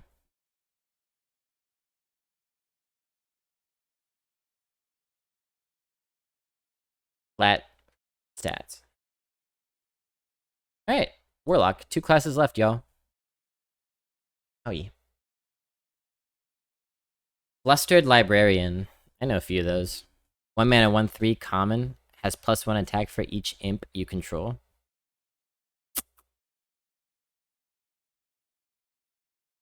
I mean, I don't know. I guess there'll be some imp synergies. For now, I'm gonna say 2. 1 mana, 1/3 is acceptable. Impending Catastrophe. 2 mana, epic, shadow spell, draw a card, repeat for each imp you control.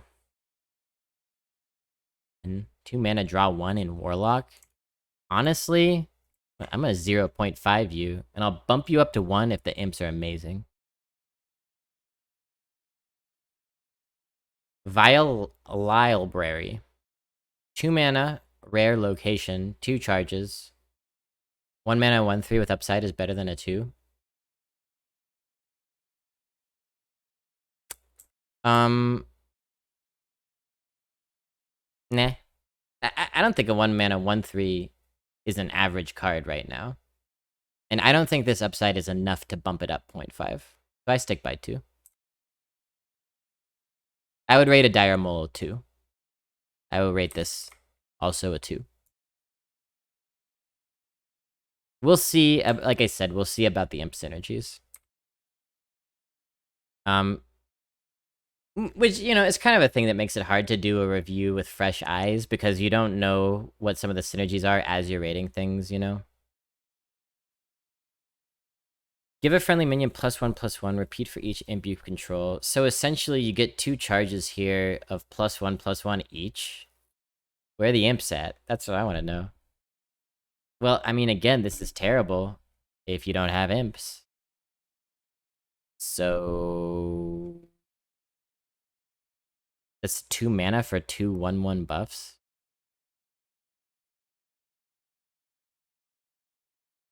Have to reevaluate some of these in a second, but alright, Shadowborn. 3 mana, 3/3 common beast. Death Rattle, reduce the cost of the highest cost shadow spell in your hand by 3. Is it worth it?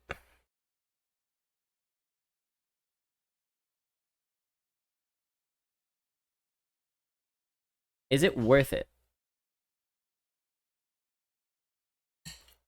to get the discount and it has to be in your hand? I think this is a bad card.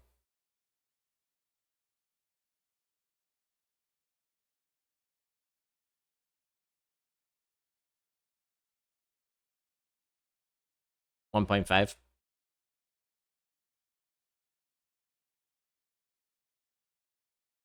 If you get the discount, more power to you, but as far as shadow spells go, I don't know that you really need the discount that much anyway. They're very situational. Just kind of play them when you need to. I don't like it.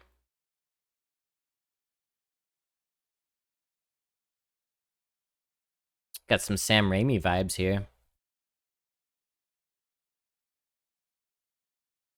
Yeah, right? Like, you get Final Gasp in your hand, you discount it by 3, but it only costs 1. Who cares? Suffocating Shadows, 3 mana rare shadow spell. When you play or discard this, destroy a random enemy minion.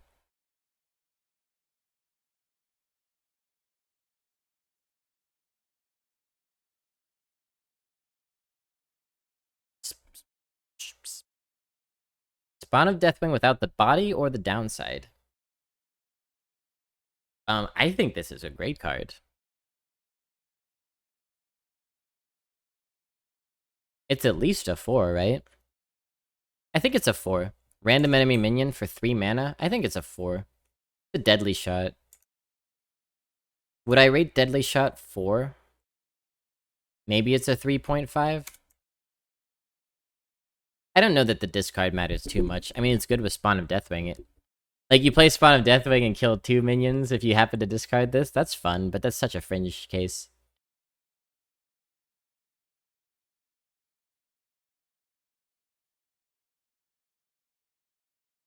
Plus, like, Warlock has so many removals that you can kind of stack them and they make each other better. Interesting. Tome Tampering. Rude. 3 mana, epic spell. Shuffle 1 cost copies of cards in your hand into your deck. Then discard your hand. Okay, constructed card.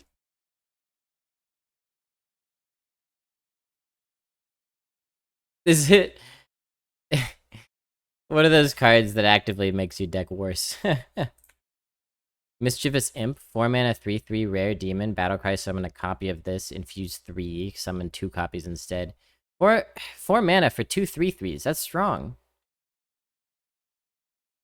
4 mana for 3 3/3s? That's heinous. This actually reminds me of oh, right. These are imps. Yeah, true. This reminds me of the Fell spell that summons the 3/2s. I think that's probably a little bit better than this. But you do have to wait till turn 10 to get the same value, right? So, it's a trade-off. Impin' ain't easy. Damn, it feels good to be an impster.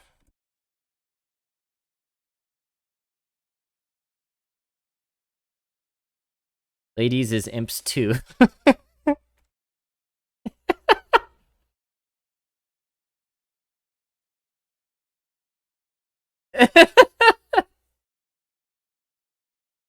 I need to get through this card review. I'm losing it.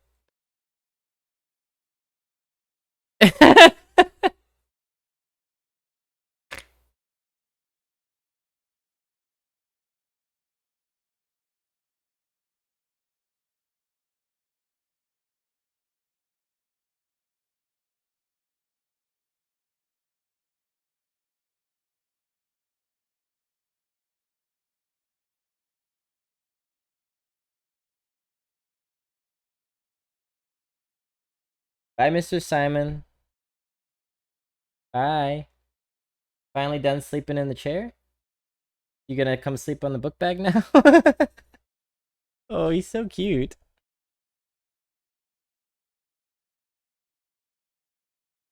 My little guy. Oh, he's settling in.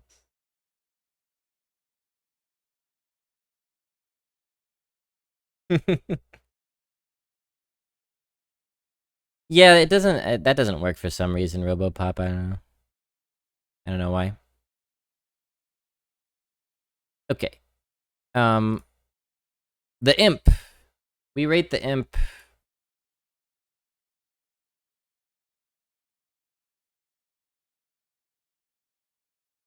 It's good. It's a really, really good curve card. Really, really good. It's at least a 4. It's gotta be a 4, right? Turn. It's kind of like, think of a stubborn suspect, but not staggered, which in some cases will be better, in some cases will be worse. I tend to like it staggered personally, to play around removals and stuff. But if you're summoning 2 copies after an infusion, this is definitely better. There's gotta be at least a 4. Lady Darkvein, 5 mana, 3/6, legendary. 4 mana, 3/3s get free traded on curve. Yeah. Sure. Yeah, that's a way to think about it for sure. Battlecry, summon 2 2/1 shades. Each gains a death rattle to cast your last shadow spell. Summon 2 2/1 shades. Each gains a death rattle to cast your last shadow spell. So if you played Final Gasp, and then you play this card, your 2/1 shades will say death rattle, cast Final Gasp. And correct me if I'm wrong, but you won't know where the final gasp is gonna go because it's a random casting, right? Or will it only go to enemies? I feel like it could go anywhere. Which makes this card not great, Bob, because a lot of shadow spells you want to very specifically target. And, like, you don't really want to play the AoE one either, because when your 2/1 dies, it casts an AoE and destroys your board.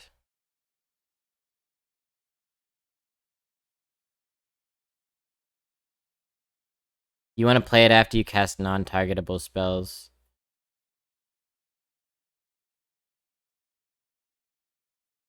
Like, this one would be dope, right? This combo would be incredible.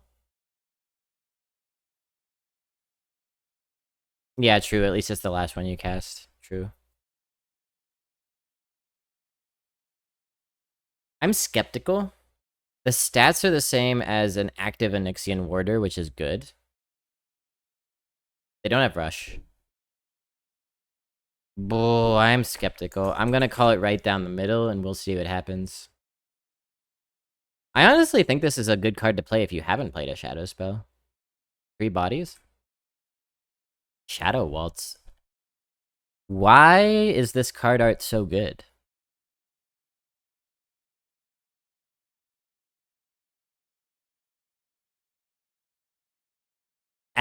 Abstract, atypical character designs that are kind of gruesome and severe. Surreal, abstract background landscape that follows the motions of the characters and creates a feeling rather than a mindlessly literal environment. This isn't a Hearthstone card. Surely this is a Magic the Gathering card.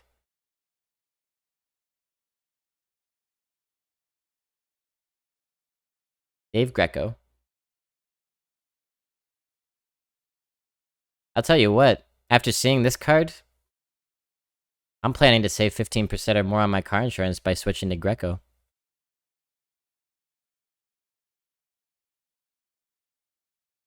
Five mana, Shadow spell, common. Summon a 3/5 Shadow with Taunt. If a minion died this turn, summon another. So basically, unless it's a horrible emergency, you're never gonna use it to cast 1.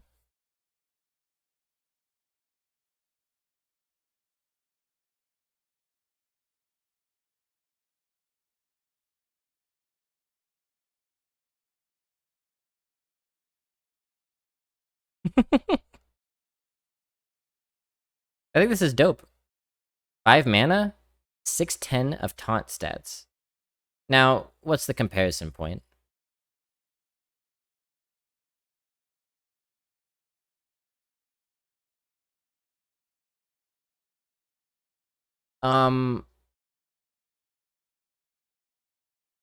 Consider the 2/7 taunts in Druid, and how much better this is than that card.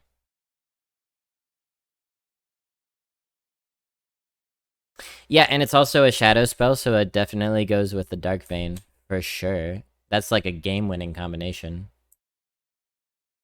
So basically, shadow spells coming out of this suck, unless they're spells that came out in this expansion, and then it's really amazing. Interesting. I think this is just phenomenal. I think it's a 4.5. I think the stats are really, really good. Like, think about how good the ship is in Rogue. 5 mana, summon 2 stealth 3/3s. I like that card. I think that's a good card. That's 5 mana for 2 3/3s.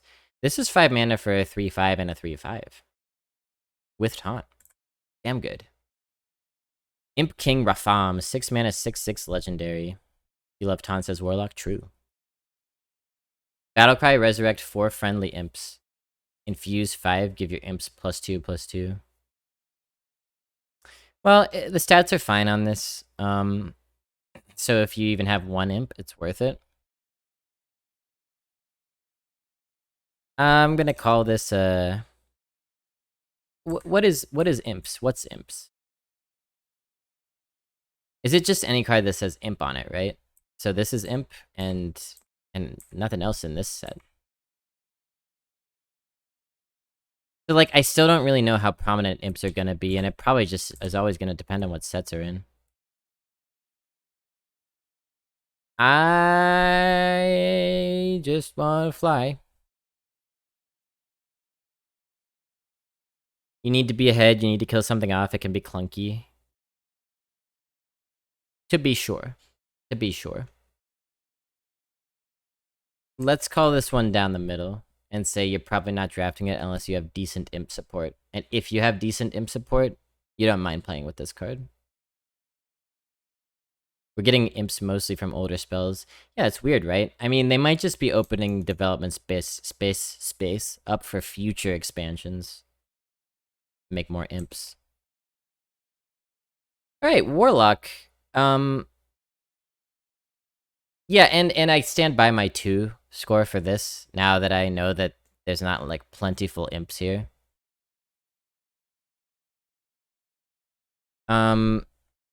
So this is kind of garbage. These 3 are all kind of garbage.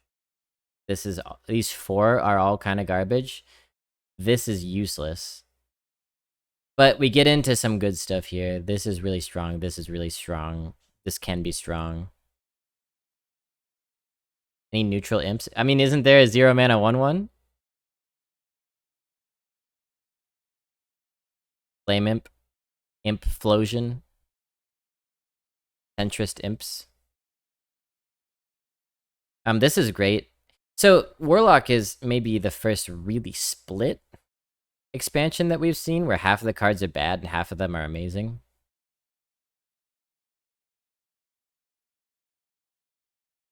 Are the amazing cards enough to skew this in a positive direction?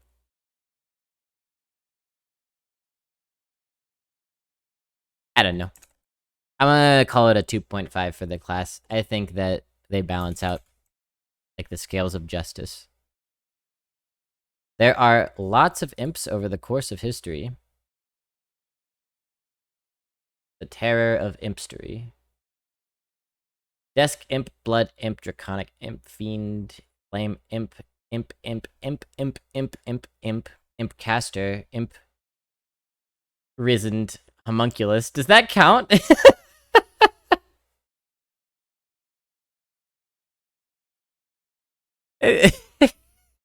Imp, risen, homunculus counts?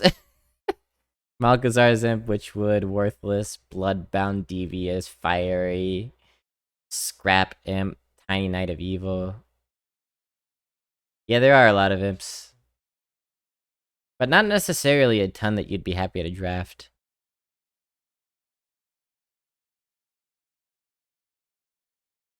Warlock getting weaker seems good for Arena. Yeah, but it's usually not even really the expansions that matter that much. It's usually about just the balancing that they do. Except in extreme fringe cases like Demon Hunter in this expansion, these cards are so bad that it will affect the class no matter how they balance, I think. Alright, all we got left is Warrior. And we'll mark down my 2.5 score there.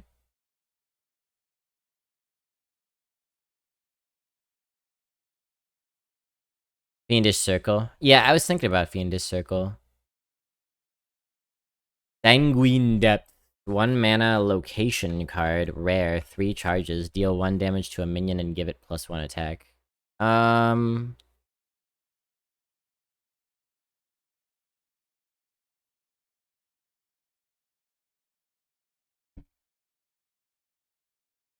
You may say that I'm a memer, but I'm not the only one.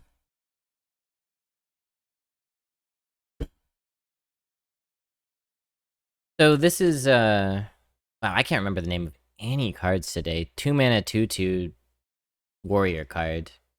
Deal 1 damage, give +2 attack. It's like that card, except it's only +1 attack. But it's 3 separate times. So you're basically gonna use this card in one of 2 ways, obviously. Ping your own thing to get the extra attack you need to kill something, or simply ping something to kill it. You may also use this to, I don't know.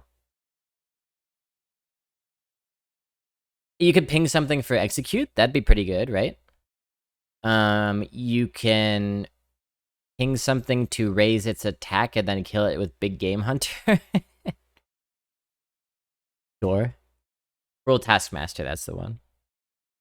3 pings for 1. And Warrior is a class that's desperately in need of pings. I think this is one of the weaker locations, but it plays to Warrior's weakness, right? It fills a weakness.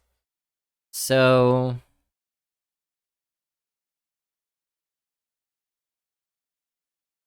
let's say 2.5. It seems flexible enough for me to grant it a 2.5. Anima Extractor. 2 mana, 1/4 common card. Whenever a friendly minion takes damage, give a random minion in your hand +1/+1.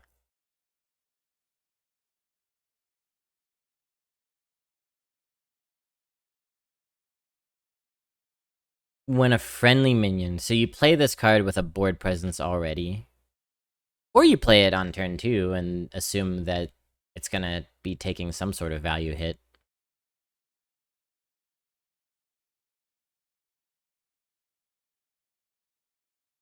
I think it's a fun card, yeah. It's not, like, broken or anything. It's not, like, that strong. It seems well balanced to me. We'll put it on that 2.5 grind.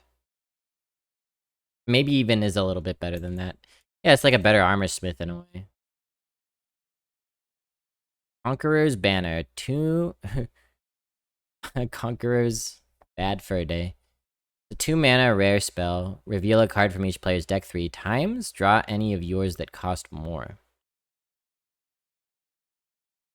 So you're jousting thrice.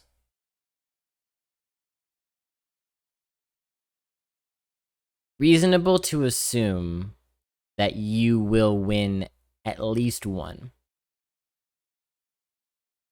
If you win 2, this is a good card. If you win 1, it's not so good. However, it's decently likely that the card that wins is going to be a big card, which will give you more value than just a random card from your deck. Remember not to rope with this card. Who do you think you're talking to? Oh yeah, video ropey.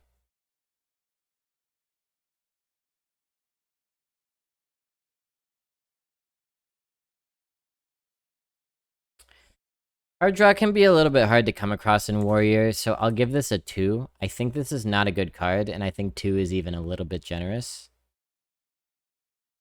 Obviously, if you win all your jousts, it's amazing, but good luck. Crazed Wretch. 2 mana, 1/4 common. Has +2 attack and charge while damaged. Okay, so here's what you do. Play your location. Play Crazed Wretch. Use your location. Ping Crazed Wretch. Gain +1 attack. Gain +2 attack. You have a 4/3 charge.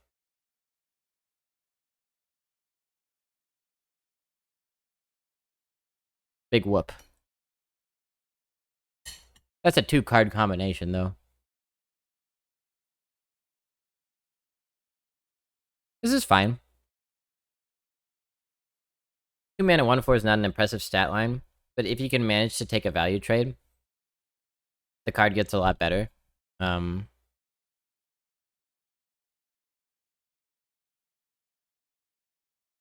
say 2.5 on this one. Pretty down the middle. Riot! Riot! Can we get some riots in the chat? Can we get some riots in the chat? Riot! 2 mana. Epic spell. Your minions can't be reduced below 1 health this turn. They each attack a random enemy minion. Wow! Wow! Interesting. Interesting. Interesting. Any rioters? Any rioters in the chat?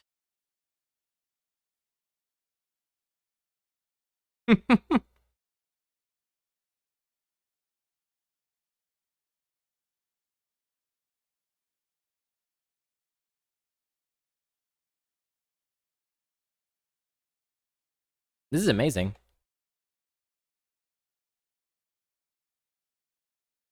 This seems like a good and fun card. You get all rough and tumble. Every minion takes a hit.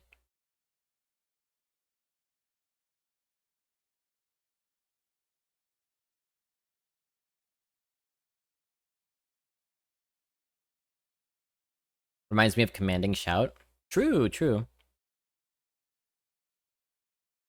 Here's the thing about this card, though. Here's what I like about this card. You can still attack regularly, right?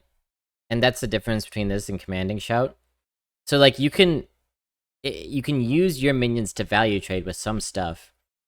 Leave the more powerful minions on the board, play Riot, and your minions start to smash into the powerful minions, and your minions still survive after 2 hits in your turn, right? That's pretty cool. Is it good enough to be 4? I have no idea. I have no idea. I'm gonna say it is. Because like you say, Robopop, this is gonna be a full clear a whole lot of the time. And it's a full clear that keeps bodies on the board. I like that a lot.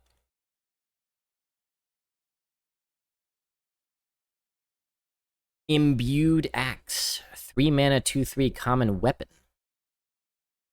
That's a pretty weapon.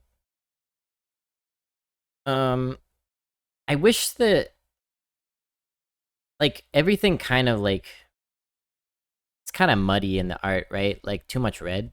Like, if the background and the fiery glow weren't both red, the gems would pop more.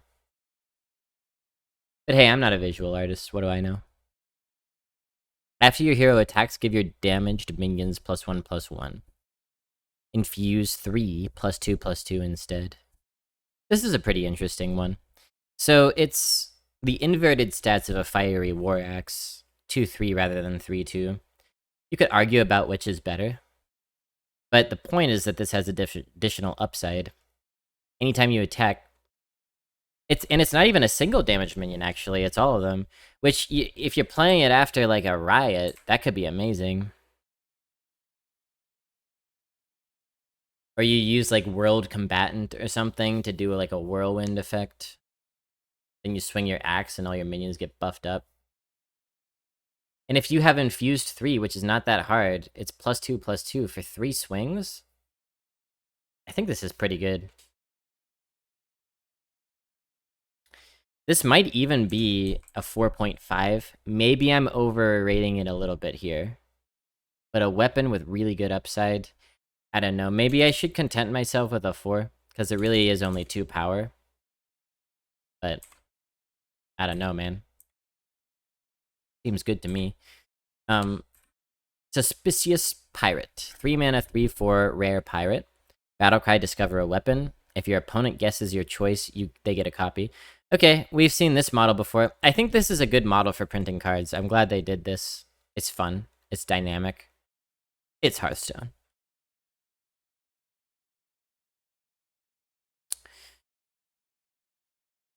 Weapons are almost better for their class than for yours in a way, because they sometimes won't have access to weapons, and you're going to give them that.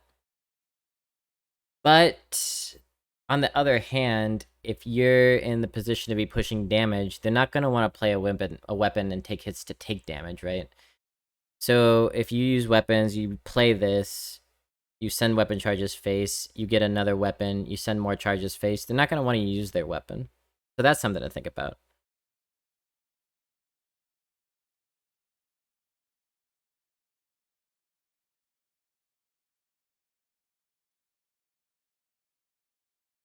Is this some way of mitigating the stat line? Because in years past, it would have been a 2/4. Yeah, I think it's actually fair. Because this is not just a straight up positive thing. You're giving your opponent a potential benefit as well. So I think it makes sense as a 3 mana, 3/4. It's strong. It's strong. It's good. I'm going to call it a... And Pirate Tag is really nice too. This might be a 4 as well. Pretty strong cards here. Burden of Pride. These are the turfs. Just wailing. 4 mana, epic spell. Summon 3 1/3 jailers with taunt. Jailer. If you have 20 or less health, give them +1/+1. Okay. 4 mana for 3/9 of stats is good. Taunt is good. But it's not just a 4 mana 3/9, it's 3 1/3s, which is like way worse. Because they get very easily traded into. As we know from like Demonic Assault and stuff. It's still not easy to get through a Demonic Assault, so like this is like Demonic Assault, but replace 3 damage with a 1/3, right? Unless you have 20 or less health. In which case you get 3 2/4s, and that's damn good. What other card gave you 2/4 taunts? I feel like there's something.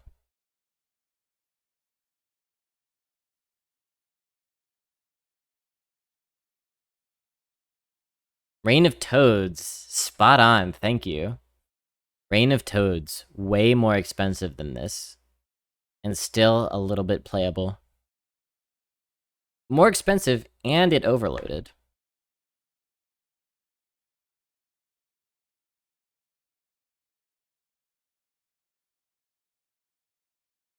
So I like this card quite a bit. It's definitely not unheard of for you to have 20 or less health, and if you're in that position, it probably means that the opponent is the aggressor, and it probably means that you're really gonna need some 2/4 taunts. I will call this... I mean, if you're aggressor, you hit curve, you play this on turn 4, non-infused, or not infused, but non-active. Still fine. I think it's a 4. A lot of 4s recently. A lot of 4s. Decimator Olgra. 6 mana, 3/7 legendary. Battlecry gain +1/+1 for each damaged minion, then attack all enemies. La la la la.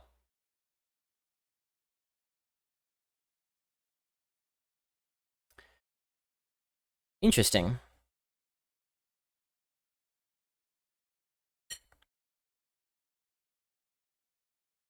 Well, if you have 1 damaged minion, it becomes a 4/8, then starts to attack enemies. That's justified. Like, 1 damaged minion already makes this pretty good. Base damage. Plus some clears. 4/8 is a nice stat line for value trades.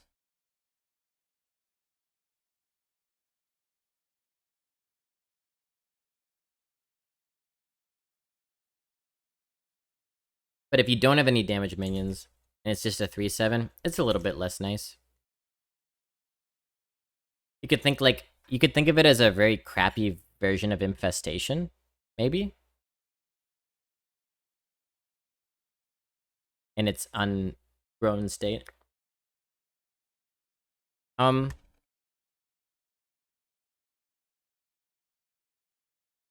Maybe like a 3. I'll be conservative on this one.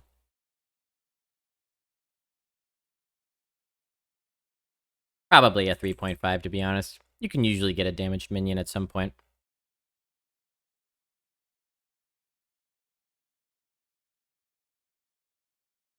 Remornia, Living Blade. 7 mana. 4/10. It's actually a minion. 4/10 legendary rush. After this attacks, equip it. Ooh.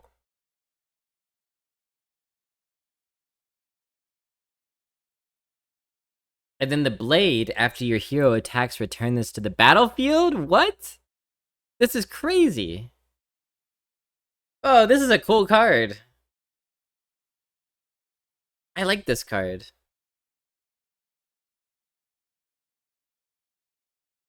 So you play this, you rush it.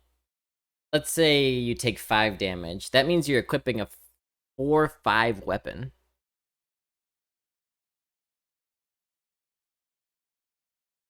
So you can get 3 hits off the turn you play it. Oh man, yeah, that's a good way to think about it. You play this, you rush, it becomes a 4/5, it equips itself, then you can attack with it for 4 more damage, use up one of those charges, it becomes a 4/4 rush, and you rush it again, and you can equip the weapon again for next turn. That's awesome.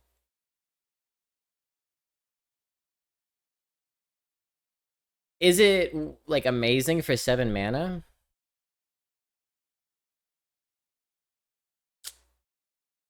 I don't know. 5+? You think? We'll call it a 4.5. I'm a little bit more on the fence about this one, but I love the design. It's a very cool card. Imagine if you buff it. Yeah, it's just the thing is, like, this is so many stats, but those stats will go away relatively quickly on the board, I think, in a lot of cases. But I imagine you can control that, right? Like, you can just hold it as a weapon until you can get it back as a weapon again, right? They play a weak minion. Alright, man. Very cool, very cool. Warrior seems to have some pretty good stuff here. Let's see. As far as the legendaries go, they're quite nice. Particularly this one. This is a pretty good card. This is a pretty dang good card. This is a pretty dang good card. This is a pretty dang good card. Not bad. Not a fan of this one. Not bad. And not bad. So there's only really one card that I'm not a particular fan of. I think as an expansion, I would rate Warrior a 3.5 here. And that should make our next step relatively straightforward, which is going to be to rank the new expansions of all the cards.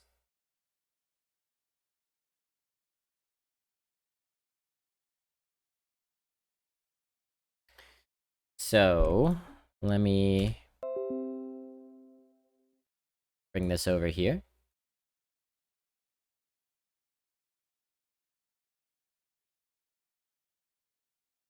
And, let's see what we got. That's it. We got through everything. Now we'll just do our tier list here. Remember, Don Hancho. True.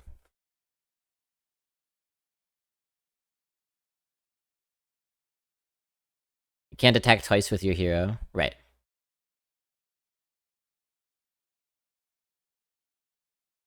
Right, and that's why that's the limiting factor. That's why you can't do the OTK.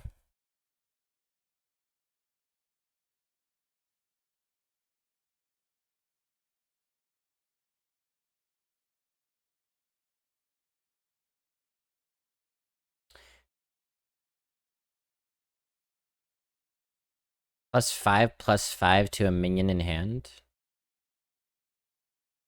Or sword.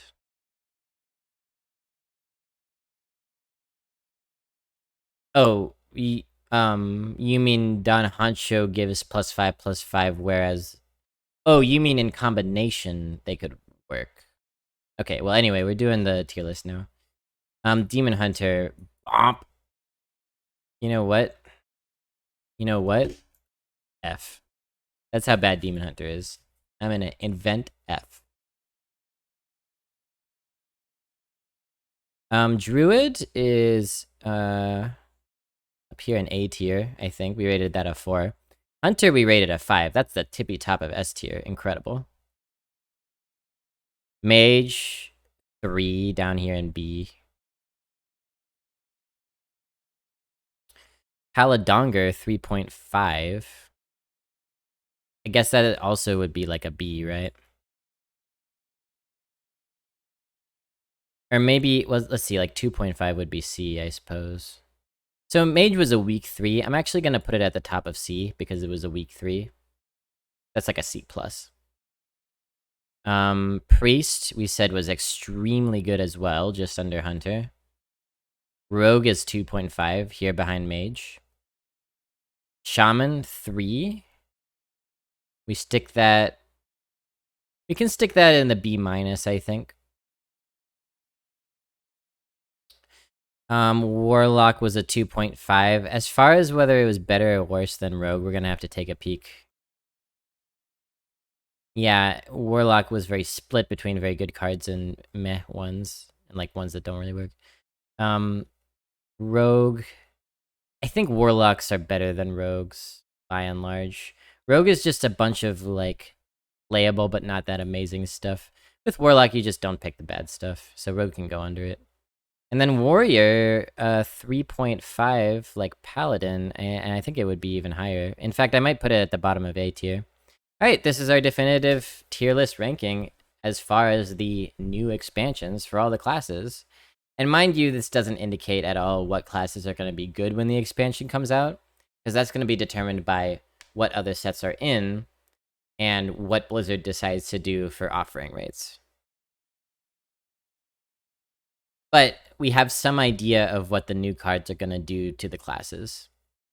Demon Hunter got kecked, which I'm kind of fine with, because Demon Hunter has had way too many expansions that are way too strong. And Hunter got some beautiful stuff, which I'm very excited to play. Priest got some gnarly stuff too. Druid and Warrior looking pretty good. And that's it for the set review. We did it. Goodbye.